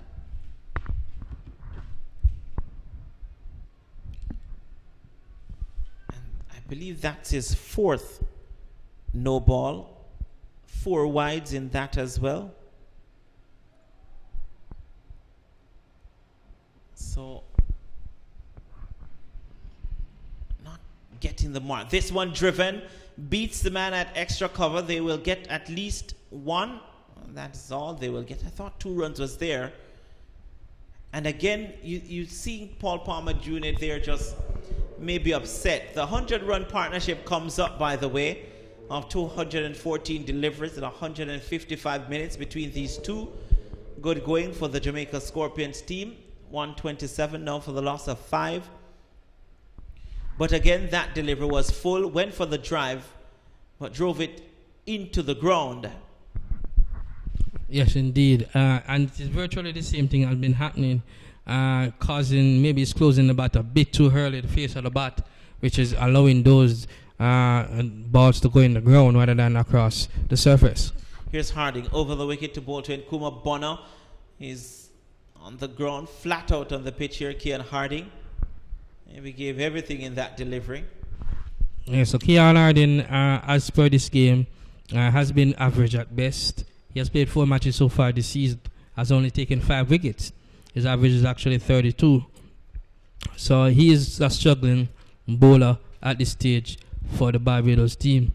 And in terms of his batting, not much to write home about. Largely a bowler, does 38 runs in the 4 matches, averages 7. So for a fast bowler, he's not doing the job Captain Craig Brathwaite would have wanted.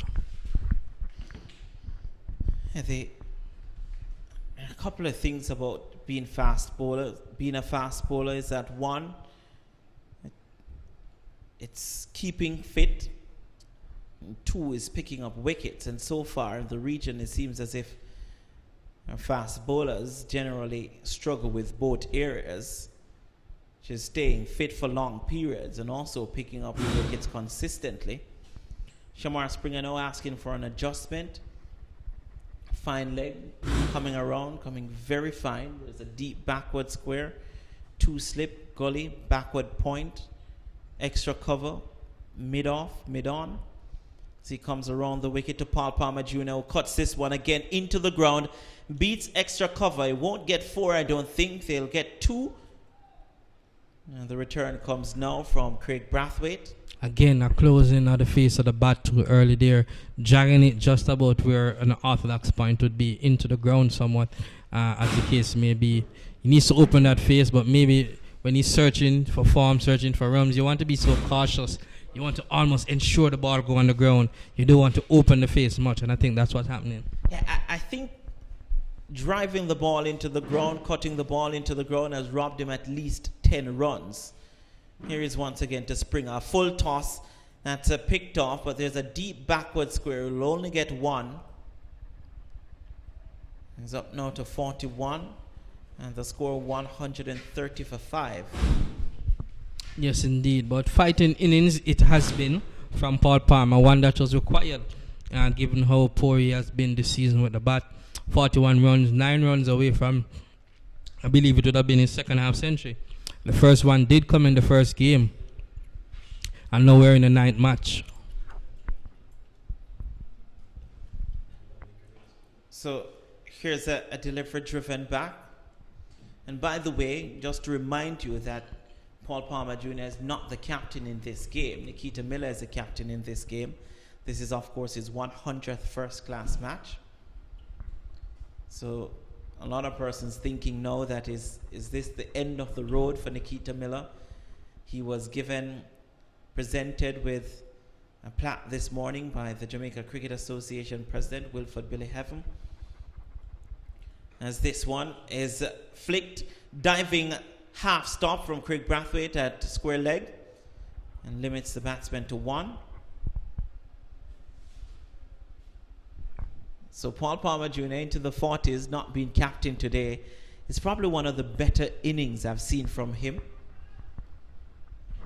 Yes, indeed. And we already touched on that topic. Arguably just the mental element of A, not having to be necessarily concerned with the captaincy, and maybe B, recognizing as well, I mean, he needs to get runs. Here's a full delivery driven, but straight to cover. So, what I want to ask you though, if it is that Paul Palmer, what's the argument say, go ahead here and get the 50, failed in the second innings. Or 100. I'm making this argument. He was to go get 50 here, fail in the second innings, and fail again in the final match against Trinidad. What's his future like for next season? What would you say? Paul Palmer will be back next season despite what happens here. There's a full delivery that's driven a little bit wide of mid-off. They go through for 1 chance of overthrows here. No. It's a fielder backing up. Clearly he'll be back, but as captain? If you give me options, then I'll entertain the conversation. But if you don't give me options of captaincy, then I can't entertain the conversation. It should have a Chadwick Walton back in the mix, shouldn't we? But Chadwick Walton is not someone who will give you 10 games for a season. I'll tell you what, when we reach those bridges across them. You brought it up. You brought it up. I'm just trying to help in clarifying something. It's not that I'm close to the team or anything. It's just thinking through it.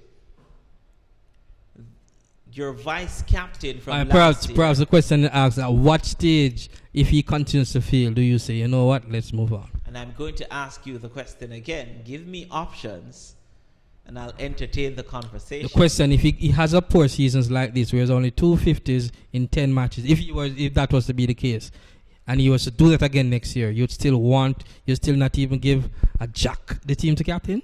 Show me a middle order batsman in the Jamaica Scorpions team who scored more than 2 half centuries a season.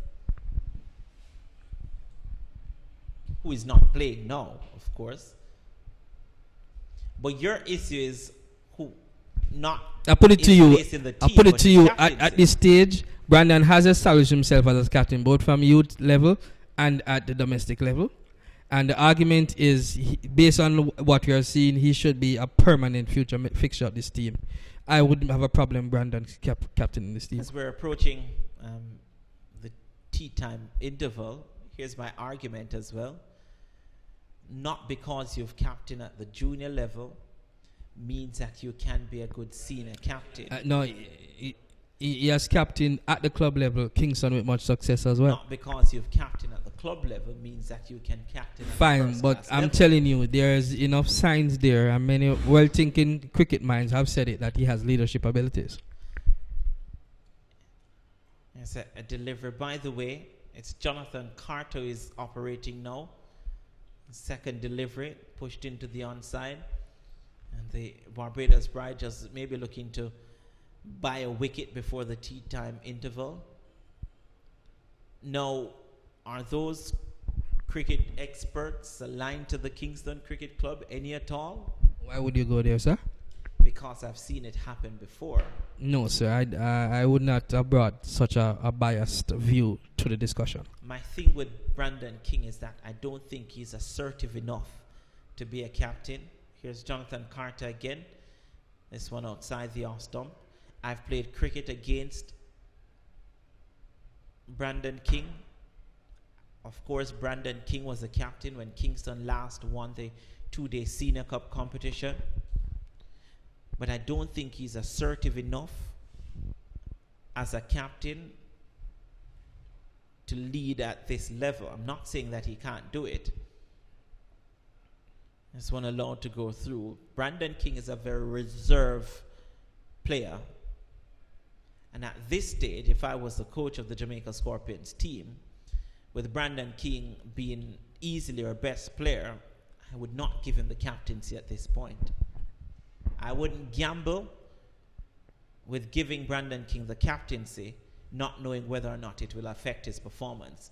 Here's Jonathan Carter, and then Kuma Bonner was late on that. I reckon this could be the final delivery before tea. And here's another captain option. And Kumabana comes back in the picture now. Looks clearly a cut above the average. And Kumabana has been touted. Many a time he has been close, especially when you have like trial games. He has captain teams. And Kuma has captain even youth teams. Here's Jonathan Carter and what could be the last delivery before the tea time break.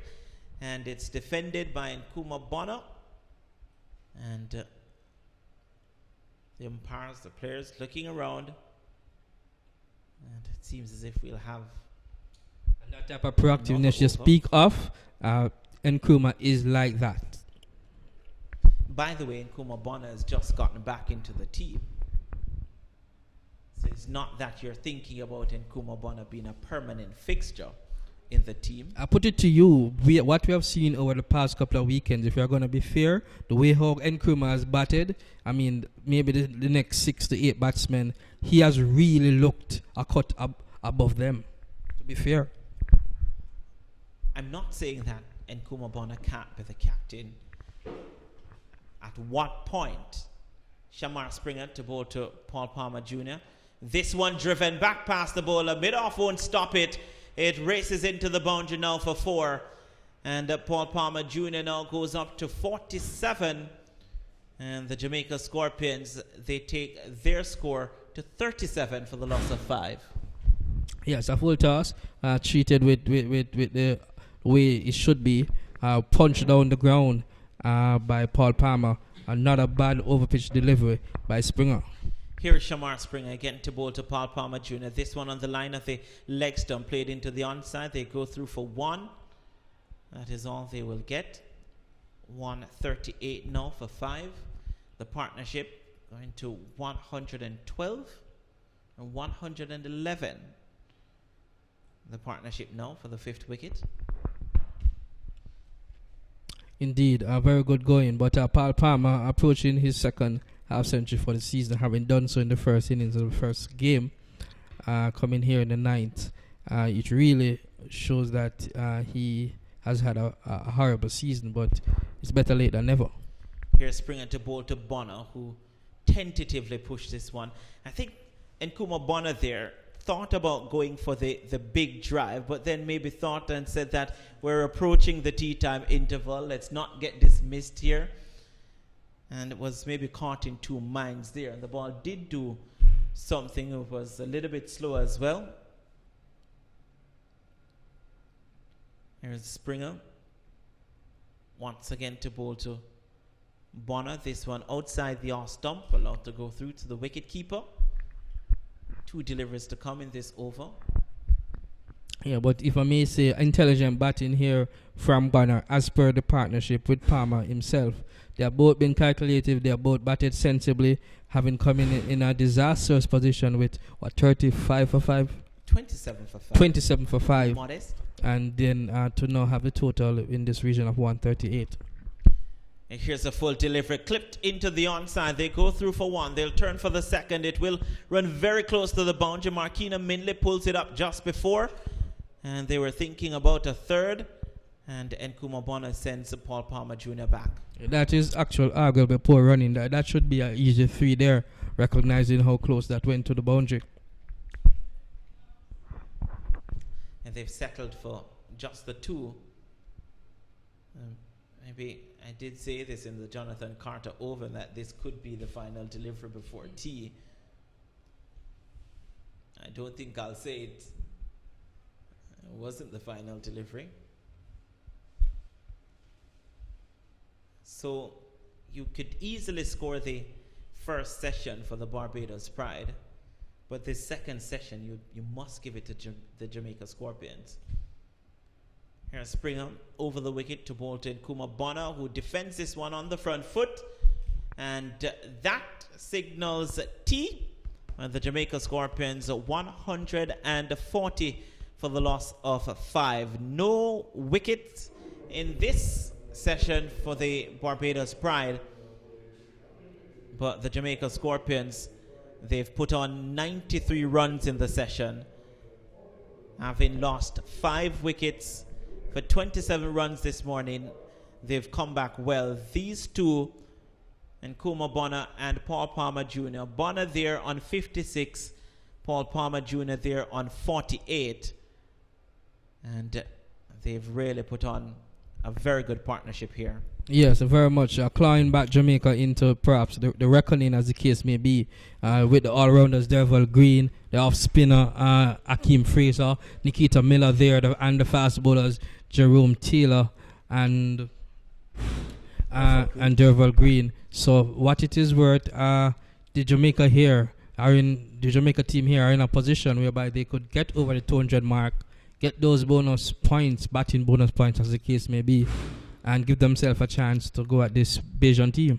Yeah, they're 60 runs away from the batting points. So 140 for the loss of 5 at T here at Sabina Park. Paul Palmer Jr. on 48 and Kuma Bonham on 56, a partnership worth 113. They came together at 27 for the loss of 5. No wickets in that session for the Barbados Pride, and the Jamaica Scorpions scoring 97 runs or 93 runs in that session. We're gonna take a break. We'll be back in maybe about 15 to 20 minutes.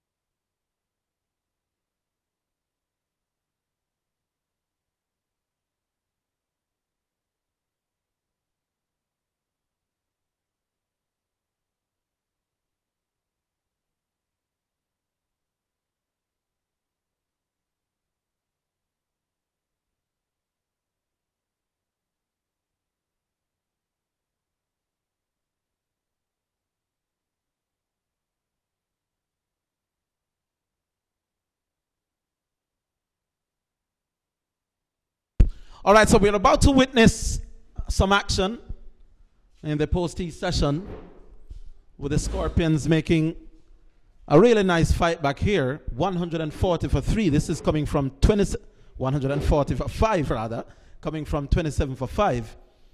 And the pair of Paul Palmer Jr. and Nkrumah Bonner has certainly done well here. A partnership now worth 113. Marvin is with me. And Marvin, these two have certainly put back the Scorpions in the contest. At one stage, after about an hour's play this morning, it was all Barbados pride, but these two have certainly batted well. Afternoon again, Orville. Definitely these two, they have repaired much of the damage which was done to the Jamaica Scorpions batting earlier this morning by Minley and Cummins. And they have batted through a session, or just over a session, and they are still there together repairing that damage. All right, Martino Miller would start from the far end, and Palmer is off the back foot and steers it out towards backward point. And gets no runs. The captain is on 48. He's faced some 133 balls, so it has been a long slug for him here. But to his credit, he's kept on fighting and has blossomed out. Certainly played a few nice shots in the post-lunch session. Well, definitely. He came out after the lunch break and they immediately changed his style. Before the lunch break today, he was subdued and just blocking up. But after the lunch break, he just opened up a bit with some more confidence, and the runs came. Minley Bowes, he's on the back foot. Well, that may have just angled it back into him a little bit and plays it back down the pitch. Ball may just have kept a tad low as well. 2 slips, backward point, cover mid-off. There's a man just behind the squirrel umpire. There's a mid-wicket, and there's a mid-on. So fairly conventional field at the moment. And Marquino Minley will continue. And just to say that this is probably the longest innings that I've seen him play this season. That's Paul Palmer Jr., and he's looking really well. He leaves alone. They're appealing. God alone knows why. There was no bat. The bat was held aloft. And the ball hit the pad, gently going through to the keeper. What was that appeal about? I probably was saying that that ball was on its way back to the stumps and brushed the pad and went through. So it was more of a hopeful LBW appeal than anything else. You don't see too many balls kissing the pads and going through to the keeper. Usually if it's going to come back enough to hit stumps, then the ricochet would not take it directly behind the stumps to the keeper. Yeah, definitely. But as I said now, these people blossoming well. They have really settled the nerves in the Scorpions dressing room a bit. And they still have some work to do, because I would like to see them push on and get the team closer, or just over the 200 mark, and then build on that. Palmer just punching off the back foot out towards backward point. Again, doesn't score. He did score a 50, as I keep saying, or as we keep saying, in the first innings of the first game. Got, what was it, 60-something, 67, I think, against these same opponents. And sometimes in batting, you do tend to do better against some opponents than some. Maybe there's something about the Barbados team that gets Paul Palmer's juices flowing. Here is Minley now. And he's cutting. That one definitely stayed down. Played over it through to the keeper. I would have loved to see him just leave that one. It's the first over after the tea break. Both batsmen have been there for a while, so they just get back used to the conditions of the pitch in the afternoon here, and then try and push on. But it was a bit short. He went onto the back foot, but it just kept a bit low. So he picked up the line early, so he should have just left that one outside the off stump there. All right, so Miller will continue again from over the wicket. He darts in. Palmer tucks this one round towards the fine leg region for a single. And that one on the pads, and the Scorpions, I would say captain, but he's not captaining this game. Nice shot down to fine leg for a single. Now 141 for 5, and Paul Palmer Jr. now going up to 49. Well, definitely. He's blossoming in this innings. He seems a bit more relaxed than the previous innings that I've seen him batting. Probably with the knowing that he's relieved of the captaincy for this game, he probably knows that he has to focus on his batting also. And if going forward, for as you look at the next season from now, probably won't be the captain based on the pressure that it has put on him and his lack of performance being captain. But he would not want to be not scoring runs, still being the captain, not performing, and instead of just losing the captaincy, you lose the entire contract. All right, so he'll continue again. He's on 49 from 139 deliveries. He's batted quite a long time. And new over will start. Miguel Cummins will make his way back. 12 overs, 1 for 15. Is Miguel Cummins 2 steps at gully, backward point cover, mid-off. Wideish mid-on, a man all the way back on the backward square fence. And a wideish long leg. As here is Cummins now. This driven. He was hoping to punch that towards extra cover. But the ball peeling off the inside edge going down towards mid-wicket, no run. One of the things I thought just occurred to me that Barbados Pride here seems to be the team with the most fast bowlers in it. So probably one of the reasons for Paul Palmer being able to score so heavily against them is that he's probably more comfortable against the faster bowlers. Yeah, that could be one reason. He just waits as there's some adjustments to the field. They are taking out the first slip now. And they are putting that first slip in a very interesting position. A little short, catching extra cover. And they have also sent a man all the way back to the backward point fence. Strange field this. But we'll see what happens. Here is Cummins now. And Palmer is solidly in behind it. Plays it back along the pitch, no run.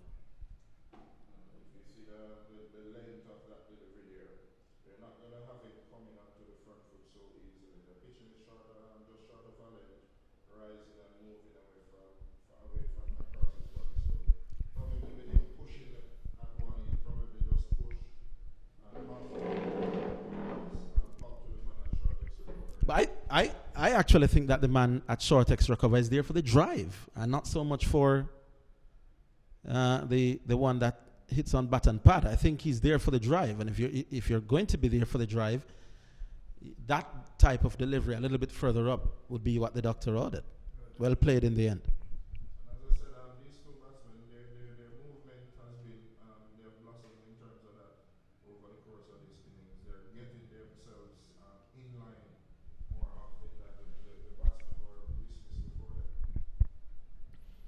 All right, so Cummins now in his 13th over. He's been extremely economical. 1 for 15 in 12.3.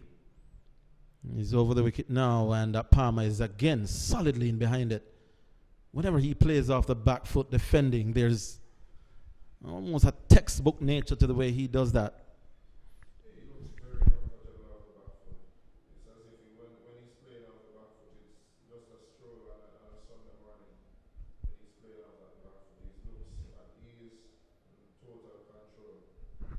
Bat appears to be as broad as a door when he plays defensively off the back foot.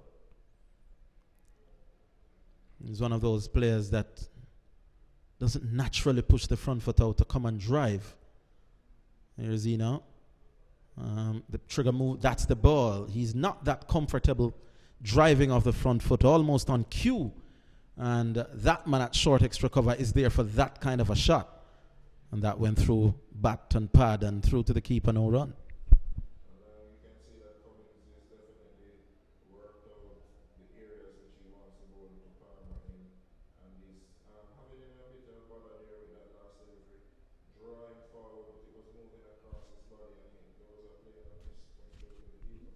Now there are 2 slips, so no gully now.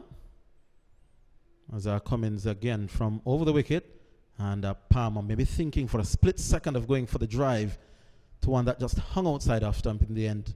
Shouldered arms through to the keeper. He remains on 49, and the total 141 for 5.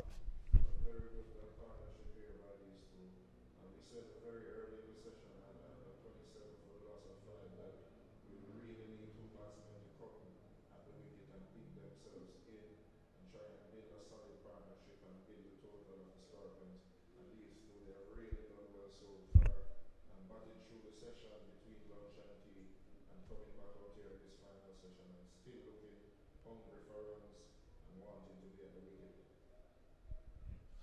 All right, so Nkrumah Bonner now will be on strike.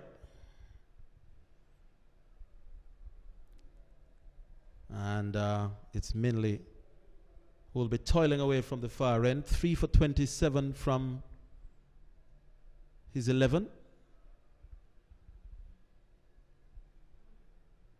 And the captain, Brathwaite, just taking some time over the placing of his field.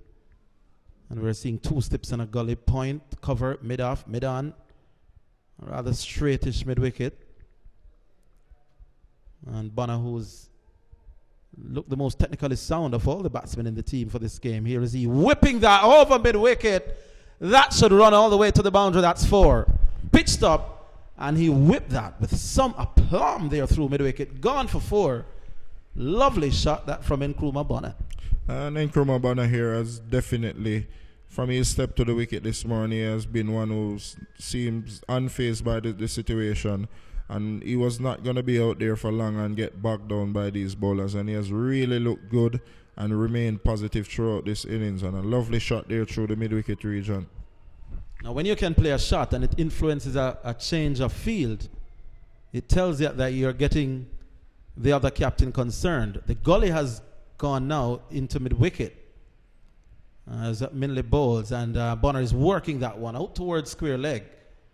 And the man from the deep comes in to do the fielding. Another run to Nkrumah Bonner, who certainly should be eyeing another regional 100 here. He's 61 now, and the total 147 now for 5. And it's the hallmark of his innings so far. He plays an aggressive shot, and he gets a boundary, and then immediately the ball after, he just plays a very soft-handed shot into a gap, and he picks up a single, which is very good from him, knowing that he's thinking about what he's doing out there. All right, here is Paul Palmer now. He's a runaway from his own personal landmark as Minley bowls, and he's tucking that one out towards the man at, I suppose you could call that a leg gully. He's not quite at square leg. Short rising ball towards the ribs. He rode it well, but couldn't get a single.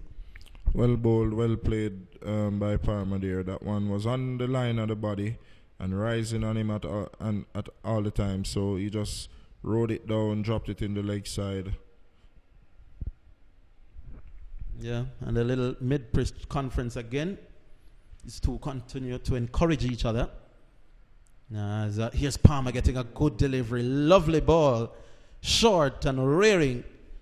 And maybe early on in his innings, he could have been in trouble with that, but he's batting long enough and on top of his game, dropped the arms, dropped the glove, and allowed it to go through to the keeper. Now, and when you see you're going into the last session of a day, and even despite it being the first day, but when you see fast bowlers still running in and creating problems for the batsmen, getting deliveries to lift, and being very accurate, it's very impressive from Minley and Cummins so far today. Minley bowls, Palmer is forward, pushing it out towards cover. 2 straight to the man for him to think a single. And, quite confident, quite comfortable on the front foot. And no run. 147. 148, I make it for 5. With Palmer on 49. It's 146, really. The partnership between these two is worth 119. It was 27 for 5. It's now 146. Here is Palmer driving up towards mid-on. Dragged it a little bit. Maybe wanted to go more towards mid-off, but maybe just trying to hit it a little bit too hard rather than just easing it past the man at cover. End of the over. Palmer will have to wait another over to get his landmark. And Minley has just completed over number 12, 3 for 32. Well, I don't think Palmer will be faced by that. He's been there for a very long time now, so he knows that the runs will only come while he's at the wicket. So he wouldn't be in any rush to get this 50. He'd just wait on the perfect opportunity to turn that 49 into a half century. But going back to the bowlers, I continue to be impressed all day by the bowling of Cummins and also Marquino Minley. Between them now, 25 overs, 11 maidens, 4 wickets for 47 runs out of a total of 146. So you can see that they have really been doing the work that their captain requires of them, and they continue to toil here at Sabina Park. Yeah, Miller will start again, this time to Nkrumah Bonner. And wide of the crease, Bonner trying to work it into the onside. Palmer wants a single, sent back. Wisely so, I thought, by Nkrumah Bonner. He was on the back foot, and because he was playing back, the momentum he would have had to break, then to start forward. Definitely. A tight single. Yeah, it would definitely have been a tight one, and the fact that he was going to the danger end, the wicketkeeper coming forward to pick up that ball would always be throwing at the bowlers end. So wisely sent back. Palmer was all the way down the pitch, but Bonner realized the danger and sent him back. Indeed, as Miguel Cummins now to bowl to Bonner. Forward, well played, a little flourish with the bat, as if to say, you're not going to get past my defenses today, Mr. Cummings. Plays it nicely down to mid-on, no run. And this is definitely how you would want to see a first day of cricket being played. One earlier on in the day, the ascendancy was with the bowling team. The batting team now, they have slightly tilted back the game into more evenly poised situation at the moment. Yes, indeed, as Cummings again will dart in, and Bonner is again solidly in behind the defensive shot. And this, in terms of technical acumen, this may very well be the most sound innings I've seen from a Scorpion batsman this season. I mean, we've seen batsmen score more runs. Certainly the games here at Sabina Park. I know that Chadwick Walton got 100 and another big half century down the islands. But in terms of the games we've seen here, not too many innings the Scorpion batsmen have looked as assured. Look at that for a single. Forward well, played out into the offside. Nice and easy, well played.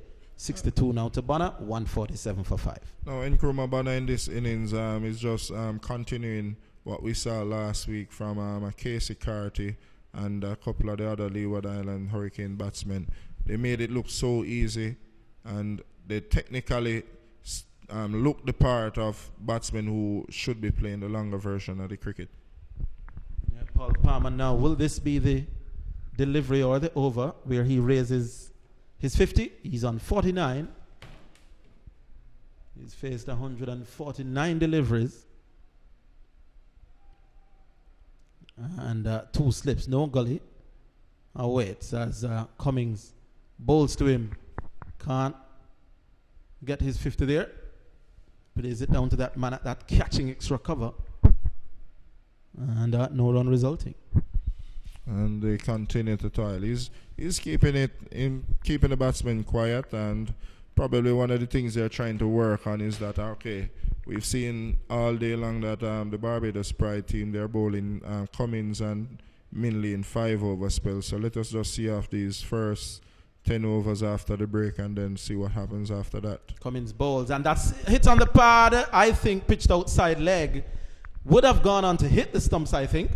But pitching outside leg with the right arm fast bowler coming over to the left-hander, it's always difficult to get the LBW because the balls that would have hit normally pitches outside, and the ones that pitch on usually slides across. So Palmer gets I wouldn't say a reprieve, but his heart must have been in his mouth for a second. Well, he definitely would have thought about it for a while. Struck on the pad. He was definitely beating all ends up. That the ball probably rushed onto him a bit quicker, up to him, and just rushed on a bit quicker than he anticipated, and the bat came down a bit late. But luckily for him, it was pitched outside the leg stump. Indeed, so. And Nkrumah Bonner will continue to do battle from Minley. They have dispensed with the gully. It's now 2 slip.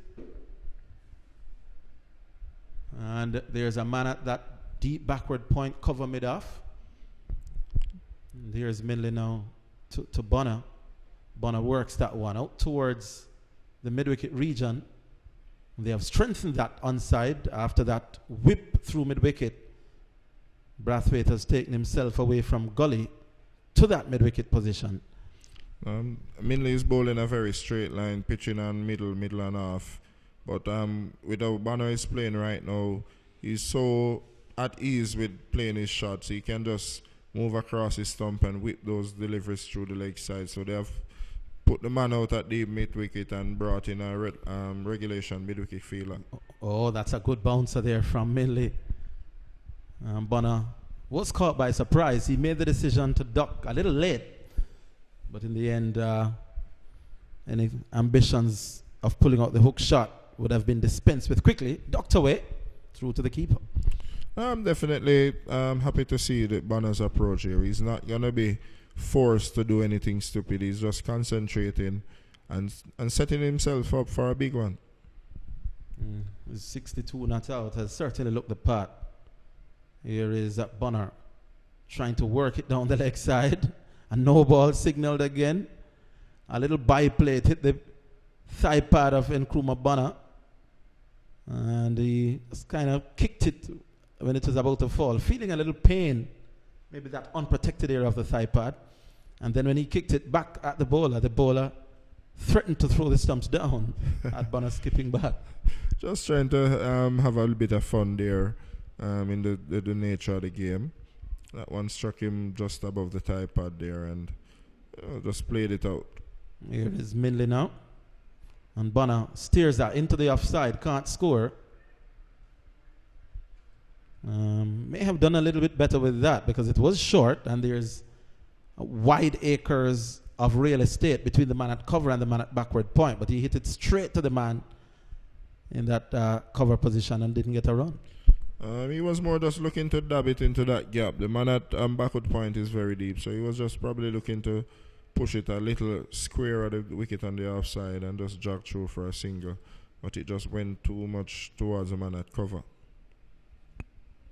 All right, so he goes back into his stance as Minley darts in again. And he leaves alone. Good deliver that. Touching down just outside off. You could see the shape away from the right-handed Nkrumah Bonner. Left it alone and as is customary walks away towards the square leg umpire just to regather his thoughts. Good ball. Well, definitely. And the delivery before that one, I'll just go back and say, you can see that Bonner is intent on batting all day today. Because he's there on 62 right now. And that one was short and wide outside the off stop. And instead of going at it hard, he just tried to place it in the gap. He's forward, compact, solid. Plays up towards extra cover. Doesn't get a run. Still 148 for 5. Bonner is still on 62. Paul Palmer Jr. on 49. And the partnership now worth 121. It was 27 for 5 when these two came together. And they have managed to survive everything that has thrown at them so far. Bonner gets one wide outside off stump. Genuine shape away from the right-handed batsman though, and the keeper diving to his right. As Bonner left it alone. End of Minley's over. Minley now 13 overs, 3 for 33. Your thoughts on that Minley over? Not a good over there from Marquino Minley. Still keeping the batsman quiet. And just that one wide ball which was just steered into the offside for no run by Bonner there. But still keeping it. I was happy to see him still being able at this stage of the day to put in another good short ball to Palmer there a while ago, which shows that these two pace bowlers, the fitness level seems to be up, and also they're sticking to their task. They're trying to frustrate these batsmen out now. All right, so it's going to be Paul Palmer again on strike.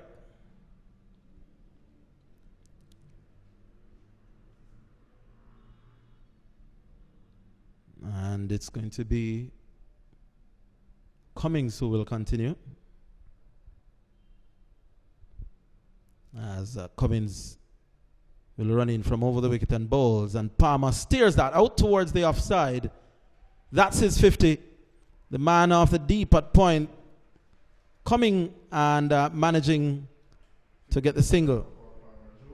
So the Scorpions captain, 50 from 152 balls, 219 minutes at the crease. Well played in the end. It has been a fighting knock, but a credible effort. Well, definitely the type of innings which was required from Paul Palmer Jr. here in the situation when he arrived at the wicket earlier this morning.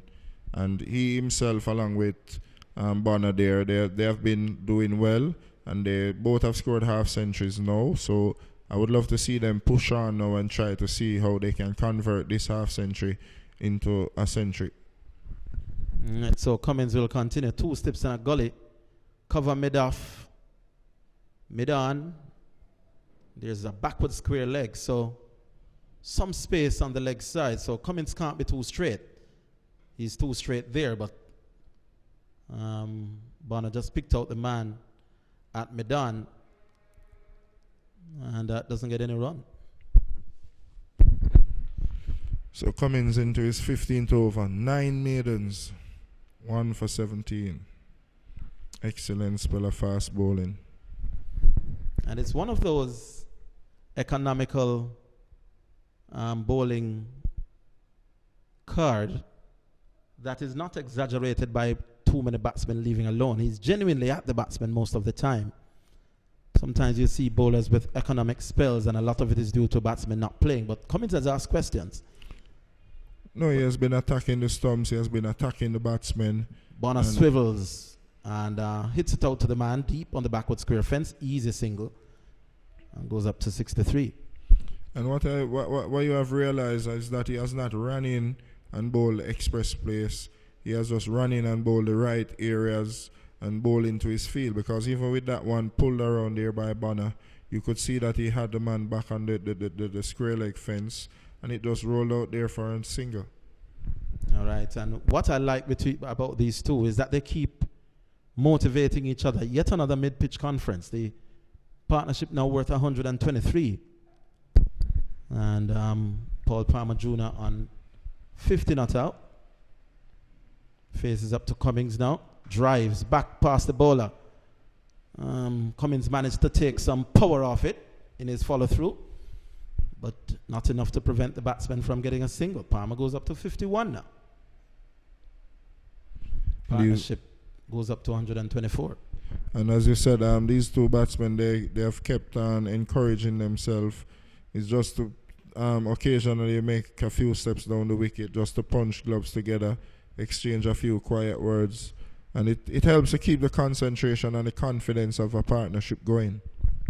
Yeah, Palmer doing well. So is Bonner, who is on 63 at the moment. Bonner is forward. And he's very careful when he plays out towards Medan. That's to ensure he doesn't lose balance and to keep that bat straight. Sometimes batsmen tend to fall over towards the offside when they are when the line is towards middle and leg. But Bonner is very well balanced and kept a straight bat down towards Medan. No run. Well, he's ensuring that your reference to him being the best technical player in the country right now is definitely has some merit to it. Yeah, I just think that he is as equipped as anybody in the team to deal with good bowling. Here is Cummins. That left him, and you could say that left him, but he kept the bat well in line with the ball. In other words, if the ball does anything, fine. Too many batsmen, and it's easier said than done, mind you, as somebody would have played a little cricket. When the ball is outside the off stump, sometimes your arms just tend to follow the ball. One thing that Bonner has done in this innings, and somebody like a Kenner Lewis could take a lesson or two from that, is that he plays the line, and if it deviates off the seam, good ball. Those are bowled in cricket as well. But he hasn't allowed the arms to follow the ball, and therefore hasn't been nicking off. Good bowling, and although he was beaten, you could say decent technical batting as well. No, definitely. You would say that he came forward, he played the line, the initial line that he saw the ball. When it pitched and started to move away, he did not push at it, he just kept his bat in that original line that he was playing, which also means that he's getting into good position with his feet to be able to keep that bat maintaining his balance and not pushing at those deliveries outside the off stump. Yeah. And sometimes that's the difference between those who nick and those who don't. And that new over starting now by Minley, and Palmer left it alone. Short ball, no ball signal though. Bouncing through to the keeper, another run. Partnership between these two now worth 125. It's now 152 for 5. Yeah, 152 for the loss of 5. Just looking at Minley's figures here, he's into his 14th over now. And I'll dare to say that it's been one of the longest spells I've seen Marquina Minley bowl over the past few seasons playing for the when he was playing for the Scorpions. Palmer is on the back foot. He plays back along the pitch. We've said it before, always comfortable when he's on the back foot. Seems to be unbothered when he's asked to play back. And it's something that I said earlier, and I'll go back to saying it, that he seems to be a far better player playing against the quicker bowlers than when he's playing against the spinners. He tends to sweep a lot against the spinners, and sometimes he's not in control of those shots he gets out. Marquina Miller just aborts his run. Did bowl a no ball a couple of deliveries ago. And just seeing him kind of nursing what could be a hamstring at the back of his leg. Probably it's late in the day here.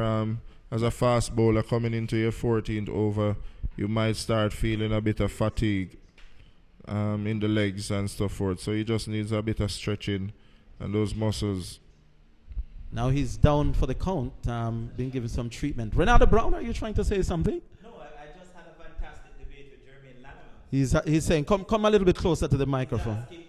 We're debating what is a shot in cricket. What's a shot? Yes, Jermaine Lanneman says it is not a shot unless it goes for 4 or 6. Really? I refuse to believe that Jermaine Lanneman said any such thing. No. So if I stroke it down to mid-off and run 2, that's not a shot. Stroke. No, That's a stroke. that's a stroke. So what's your definition of a shot? The ball going to the boundary or over the boundary. He's not the only one person around. I cannot believe that in this day and age somebody is saying that. Jermaine Lanneman says it has to be the middle of the bat and find the boundary for it to be a shot. But it can find the middle of the bat and doesn't find the boundary, doesn't it? That's a stroke. All right, so here is Minley now. And Palmer going for, was he going for a stroke or for a shot there? There was an aggressive intent. So the aggressive intent would have qualified it to be a shot. He went after a shot and missed. I don't know if you're hearing people listening to this commentary, but one of our commentary teams says a shot is something that goes for 4 off the middle of the bat. Other than that, it's not a shot, it's a stroke. I personally put up my hand and say I have not heard any such nonsense in all my life. And my co-commentator here, Marvin, seems to agree, which means that I would have learned the game wrong. Here's Minley, and that's tucked around. Nice throw towards backward square. Definitely. Another no ball here, so Minley seems to be in some problem here in the afternoon. This is about his 3rd or 4th no ball in the last 2 overs, so probably some worrying signs for the captain now. I'm proud of how these two have gone about it, though. At 27 for 5, they could easily have folded with the mental pressure. Bonner playing his first game of the season. Palmer in all kinds of contortions regarding his figures so far. And here is Palmer off the front foot, pushing up the track, and Minley threatens to throw. And no shot offered. And they're still arguing behind me whether a stroke or a shot is one. What's the definition? Jermaine Lanneman feels that unless it goes to the boundary of the middle of the bat, it's not a shot. It's not a shot. It's a stroke.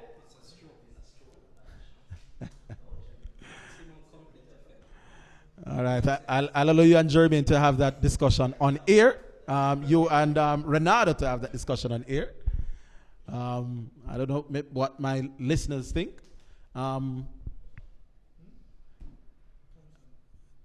What's your name again? Kirk Thompson. Or Kirk Thompson may just want to weigh in on that particular debate. But I will call this final delivery, and then I'll allow Renato and Jermaine and Kirk Thompson. I know Marvin may not want any part of it.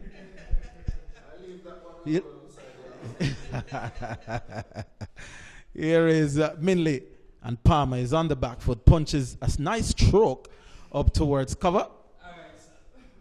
Jermaine says I got it right. He didn't think that was a nice shot. That was just a nice stroke. And plays it up to cover, no run. These two have gone about it well though, Marvin. I really like their resolve. And Nkrumah Bonner, who brings a sense of calm, apart from the fact that he's such a good technical player, he's very easy on the eye, but he also has this unflustered attitude and appearance about him that may have just lent some calm to his captain, because they're both batting really well at the minute.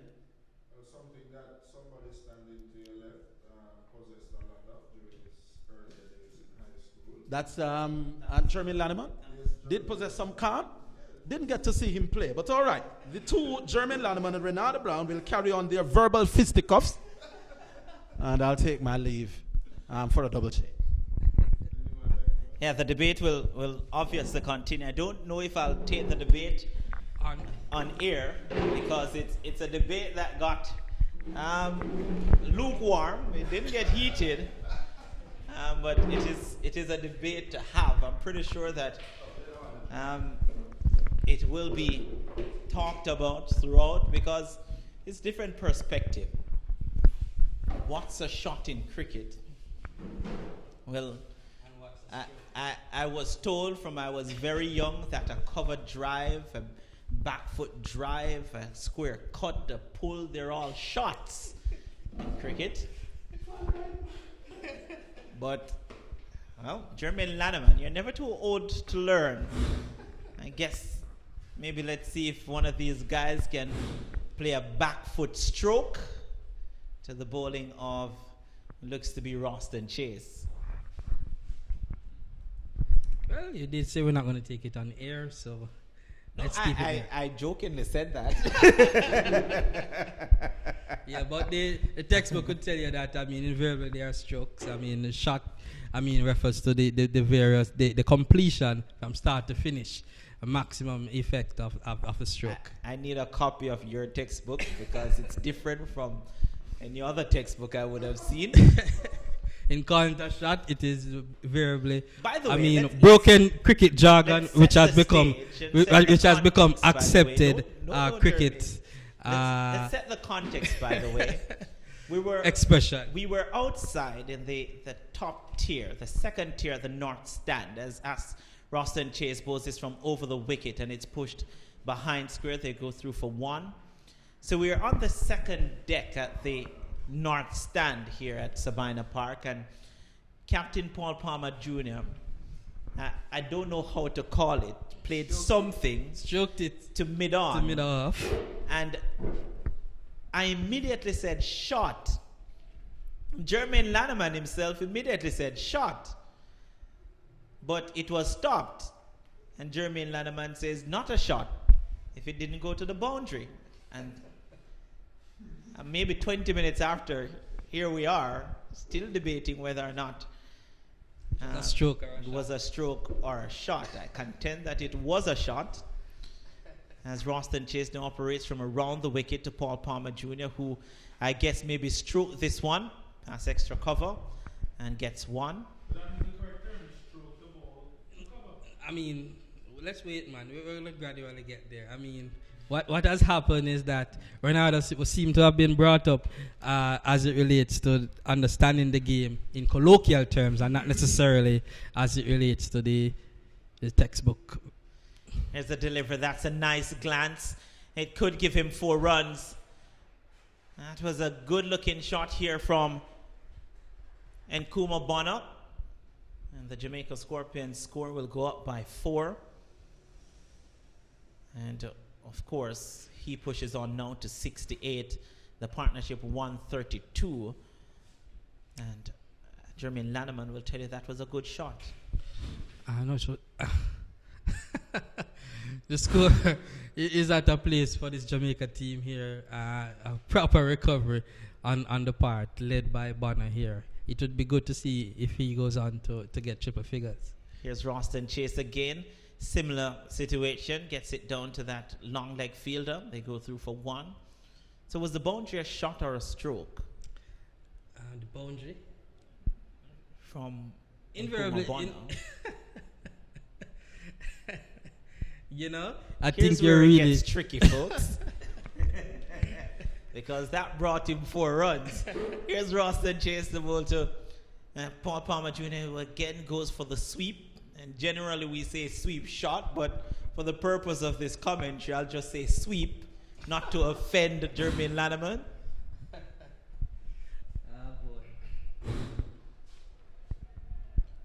There's Roston Chase again. There's that man at that Silly Point region. This one turns. Paul Palmer Jr. allows it to go through. End of the over. There's 59 now completed.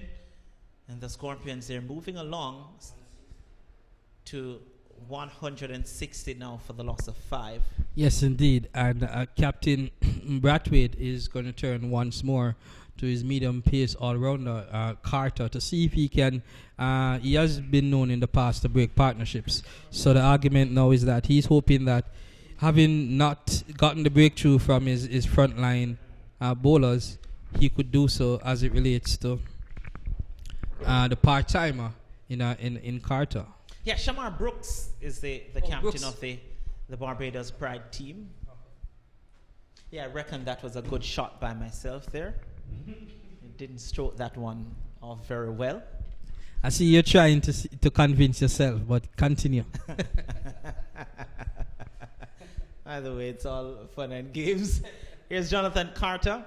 His second over. Board one just before the tea time interval. And it's now 3:45.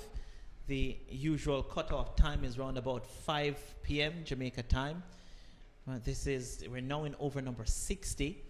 So I don't think they will get in another 30 overs in the hour and 15 minutes we have left. So this expected to go to at least 5:30, and then we could very much have a 9:30 start tomorrow. But what I must say of this Bonner innings is, apart from what you mentioned earlier, that he has really looked a cut above many of the Jamaican players that have been on display this season in this his debut innings for the season.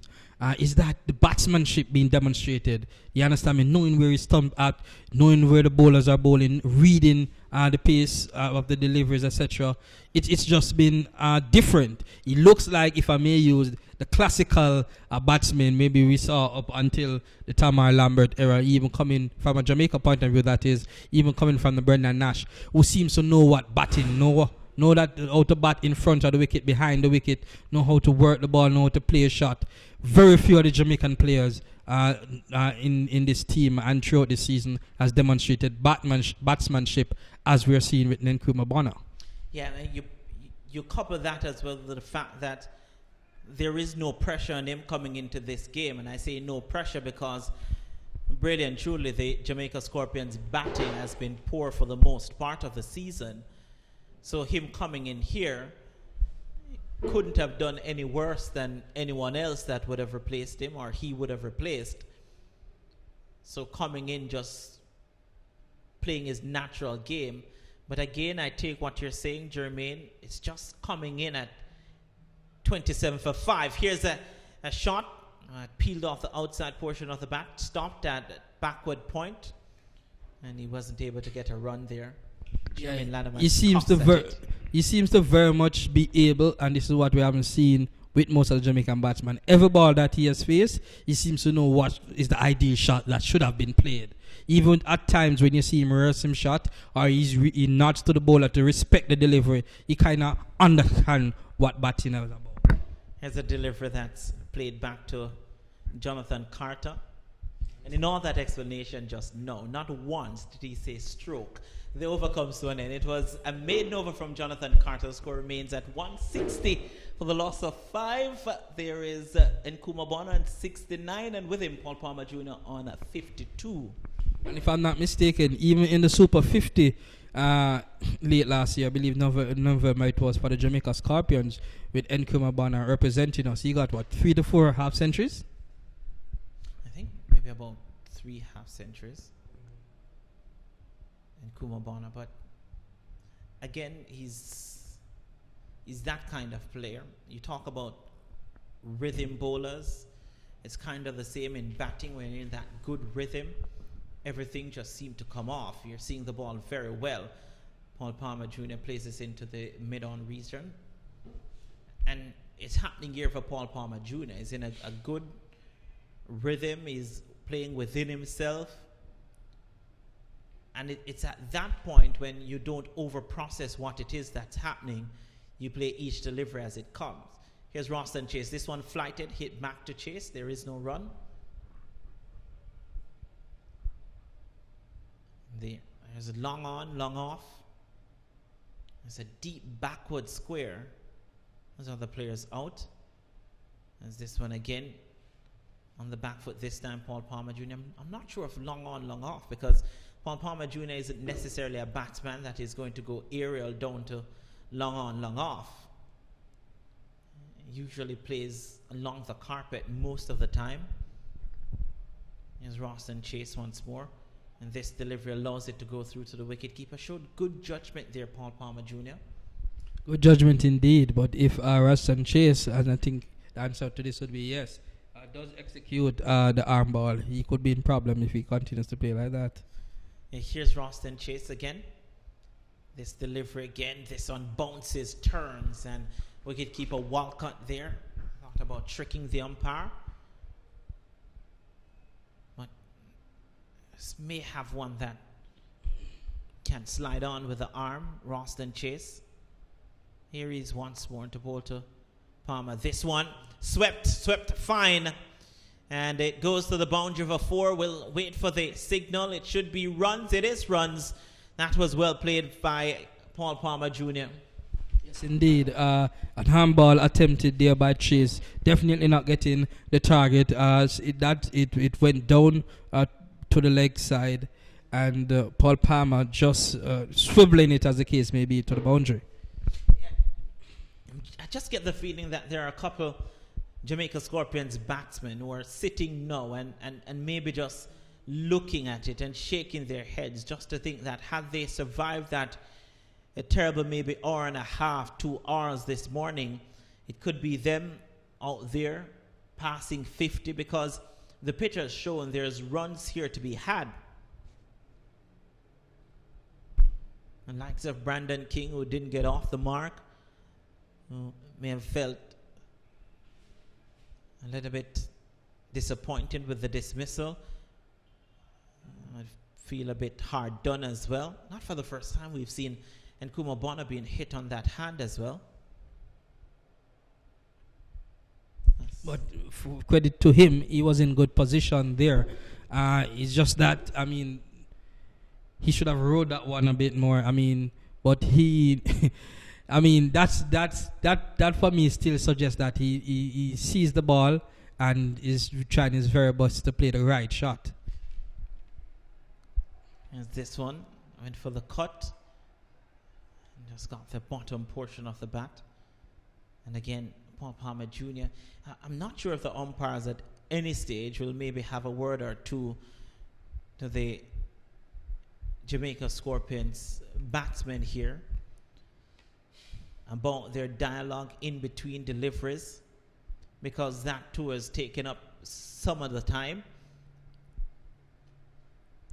Here's Carter, delivery outside the off stump. That, and as well as Jonathan Carter is the 5th seam bowler the Pride has used since the start of play. So not a lot of spin option. And then again, maybe wondering why, because Jamel Warkan was taken to the hospital this morning, fell ill. As this one is guided, goes through first and second slip to the boundary for 4. It was played with soft hands. It was a delivery that left him, just seemed away a little bit. He followed it with his hands, but played it soft enough to get it in between those two fielders and to the boundary for 4.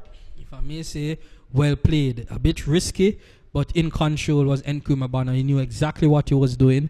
As you say, soft hands, ensuring it fell well before the slip and piercing the gap between second and third there. Second and fourth, as the case may be. So well played, and it happens when you're in that rhythm as a batsman. Those things, had he not been out there that long and not been in that space, in that rhythm, he might have gone with it with hard hands, and Nick may have carried to first slip. Here's Jonathan Carter once more. He's maybe an underused seam option, Jonathan Carter. He's a part-time medium pace at best.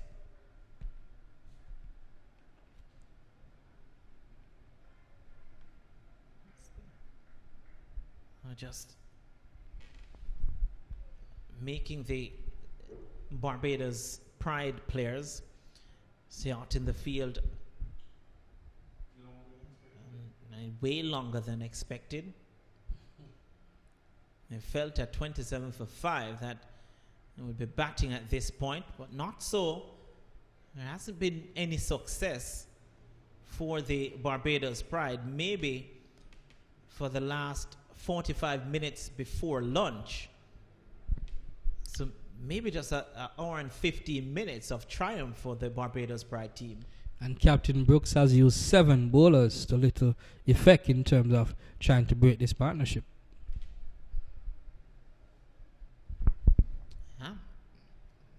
I did say that Jonathan Carter was the 5th seam option. It's the 5th seam option. They've used Roston Chase and Craig Brathwaite as spinning options. Both are off spinners. But it would be interesting. I would like to see both in operation to these two, because they've looked comfortable against the seam bowlers. Paul Palmer Jr., the left-hander, the off spinner, you would think would give him some problems. And then there's Nkrumah Bonner. It's Roston Chase again from around the wicket. This one shorter and hit. And it has caught the man at silly point. And that looks as if it hurts. They immediately signal to the changing room. He's up, and that's good. That's really good to see. Got it flush. The physio is coming out. Looks to be Shane Mosley, is it? Mm-hmm. It is Shane Mosley. And the physio has been sent back. I guess he's all good. All well, that ends well. Roston Chase, that was a poor delivery. Paul Palmer Jr. just not capitalizing on it. Hit it well. Hit it too straight. Originally, I would say it was a good shot to the delivery. As this one again, he's on the front foot in defense. And it baffles me at times with Paul Palmer Jr. and the reason why he doesn't make runs, because he has such a good base, a good defense. Here's Roston Chase again, gets behind this confidently. Paul Palmer Jr. has a very good defense, Paul Palmer Jr., but tends to get out of deliveries, of playing shots that he shouldn't be playing. Has gotten dismissed a couple of times as he works this one down to long on. Has gotten out of deliveries trying to play the sweep shot. Has gotten out of deliveries where he goes for a waft outside the off stump from time to time as well. Brings in Nkrumah Bonner on strike. He's there on 73. I know that the sprinkling of supporters here would love to see a Jamaica Scorpions century this season. This is the last home game. They haven't seen a century here. Whether or not it's a Jamaica Scorpions player. This one played into the onside. They go through for 1. The score now goes up to 170 for the loss of 5. Yes, very comfortable batting being demonstrated. I must say, though, that Roshan Chase, being a test player that he is, has looked fairly normal here in terms of his bowling display. About 13 overs and has gone so far for 54 runs. No wicket to his credit. But he's been picked easily by both Bonner and Palmer, and who are both look set. And should either from this stage were to go on to get 3 figures, you would get the feeling that it would have been well deserved. Yeah, if anyone here goes on to get triple figures, then I think the coach will be very happy, and the selectors would be. Well, I don't know how the selectors would be, having left out Nkrumah Bonner for most of the season. Here's Jonathan Carter. I want to place this into the outside. He just never looks rushed, Nkrumah Bonner. Certainly not in this innings, and generally that is how he bats as well. One must remember, up to a season ago, he was the leading batsman for the Leeward Islands franchise. So he has been around and has produced. It's just that in recent times, having fell ill, he has taken some time to get back in the game. And here is Jonathan Carter again. Again, Bonner is behind it and defends it into the offside. If it is that you're going to operate with Jonathan Carter, and I don't see a reason why Craig Brathwaite can't be brought on, because they've looked easy against the Seamers. Jonathan Carter being the most recent. Shamar Springer being wayward. Kian Harding also being wayward. This one gets a little bit of bounce, and Bonner was behind it again and defends it well. Indeed, defense as solid as a rock. Hand positioning, foot positioning, body positioning, head positioning. Bonner is demonstrating it all. So 2 slip, backward point, cover, mid off, mid on, short mid wicket, square leg, fine leg. Carter comes in, this one off the back foot, and backward point had to do some work coming around to his right. And did the fielding, looks to be Kian Harding. And they were able to go through for a single. And the partnership now goes up by 1. The score 171 for 5. Partnership now 144. There's 6 runs away from a 150-run partnership. Would be the highest partnership for the Jamaica Scorpions here at Sabina Park this season. As Carter comes in and bowl, and I reckon this could very much be the highest 6-wicket partnership for the Scorpions this season as well. So these two making good. The ground staff getting ready to come on because they're detecting the water break that could usually signals the last hour of play. They sponged off the back foot. They go through for 1. That is all they will get as the over comes to an end, and it's drinks.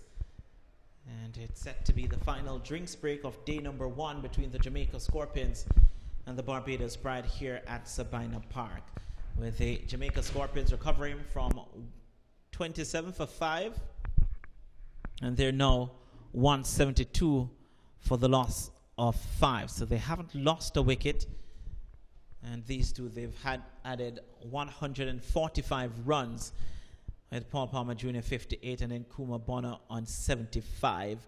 Now, Jermaine Lanaman, you were explaining to us earlier about what a shot was in cricket, and this is not the original definition of what a shot is, because the original definition of what a shot is describes a cover drive, a back drive, a pull shot, a cut shot. All those are shots in cricket. But what we here in Jamaica, maybe by extension the Caribbean and the world, when a batsman hits the ball and everyone says shot, what it is that they mean. Jermaine Lanaman says it's when you get value for money, and not when the fielder stops the ball. And he is stuck by that. I've always got Jermaine Lanneman saying I always got it wrong, Jermaine Lanneman. But it's interesting how you have made that in terms of, may I say, honest assessment. No, you're assuming I've always got it wrong. You're the ultimate devil's advocate then, sir. You're assuming I've always get it wrong. No, the question I asked Jermaine Lanneman was if it is that he describes a shot as getting what we're getting at is expressions here, as you pointed out. And for me personally, what happens is that the understanding of shot, yes, you'll have, the textbook will tell you off jive, straight jive. We say, for argument's sake, you have the pull shot, you have the cut shot. Yeah, we know invariably, yes. But in terms of what, with the shot with the exclamation is perhaps what I am referring to. You understand me? Whereby you say, wow, it executed. Yes, we know it's the shot, but it's executed to its fullest effect. So Jermaine Lanneman, from all that discussion, folks, is not just distancing himself from shot, as in the broad description of a shot in cricket. And what he's narrowed it down to now is shot with an exclamation mark, which is what we refer to as when we say shot. Now, I am saying that if it is that you're looking at a batsman and a batsman plays a cover drive and you immediately say shot, but you see it straight to the cover fielder, that's a stroke, you're saying sir. That's not a shot. That's a stroke. No, I'm saying that's a shot because it describes what the batsman is doing. No, invariably, the exclamation would not be added to that until not only from the start of the shot in terms of the impact until the result of the shot, which is the boundary. So that is what is the prematurely pull. Yes, we say shot prematurely. Invariably. So we should not then say shot exclamation until the ball gets to the boundary or clears the rope, or until we are confident enough. Because invariably, why people say shot is that when they see it leave the bat and maybe they see it entering a gap between a fielder, they believe, they start to predict it and say that will go for 4. Very good shot. It's almost like saying that. No, there's a difference. By you adding very and you say very good shot, then that's a different realm because you have good shots. But that is what exclamation is for. The exclamation means very. So if it is that the exclamation means a very good shot, then it comes back to my meaning, as Roston Chase gets set to resume, comes back to my meaning as it is the desired, or it is the motion of what you do towards the ball, whether or not it is, we determine it to be the correct move towards the ball. Here's Roston Chase, this one flighted. So had Paul Palmer Jr. gone for that delivery and played it well enough, you might say textbook, into the cover region, we would say that's a good shot. No, you'd have stroked it in the cover. Had he pierced the cover field and gone to the thing, it would have been complete, it would have been a shot. In the truest sense of the word, if I may say.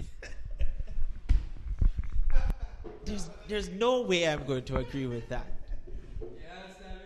So, what is a good shot? A good shot?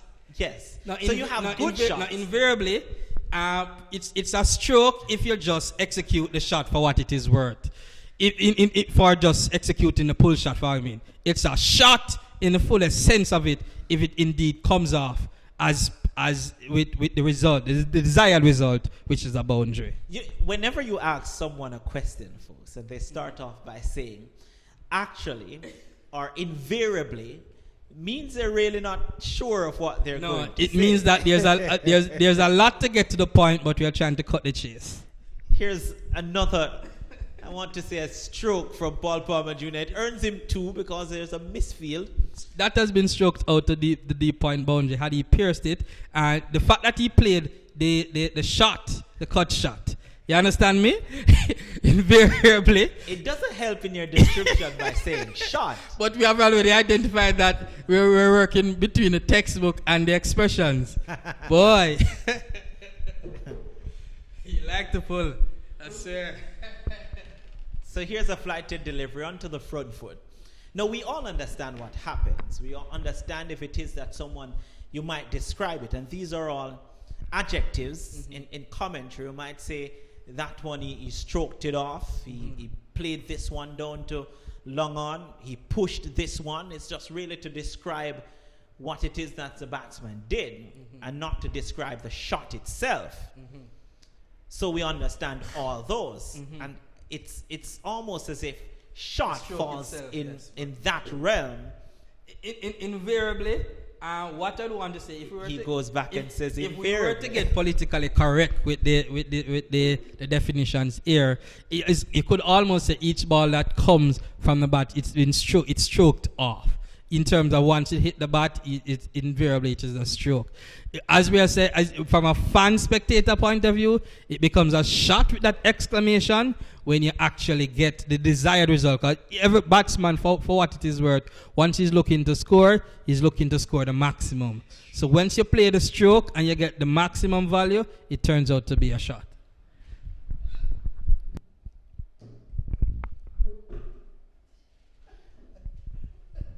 Jermaine Lanneman is I just said one thing. Jermaine Lanneman spoke for 5 minutes and I am no clearer as to what it is that Jermaine Lanneman is looking to get across. Here's this one. This one is flicked through mid-wicket, and that was very well played by Nkrumah Bonner, beating the man at square leg into the deep square leg boundary for 4. And of course, he now pushes his total up, Nkrumah Bonner, and he has now gone to 79, but it also brings up the 150 partnership from 321 deliveries in 235 minutes. Well played there from Bonner. Again, in the right position, stroked it cleanly out of his pads, as the case may be, and invariably beating that fielder on deep square leg boundary. Turned out to be a fine shot in the end.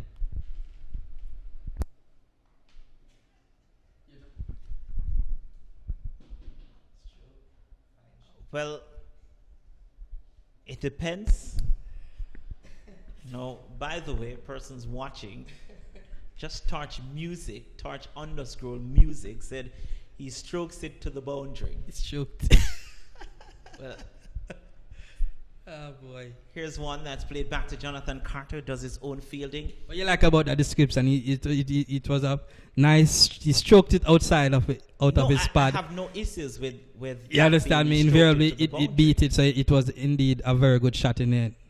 Yes, a shot. So you can say a very good shot. You can say a good shot. You can say stroked it to the boundary. He guided it to the boundary. All those are just to describe. This one, he defends it into the offside. So you can and that's a defensive stroke. So what Torch Music is saying, by the way, on YouTube, is that you can stroke a ball to the boundary. Invariably. And again, he says invariably. So it can go to the boundary without it being a shot. Indeed. Because he used to describe it. This time, Nkrumah Bonner defends it into the onside. There is no run. Shot with that exclamation represents the audacity in which, / bravery in which the shot was executed. You understand me? The audaciousness, so he brings the exclamation. Otherwise, it's just a proper stroke. Jermaine Lanneman just added audacious. Here's Jonathan Carter. Nothing audacious about that delivery. Allowed to go through. The over comes to an end, by the way. The Jamaica Scorpions 178 for the loss of 5. And these two, they've really batted well. They've played a lot of good shots. They've stroked off the ball well. Indeed. And in the mix of all that, there were some shots as well. That's appeasing Jermaine Lanneman. I know you know the right thing, but you just like a debate, which is fine. Oh boy. It's all good.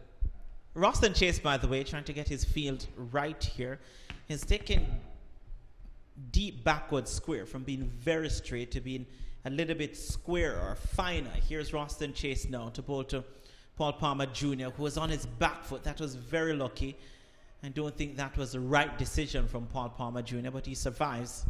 Indeed, playing back And one doesn't know why he would have been going so far back. I mean, that one kind of holding his own, and he had to drop his bat down at the last minute, almost losing his balance as well. Here's Roston Chase once again. And this one, well played. I would say that was a good shot to that delivery. That was stroked off there by Palmer. Again, I just say it's used to describe what's happening. Here's Roston Chase again, flighted. This one a little bit quicker through the air. So far since we have been on debate, we have seen a lot of strokes. I'm going to point out a shot when it's made. So you've not seen any shots. Largely stroke making taking place so far. Defensive stroke, attacking strokes. Here's Roston Chase. This one beaten outside the off stump was Paul Palmer Jr. No, I tell you what. So in case you weren't taught, I'm going to... There is someone around the world now who is listening and thinking that one of us is an absolute idiot. Indeed. It could very much be me. But for some strange reason, I don't think so. I'll point out to your shot when it happens, sir. Here's Roston Chase again. With the exclamation. Paul Palmer Jr. was again going for that sweep. He played one of those sweeps off Roston Chase maybe 3 overs ago. So, funny enough, I've never heard anybody try to define the shot or stroke like this before. I guess we are doing a fairly good job. It's either that or we're absolutely horrible at what we're doing. It's a maiden over from Roston Chase, by the way. It's still 178 for the loss of 5. Indeed, but I mean, it is one of those things persons have never questioned in cricket because I mean, there's different interpretations as the case may be for stroke playing and shot making. But our attempt to try to dissect it is interesting. So there is another debate that we won't have here because this one would prove to everyone that we're absolute idiots. But I've heard it, and it's I won't say it's making the rounds here in Jamaica. So an off spin is described as what kind of a delivery? By the way, I think the technically correct is off break. An off break bowler. How would you describe an off break bowler? A delivery that breaks from the off stump away per se. So you're describing an off break bowler that breaks what? From off to leg. No man, that would be off and wide off. Either if you're gonna get technical, maybe you say from leg to off. It breaks away from off stump. Off spinner. No. I want you to get it correct. An off spinner breaks from where? From the off stump breaking away. Away. Away in what direction? To the offside. To the offside. Correct. I felt there was a cricketer around somewhere. I'm going to ask him. An off-break bowler, as Jonathan Carter comes in and this delivery back of a length, played off easily by Nkrumah Bonner. An off-break bowler, how would you describe him? Mr. Thompson is in the box as well. He's from Barbados. Off-break bowler is a finger spin who spins the ball from left to right very weak. So he says an off-break bowler is a wrist spinner, finger spinner, who spins the ball from left to right. So this will get interesting now, folks. So if it spins from left to right, then it's off-break.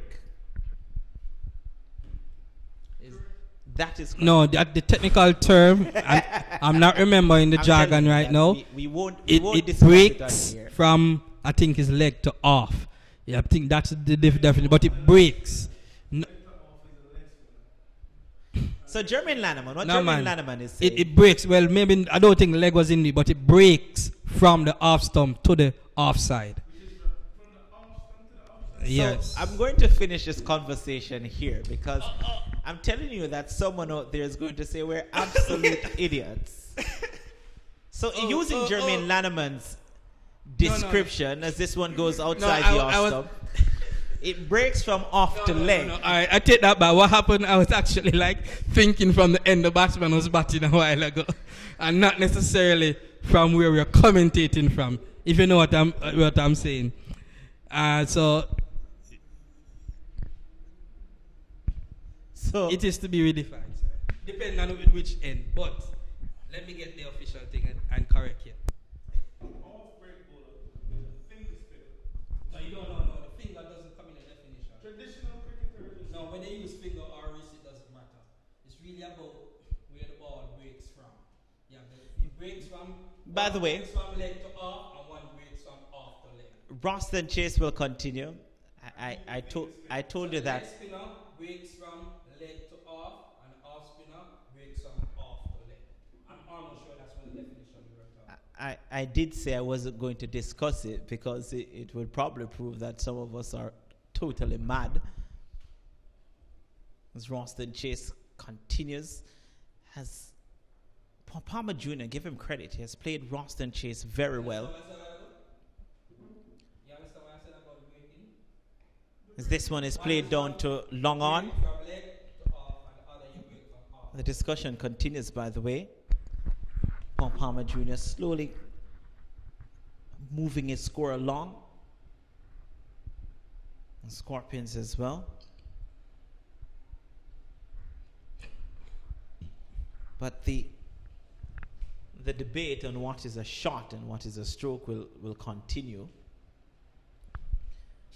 Here's Roston Chase, a flighted delivery on the line of the off stump that's guided down to that third man region. And they go through for one.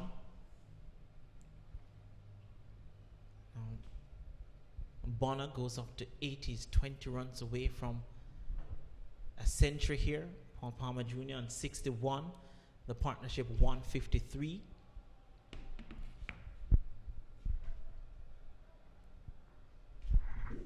From around the wicket, there's a silly point, there's a slip. There's a deep cover as well, extra cover, long off, mid on. It's a deep backward square, and the mid wicket.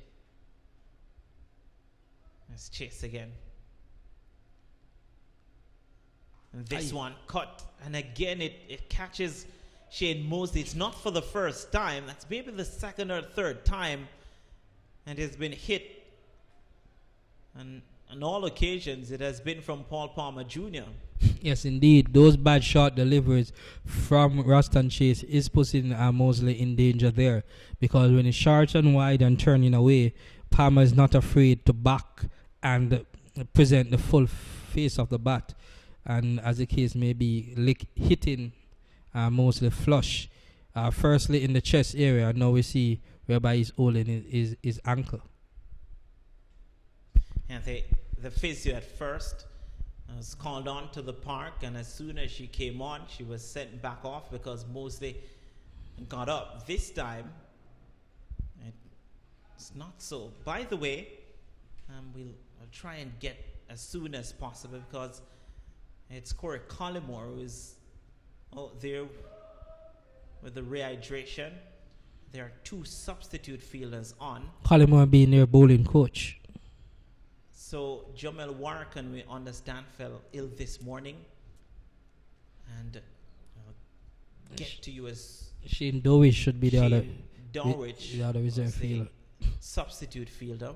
And there's another player off for Barbados. But interestingly, as you see Corey Collymore in his full whites, as the case may be, along with his bib going out with the water and the towel, it was a similar thing we saw last week with Coach Winston Benjamin from the Leewards done in his whites. I mean, they must be wondering, are they still playing? Well, last week it was because Powell and Jamar Hamilton, they were both off the field. And this time there are two players as well from the Barbados Pride who are off the field. Hence the reason the assistant coach has to be doing the heavy lifting. Moses seemed to be okay, by the way. the Scorpions going along here, and since that opening burst early this morning, the first hour or so, it has been the Jamaica Scorpions all the way. You would have scored the second session in favor of the Scorpions. And at this point, so far, with an hour and 23 minutes gone in this session, you could very much score the session to these two batsmen as well. And Mosley is okay now to continue. Roston Chase with his final delivery of this is 16th over, and Paul Palmer Jr. hits this one hard down to mid-on and gets no run. The over comes to an end, and the Jamaica Scorpions, they are 180 for the loss of 5. You'll hear from Jermaine Lanneman, and then after him, Orville Higgins. Yes, indeed. Jamaica pretty much clawing themselves away in a position whereby at this stage, at 180 for 5, they should feel good that the lower order is still available to be able to help them to post what would that a minimum in terms of perhaps an ideal first innings total of 250. They would be confident enough that they could get those 70 runs to pass the 250 target, and thus consider themselves having a good run out in the first innings, coming from a perilous position of being 27 for 5 at one stage. All right, so Nkrumah Bonner will continue and just works this one up towards a straightish mid wicket. That delivery from Carter. These two have really looked the part. I know it's a point that we have already made. The partnership over 150 at the moment. And then Nkrumah Bonner is on 80. Facing up to Carter now. Leaves alone. And I like the fact here, Jermaine, that they have kept their concentration. Sometimes the easiest thing to do in the world is to get a 40 or a 50 and then a lapse in concentration and you'll give it away. But that is what separates the great ones from just the good ones, their ability to kick on once they've gotten a start. And these two, certainly in this innings, their tenacity must be admired. You'll make a comment after that. Hitting the pad, a little stifled appeal, maybe an inside edge onto it. And no run. Yes, indeed. But as I had said to Ronaldo earlier as well, Arville, one must notice with this Nkrumah Bonner batting performance is that he has demonstrated what we often like to describe as batsmanship, in the sense that it's almost an each delivery, and we have not seen this for what it is worth with majority of the Jamaican batsmen this season. On each delivery, it appears as if he knows what should have been the right shot to have played, whether it be in front or behind square. I've said already that technically, I think he's the most equipped batsman in Jamaica at the moment. There are others that will score quicker. Certainly a Blackwood and a Brandon King can punish you on their day, and in a way that I don't think Nkrumah Bonner has the willingness or the inclination to do. But certainly, if I had to send one Jamaican batsman who will bat good bowling and be able to combine good attack with solid defense, I think he more than anybody else is the one that I would turn to. Yes, indeed, complete and just to further extend that batsmanship argument, when you see him work the deliveries, be it on the onside or the offside, he plays on both sides of the wickets, in front and behind, and solid in defense, both on the front and the back foot. And funny enough, he can up his game if required. He flicks that out towards backward square. Doesn't appear to have any real weaknesses to his game. There's not an area that you would say if they target this, they can get him out. They've thrown everything. He's a fairly good player of spin as well. Really just a really technically sound knock. He's on 81 at the moment. Yes, indeed. You made that argument. Some persons jokingly say maybe mentally is where Bonner is not the strongest in terms of his game-wise, but in terms of technical-wise, he's very solid. I've always told him, myself, that he's a little bit lazy and sometimes a little bit unambitious. One of the things that all great batsmen have to have is an almost ruthless streak that I didn't have. And I thought I was a pretty decent cricketer. I used to get bored after 30 and 40, but the good ones are ruthless. They want to, as we say in rural cricket, sun you for the day. Pujara is like that. All the good ones, Brian Lara, they want to back till a week. I found I wanted to entertain, and when I can't do that, I do silly things. And it's the same thing I found. It's not just Bonner, it's a lot of the regional players. Very good going up to 2030. I don't think any other island or nation has anything on West Indian batsmen between 0 to 25, especially on reasonable batting. 0 wickets. to 30 easily. 0 to 30. It's what happens after that. Right. Shea Hope, for example, is as good looking as anybody in the game between 0 and 30. But that ruthlessness that says, I'm going to be here batting for a week if I have to. So could we then say that is why we are good at T20 cricket, our world Probably. champions, and perhaps not at Test cricket? Probably. It's a very solid argument, you know. I just think that we are just natural entertainers, and when we can't get to entertain, and I tell you something, maybe that also exists in some other sports. There's probably a reason why we do well in sprinting and not well at 5,000 meters. Just the rush of blood we're interested in. Just the adrenaline rush. Nothing more, nothing less. Probably it's a West Indian or a Jamaican thing. Here's Chase now, and Bonner is off the back foot. Works this one out into the leg side. As it spun into him. 1, 2, they're coming for it. This could be tight. No, in the end, fairly comfortable. He's on 82 at the moment. Well read there, both Banner and Palmer, clearly understanding each other to the fullest now. And I want to add even to the conversation we were having earlier about analysing them, both having something to prove, seriously speaking. Banner that he should have been brought back earlier, and Palmer that he's better than what he has produced so far this season. Here is Chase now from round the wicket, off the back foot. The runs here for Nkrumah Bonner into the offside. Lovely shot. And it goes into the boundary of a 4. He looks so easy on the eye. You like that one, Jeremy Lanneman, didn't you? Yes, a nice stroke to begin with, and ended up to being an outstanding shot in the end. Oh, so that's a nice stroke. To begin with, ended up to being a very good shot in the end. It was a bad ball. It was short, and I asked for the treatment, but you still have to put it away. I go further with you, Jeremy Lanneman. I believe that when Nikita Miller calls it a day, and he will call it a day sooner than later, Nkrumah Bonner should be your next Jamaican captain. I'm going there. I think Paul Palmer shouldn't captain the team. Where's Ronaldo? Ronaldo has a disagreement with that? I mean, I said that a few minutes ago, and he never saw that one coming. No, he's the natural captain, I think. A natural leader, proactive as well. He has already captained first-class cricket for the Leewards with reasonably good effect. Here is Paul Palmer off the back foot punching up towards cover. Yes, indeed. And as I was saying to Ronaldo, by this batting display here, which has really let almost let all the other batsmen look at themselves with just one innings. And Nkrumah Bonner is suggesting that he's ready to command back his place in this Jamaica lineup. And once he does that, he would be a good candidate along with Palmer to captain the team. Carter bowls, and that's a flashing drive from Palmer, peeling off the outside edge, going down towards third man for 4. Wasn't where he intended, but the way he has batted, I suppose you could say he has earned himself the right to that stroke of luck down towards the boundary for 4. Is that a nice stroke or a nice shot?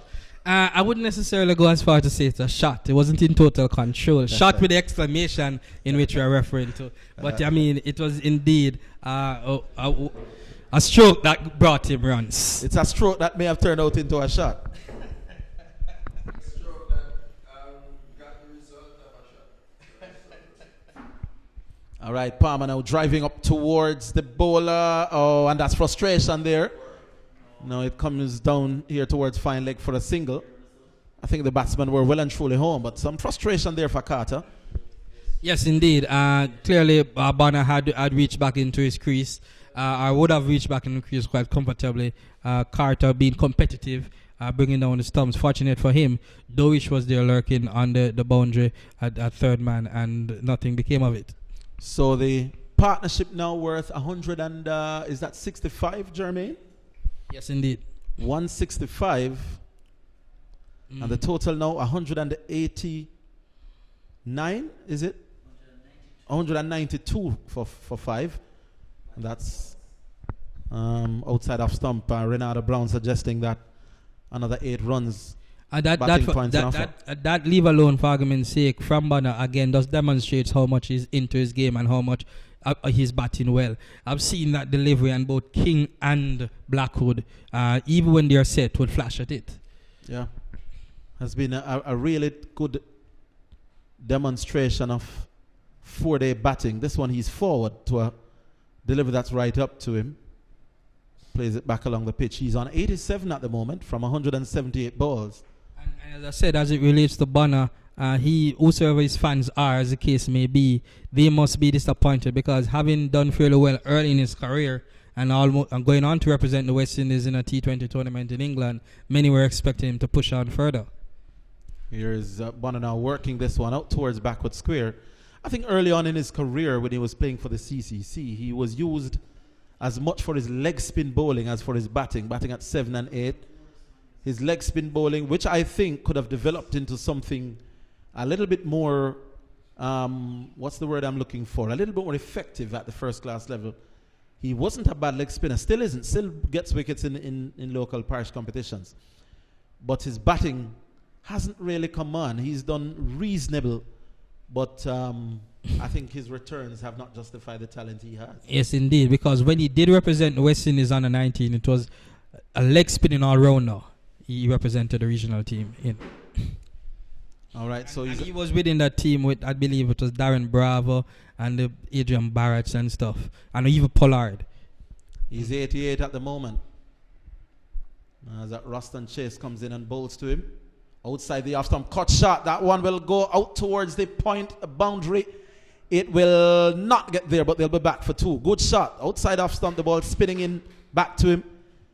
But Bonner was just backing away, making room for himself. And just chopping it past the man at backward point out towards the boundary, coming back for 2. He's now on 90. Seeing it a big, as you would say, like what, a balloon or a breadfruit in cricket parlance with Bonner there. I mean, that shot was definitely on. Outside the off, spinning into him. A bit close, but gave himself enough room. Chase now from over the wicket. Batsman is forward. Back along the pitch, and I see Jeremy Lanneman just demonstrating that he liked the full face that was offered. Indeed. Technically correct is Nkrumah Bonner on that shot. Chase now with 3 people around the bat. Leg slip, forward, short leg. Bonner is forward. And again, hardly has put a foot wrong. Has been, for the most part, a chanceless knock. Has very rarely not gotten the ball where he wants to get it. Has hardly played and missed. Has middle everything. It's been a really impressive knock. Here is Chase. He's working that one out towards long on. And again, fully in control. Gets a single, goes to 91 now, and it's 197 for 5. Breath of fresh air. I mean, this is what we as commentators / cricket lovers like to see and come and watch. Batsmen were in total control, and I mean, in terms of constructing innings from start to finish. And Paul Palmer at the other end, he certainly deserves some credit. He drives at that. Is that caught at first slip? Well, Chase wants it. The umpire says no. And 1 or 2 of the Bajan players are looking a little nonplussed by that. Jermaine Lanneman, what say you? That appears to have hit his foot and not his bat. Outside off stump there. Going on, Carter catching it at first slip. To be honest, the body language of some of the Barbadian players never looked particularly confident. And Bernard is saying that it may have just come off the keeper and it went to first slip. I think a little shoe could have been involved as well, but...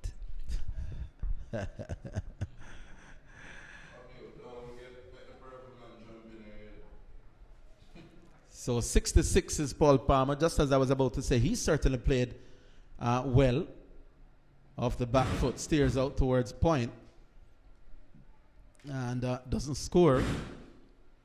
196 for 5. Palmer 66. Nkrumah Bonner 91. Partnership worth 160. Latest score here at Sabina Park. 169 the partnership in 169, yes. And Jamaica motoring along quite comfortable with these 2 pair at the wicket, with these 2 batsmen at the wicket per se. And it's interesting knowing how much the batting has faded off once wickets had fallen in the previous 2 games against Guyana, which Jamaica lost, and Leewards lost here as well. So it's good to see the middle order, the Jamaica batting reinforced with the recall of Nkrumah Bonner standing up and making themselves be counted for. I think this would be the biggest partnership for the Scorpions this season. And here is Jonathan Carter now with a new over. Bonner is, for once, you could see genuinely beaten. But even in being beaten there, it didn't commit. You understand me? Even though the bowler may have felt that, he has pulled him in the fall stroke, it almost as if Bonner kind of knew that. Kept his bat inside the line, which is I was saying to Renata Brown, it's the easiest thing in the world to follow the ball instinctively once it's leaving you. It takes a special skill to maintain the line. If it leaves you, good ball. And I want to big up a friend of mine who is listening after this. This time he doesn't play. Big up to my friend Omar Watson. Went to the same school. I was a little bit ahead of his time. Decent little all-rounder, listening the coverage from in the States. The last time he played a game in Jamaica, I took a spectacular catch at third slip. Didn't think Omar got any runs that day. So big up Omar, understanding you're listening and you're liking what you're hearing. So it's Bonner again. And Carter getting that one to shape away. Doesn't have express pace, but that one genuinely curved away towards slip, but too wide. Yes, he does have that ability to swing the ball both ways, Carter, at his pace per se, and has on numerous occasions caused problems. He has even 5 wicket all at this level, 4 wicket and 3 wicket alls. He's what the Barbados captain generally call on whenever there's a strong partnership that they want to break, but he has been ineffective so far in doing so here. Here is Carter again. And Bonner, oh, naughty. Well, that's the first really stupid shot that he's played. Really just fishing at a delivery that was outside the off stump. He walks away he wasn't out, let me just say that. Didn't hit the edge. But he walks away really upset with himself. Naughty shot. And sometimes the concentration dips a little bit. That was the case that time. And what we're seeing is a lot of bantering out there from Carter. So you wonder as well if he may have gotten under the helmet per se of Bonner there, because that was out of character. That shot wasn't on. That ball was wide and moving away and should have been left alone as he has been doing. Left alone. So coming back into his zone would be tragic if he should get out for less than 100 now. Certainly based on the way he's batted, he has earned 100. In fact, they both have. And looking at his stats as well, Nkrumah Bonner has played now 61st class game, but he, interestingly when I saw it, only has 1 century and 15 half centuries. So he does get a lot of 50s, but hasn't converted. Again, he's playing and missing outside the off stump. The concentration genuinely deserted him. And he has played and missed twice to the Pacers in 3 minutes when he didn't play and miss too often in 3 hours. That's the concentration clearly giving way. Yes, but as we know, this happens even at the highest level with the highest players. There is always there are at times those moments of lapse. But you get the feeling that Bonner has what it takes to gather himself and not allow Carter with his, what you would say, deceptive speed and swing and get the better of him. Also want to big up another friend I have in the States, Mr. George Gordon. Big up yourself, George. I don't know if former Jamaica pacer Rowan Taylor is listening as well. But we'll get back to that as Ruston Chase comes in now and bowls to Palmer. Palmer is playing and missing, and all of a sudden things are happening here. Ball pitching outside off stump, bouncing, taking off, spinning. And can't thank George Gordon enough. He's the man who is responsible for my last trip to the States. Can't wait for you to come down, George, so that I can return the favor. But that one was just on leg stump, spinning back into Palmer, who held his his ground and played it down. You get the feeling that the Jamaican batsmen are just losing concentration a little bit. And with 20 minutes before the scheduled close of play, you wonder if his time is creeping into their thought processes. Palmer off the back foot again, that bounced, and he maybe just taking his bat inside the line, maybe didn't quite play at that, but all of a sudden in the last 2-3 overs, I don't know if it's tired feet, if it's the fact that these two have been at it for a while, but all of a sudden the Bajans are just getting the Jamaican batsmen to play a few rash strokes here. Chase bowls, and Palmer is playing and missing again. What's happening here, Jermaine Lanham, the coach? It's not happening per se for Palmer here. He's totally not getting reading this delivery, playing inside, but the ball, you get the impression of he's been genuinely beaten in terms of his outside edge. Maybe the ball just doing a little bit more now than in the earlier stages of the day. Chase balls, and he's driving and edging and gone. This time there was no doubt. You could see that one coming from a mile. The batsman just lapsing in concentration, floated up towards Palmer. He went for the drive, edge found, and you could see it coming here, Jermaine Lanham. Indeed, that was almost telegraphed, and you wonder what would have happened there in terms of the adjustment you would have needed to make, saying yes, the ball getting a bit older, getting a little bit more purchase from Chase. He perhaps needed to do more to cover the spin, but he's kept on batting from arguably the lead stump and allowing that ball to turn across him and getting him in problems. This time he took the edge and went to first slip. All right, so Palmer gone for 61. Total now 196 for 6 now. And a wonderful partnership has come to an end as Derval Green makes his way to the middle. Yes, indeed. An applaud clearly from the handful of spectators, to use that expression, and the Jamaica contingent applauding Paul Palmer for helping to repair and reset the Jamaica innings along with Bonner. And he should be disappointed, I feel, however, because everything was there for him to go on and be in the 90s as Bonner is now, and perhaps get a century here today. Yeah, brings Derval Green. They're taking a little water break at the moment. And there's a youngster here, Jermaine Thompson. No, it's not Jermaine Thompson. I'm trying to combine Jermaine Lanneman's name with Kurt Thompson, who has played some cricket for Barbados before. And we're just going to hear a little bit from Kurt Thompson. Good afternoon to you, Mr. Kurt Thompson. Good afternoon. Thank you for having me. And tell us a little bit about yourself. You have played for Barbados in first-class cricket before. Yeah, I played for Barbados. I've also been around with CPL with the Barbados Tridents. USA Open as well. I played for Miami Sharks, and been around a bit as I was coming up. Been to the IPL before as a developmental player, so I've been around a few areas before. Okay, great. And how well would you have done? How many games would you have played for Barbados? I would have been about 9. About 9? As a batsman, bowler? I would say a batting all-rounder. A batting all-rounder. All right, what was your best performance in first-class cricket? We'll ask you to think about that. As the new batsman, Derval Green has looked pretty decent with the bat in the games he's played recently. Drops that into the onside, doesn't score. What has been your best performance for Barbados? It'll probably be, I think it was the game against Leeward. I scored about 60 odd, and I took 3 in the first innings and 40 in the second innings, and I think a 4-for. Yeah. It was a pretty good game for me, so I would say that was my best game. Okay. What do you make of the action so far? I mean, 190, what is it, 198 for 6? Yeah. Your thoughts on that partnership between Palmer and then Nkrumah Bonner? You know, the guys batted well. They realized that the team was in a spot of bother, so they put their head downs and dug in. That's something I haven't seen with Jamaica in a while.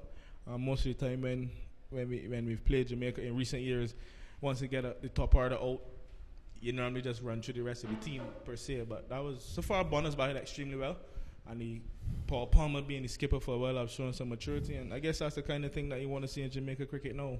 Yeah, and by extension, West Indies cricket as well.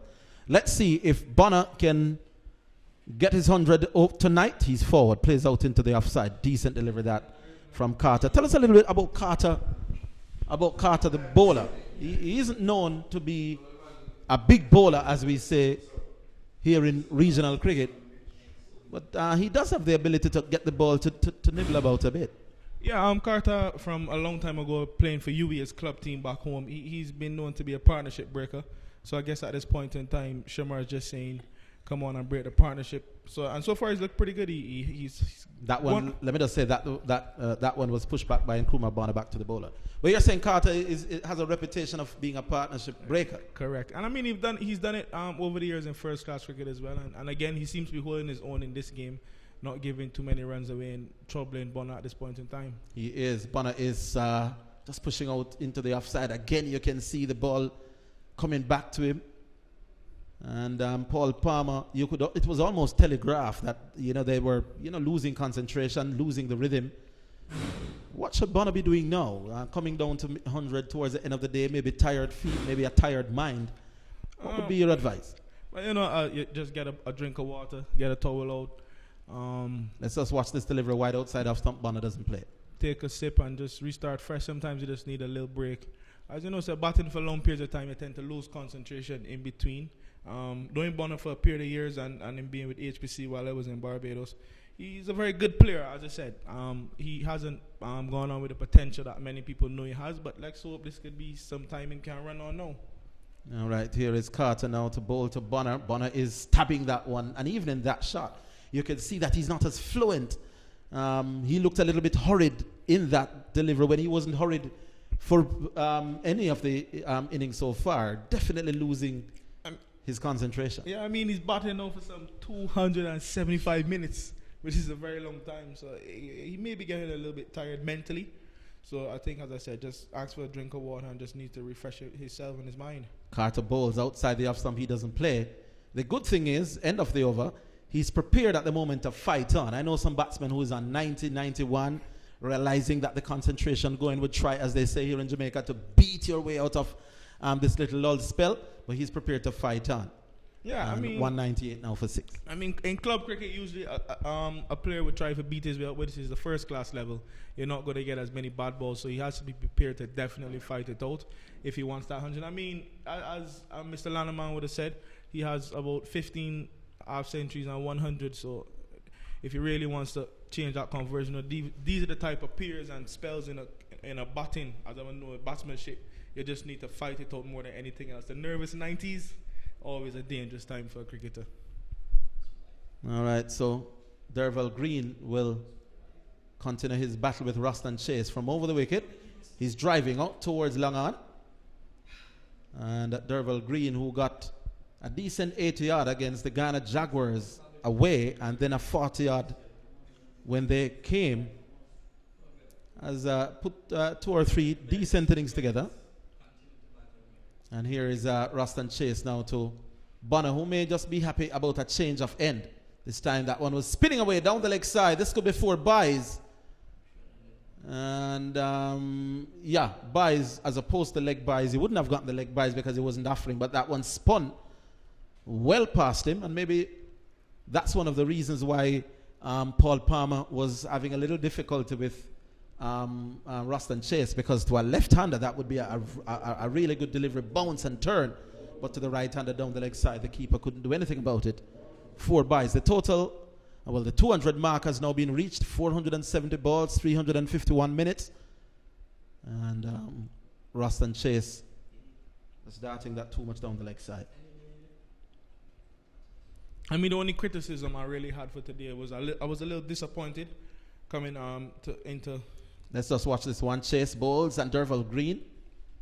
Well, it's Bonner really off the back foot, dropped it into the offside. I was a little disappointed, being around a Scorpion setup now and I'm practicing and playing with them. I mean, I was expecting Bullite to play this game to the fact that I know for a fact coming from Barbados, we don't bat wrist spinners very well. And Nkrumah Bonner works this one backward of square for a single, goes up now to 92.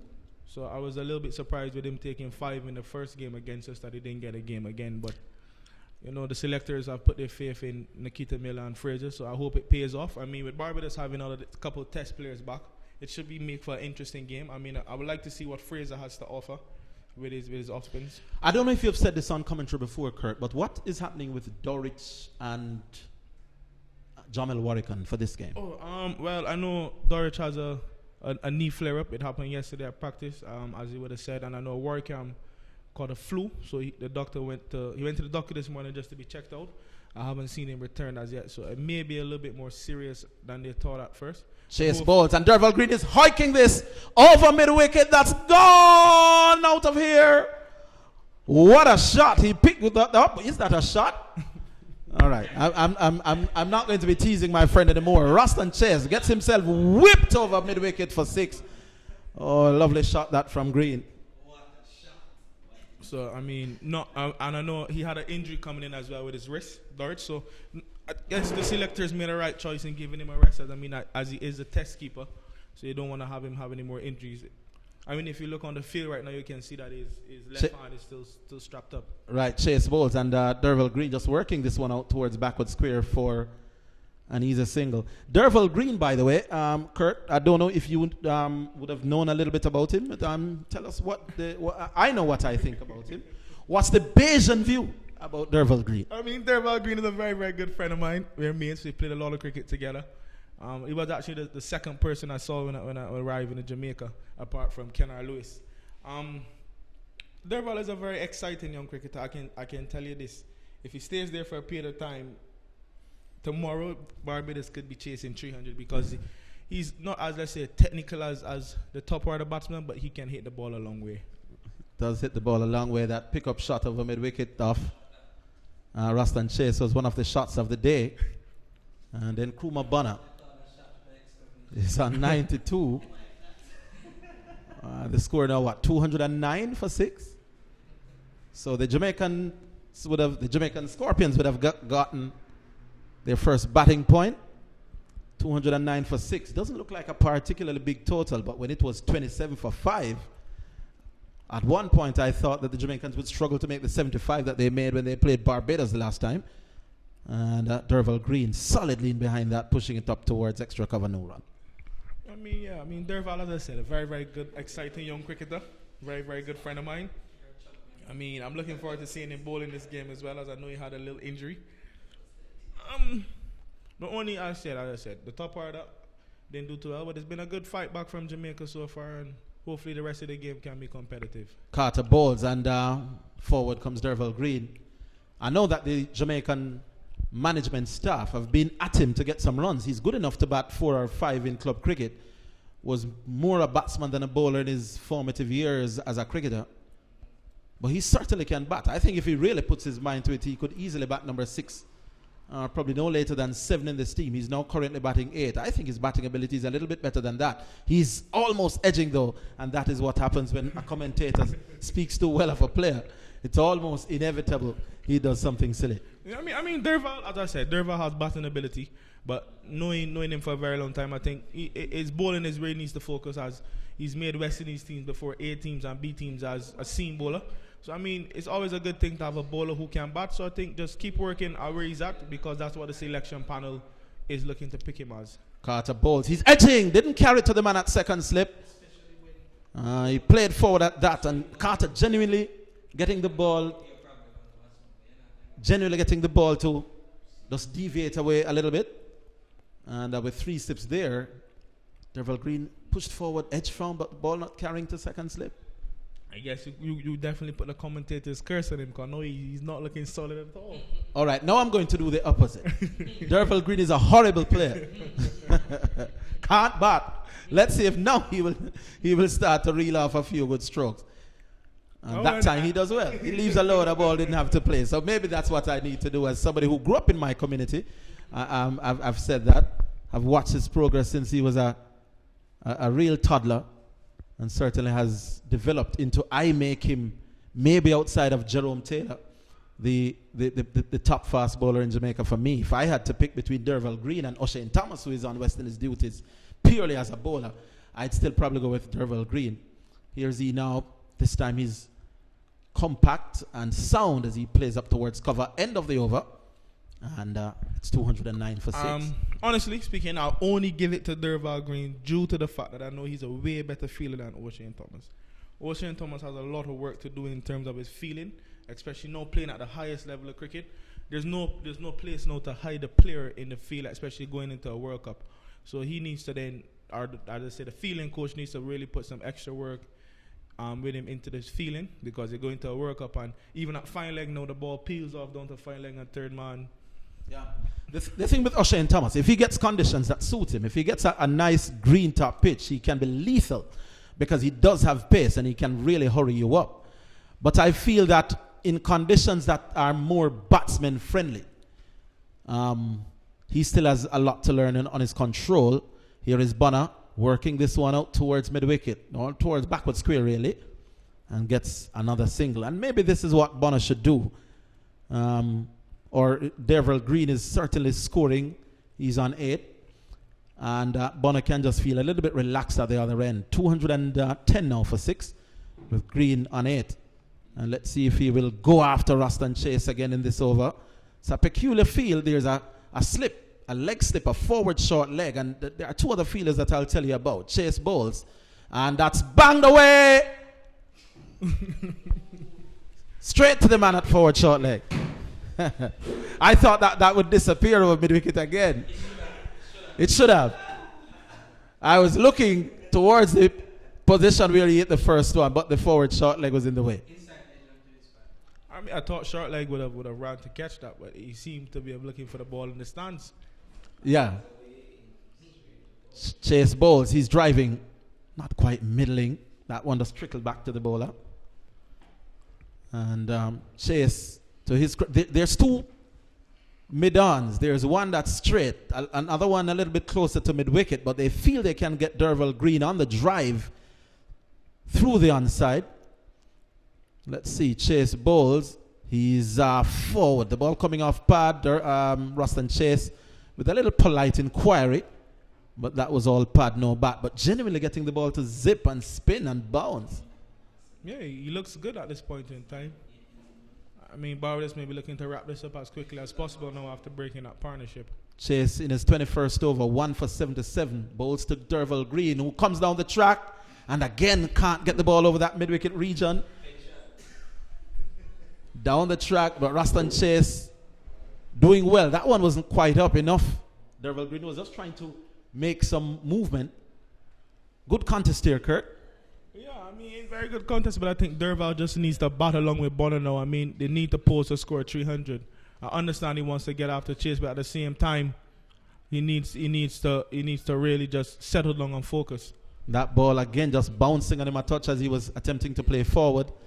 Ballooned off pad out into the onside end of Chase's 22nd over, 21st over, 1 for 77.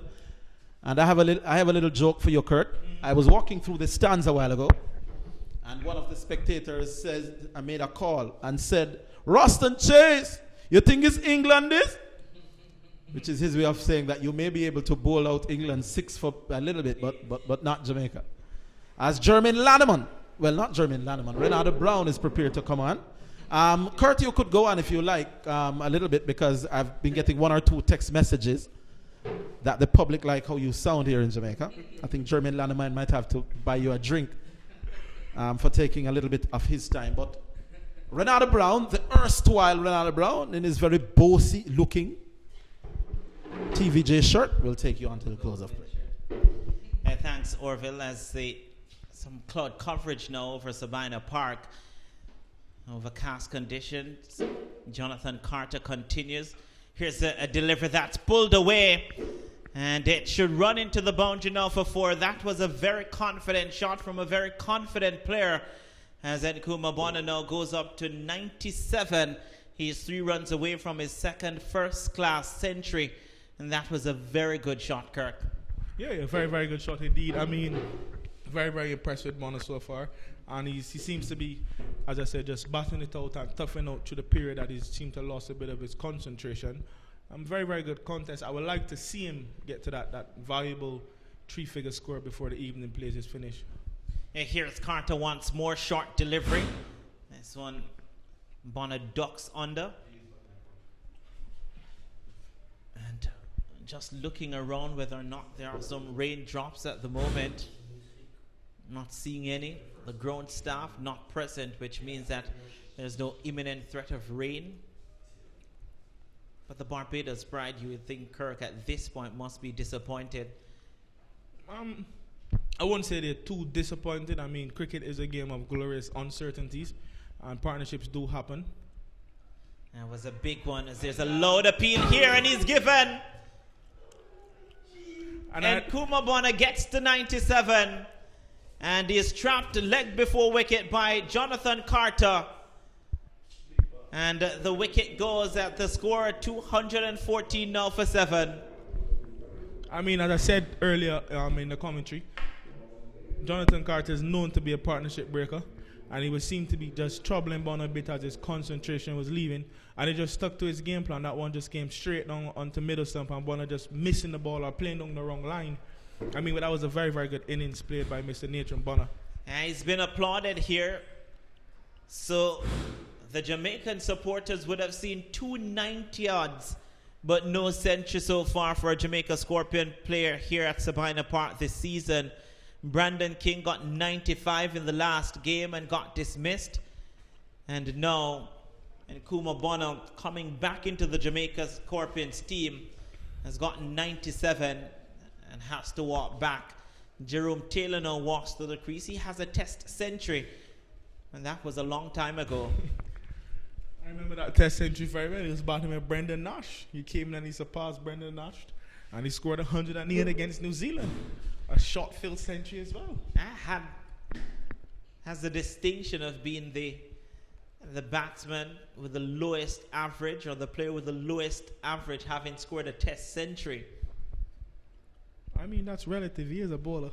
He is a bowler. That's why I said player. But Nkuma Bona, having battled so long, so hard, it almost fell for him there. You wanted him to get a century, but it wasn't to be. And Jonathan Carter here doing the business, getting his first wicket, has now taken 1 for 22 from 11.3, 5 maidens in that as well. Yeah, I mean, he's done extremely well, especially for the prize so far. He's come in and he's put in a few quality overs, and he's got a big wicket of bonus. So, I mean, it's been a very, very good session, a very, very good bowling performance by him, and a very, very good session for Barbados again. I mean, they won't be too disappointed, I'll say, because, I mean, anything under 250 with a batting lineup that Barbados possess should be fine by them. And here's Carter, another short delivery. First up, the Jerome Taylor. I must ask you, though, Kirk, when is it likely that we might see you back first-class cricket here in the region? I'm thinking about, now that I'm here, maybe playing for Jamaica. Who knows? Have a senior cup game this weekend with St. Catherine's. Hopefully can get 100 or take some wickets in that, and then, just kick on from there. The Jamaica Scorpions will be happy to hear that. Here's the delivery. Gets the outside edge in between the keeper and first a slip to the boundary for 4. It's streaky, but Jerome Taylor gets off the mark with a boundary. And the Jamaica Scorpions total goes up by 4. It's now 114 for the loss of 7. The latest here at Sabina Park.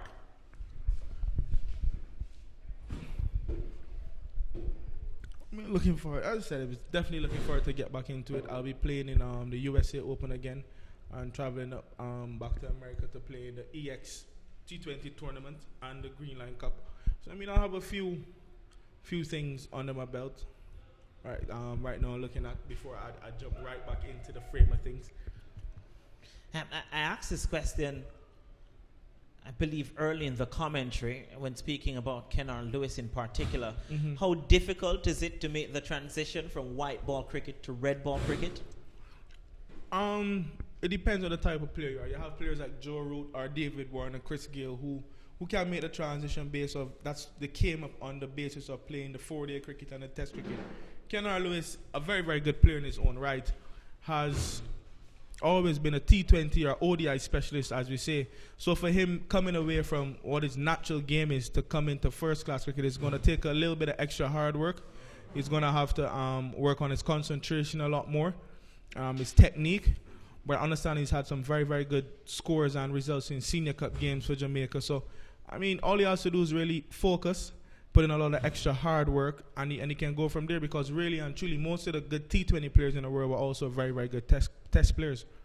And by the way, the umpires, they've consulted, and with one delivery to go in this over from Jonathan Carter, they've decided that they've had enough on this day number 1 of this 9th round fixture between the Jamaica Scorpions and the Barbados Pride. The Jamaica Scorpions, and they were asked to bat, and Kennard Lewis, they lost 5 wickets for 27 runs. Garth Garvey was the first to go. He was caught. Tevin Walcott of the bowling of Miguel Cummings. Then Kennard Lewis went for 6. Caught Roston Chase of Markina Mindley. Then Brandon King was adjudged leg before wicket for naught by Markina Mindley. Jermaine Blackwood made 5. He was caught Jonathan Carter of the bowling of Mindley. Asad Fuddadin was caught Mindley of the bowling of Shamar Springer in his first over. And then came the big partnership. Paul Palmer Jr. making 66 of 204 deliveries before being dismissed, caught Jonathan Carter of the bowling of Roston Chase. Then just before the stumps was called, and Kumabona going for a well-played 97, faced up 202 deliveries, 13 fours in it. He was LBW of the bowling of Jonathan Carter. Derval Green on 8 and Jerome Taylor on 4 will resume on day number 2 with the Jamaica Scorpions now 218 for the loss of 7 after 79.5 overs here at Sabina Park. So heavy cloud coverage has brought about an, well, I can't say an early end, because the game should have ended, or the day's play should have ended at 5. They wanted to play the extra 30 minutes, but only managed to play 7 of that 30 minutes. So play, we expect, will resume at 9:30 a.m. Jamaica time. This on Friday here at Sabina Park. You can join us then. On behalf of Orville Higgins, you also heard from Jermaine Lanneman, Kirk Thompson, Marvin Thompson as well. Your commentary team, join us again tomorrow at about 9:30 a.m. Jamaica time. We'll have live coverage of day number 2.